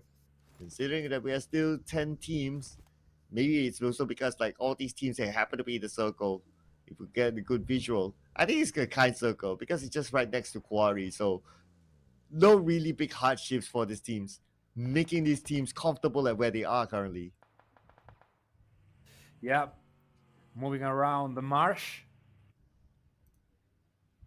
Argentina tries to keep some position in Quarry, but Brazil is coming down. Let's see who can prevail or if they can avoid each other. I guess it will be impossible because Argentina, unless the circle still closes to the southeast, Argentina or Brazil will have to move from their positioning. They have the enemy on the aim. Colombia also playing at the limit on the west. And here's Suriname. Kind of uncomfortable with Pitless in the ground. Yeah, pitless. Very, very far away from his teammates, so I don't think his teammates will be able to pick him up. But now we have another team coming into the circle. It's going to be Honduras. Honduras still on the outside. The fight might happen anytime soon. At the same time, we can see that Tony being shot down. So it's going to be Brazil getting that point, and the zone will take up pitless. Yeah, late rotation from Honduras. Achilles eliminating Targaryen. Also, not a good map for Guatemala in this case. Guatemala also suffering another situation where they are not getting kills. Cheyo is dying in a few seconds, and Argentina will get that point. Beautiful. Honduras right now. They're caught on the outside. Yeah. And it's going to be Colombia taking the points out of them. Again, the first team to be out is going to be Honduras. What a sad day for Honduras. Cheyo eliminated finally. Argentina getting that point. Let's see how the situation around Quarry ended with the beginning of stage 5. So Quarry is still within the circle. So we do have a couple of teams with their own compounds, so looking good with the circle. Yeah, Argentina has to move. Yeah, Argentina has to move, especially after the 30 seconds when the circle starts to close. It's very likely that the circle might not favor them in the next stage. Now with about 20 more seconds, but the long range coming in gets a knockdown task. That's a beautiful one. Only Melo left, and Melo needs to save his teammates. Yeah, this is no good news for Suriname. They are getting 0 points at the moment. Men already dead, 2 down. Seems like Colombia and both, I guess it was Ecuador, aiming to Suriname. Pinda Boy trying to get as much kills as he can, but he cannot move forward. A frag grenade took him down. Rick is finally getting that point. No, Achilles from the other side stole that point. Bad news for Suriname. Surely getting out of the top 3 at the end of the day. After winning the first 2 maps, Suriname eliminated in the 8th place. Yeah, too bad they lost that fight. So it's going to be points towards Colombia instead. It's going to be 9 points so far for Colombia. They are really ranking in the points. They want to get into the top 3 and looking good so far. But moving on to Brazil. Brazil may lose Rafinha because he's right down on the lower ground of Quarry, but Ratu Boy is there to pick him up. Yep, Brazil really uncomfortable staying in those marshes. Argentina also taking advantage of that situation to move forward and not stay so pressure at the limit. Good frag grenade from WM2M, and Franco also punishing the Dominicans, but they still got a kill there. It seems like they've finally been eliminated. 7th place for the Dominicans.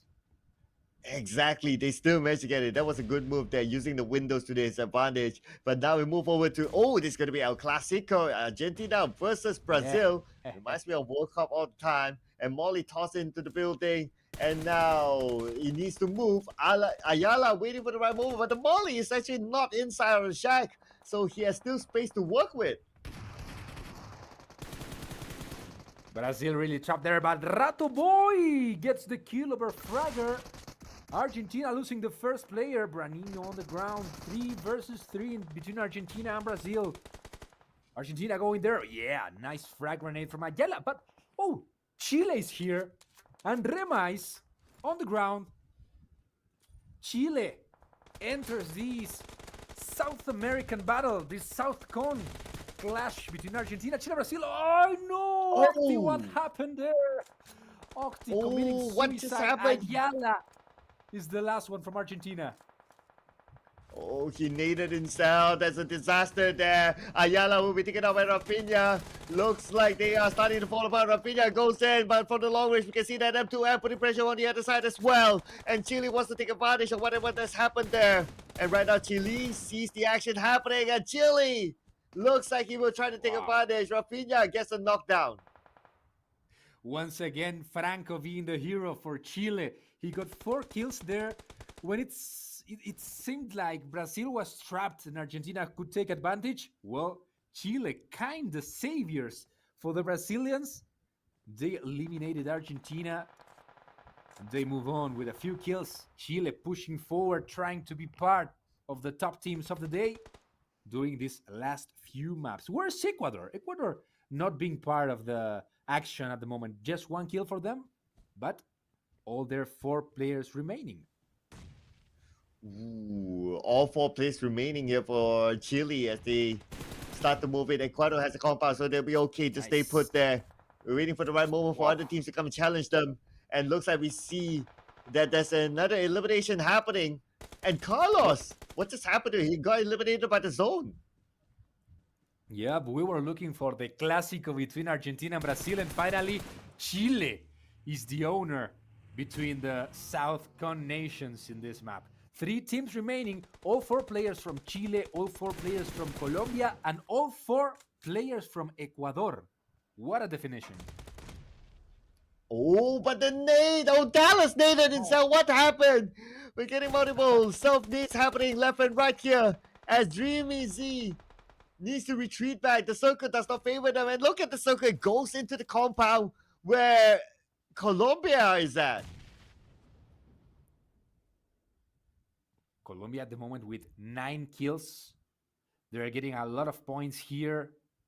So winning might make a big difference for them. Ecuador just trying to survive. And Chile trying to move forward from the other flank. Ecuador in the middle. Let's see how Chile and Colombia manage to move on. Yeah, they are on fire. Ecuador is being trapped there, and they are suffering a lot. Only Dallas, the last player remaining, and Ecuador is down. Some kills for Chile. Oh, it's going to be Ecuador versus Chile right now for the final chicken dinner for today. And this is the nice digital circle whereby the circle will close entirely. And at the same time, we can see that M2M currently with 10% health. He doesn't have any healing utilities. And definitely Chile has the opportunity right now, but it's going to be Colombia not letting this go that easy. And Colombia wants to finish this off. Aquiles tries to find the next target. He's the last man standing for Colombia. It's going to be 1v1, but no, it's going to be 2v2. 2v1 at this point. And the 2v1 wins. And Chile takes on the final chicken dinner in day number 1. Great job from the Chilean team. At the end of the day, they took their best. What a day for the Chilean team. They've been struggling from the bottom of the leaderboard during the whole, but they get the chicken dinner for the winner. Chile is back at the Americas regional qualifier. Wow, Chile. As when you thought that, oh, okay, they were underperforming, they were kind of thing, but then again, Chile showed it to you by securing the final chicken dinner for today, and this will definitely boost themselves up in the overall charts later on.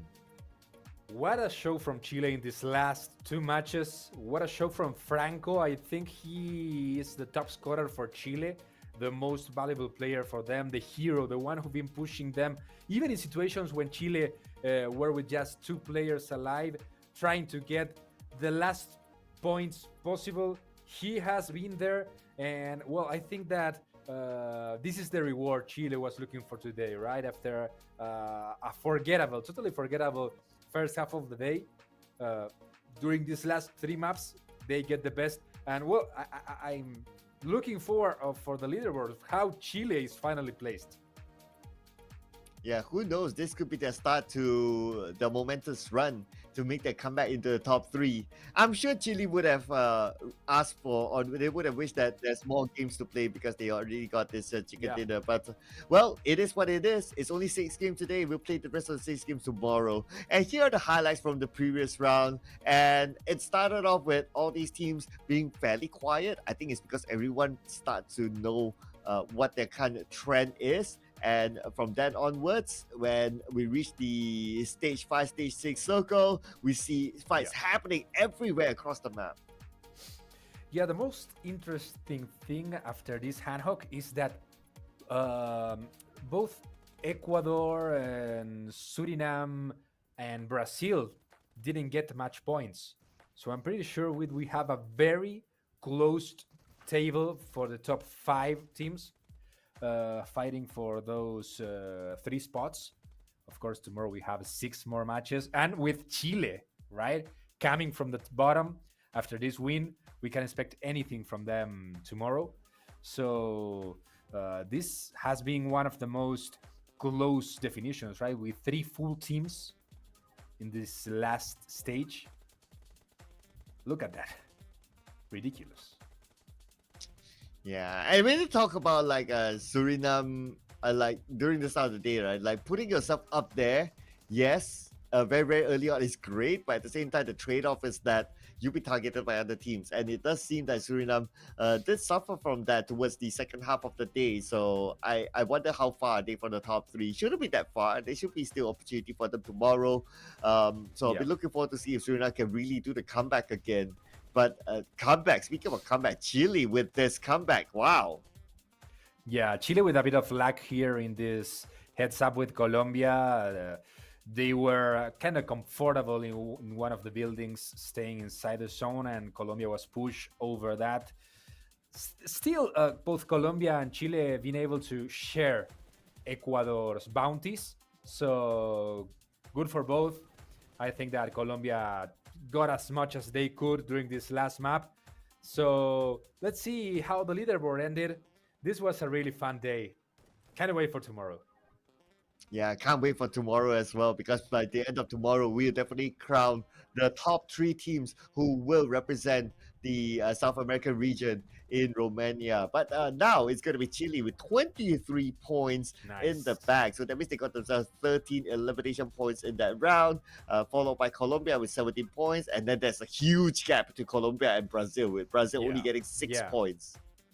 Chile and Colombia owned this match. Chile also sharing the most points in a map with Ecuador, both with 23.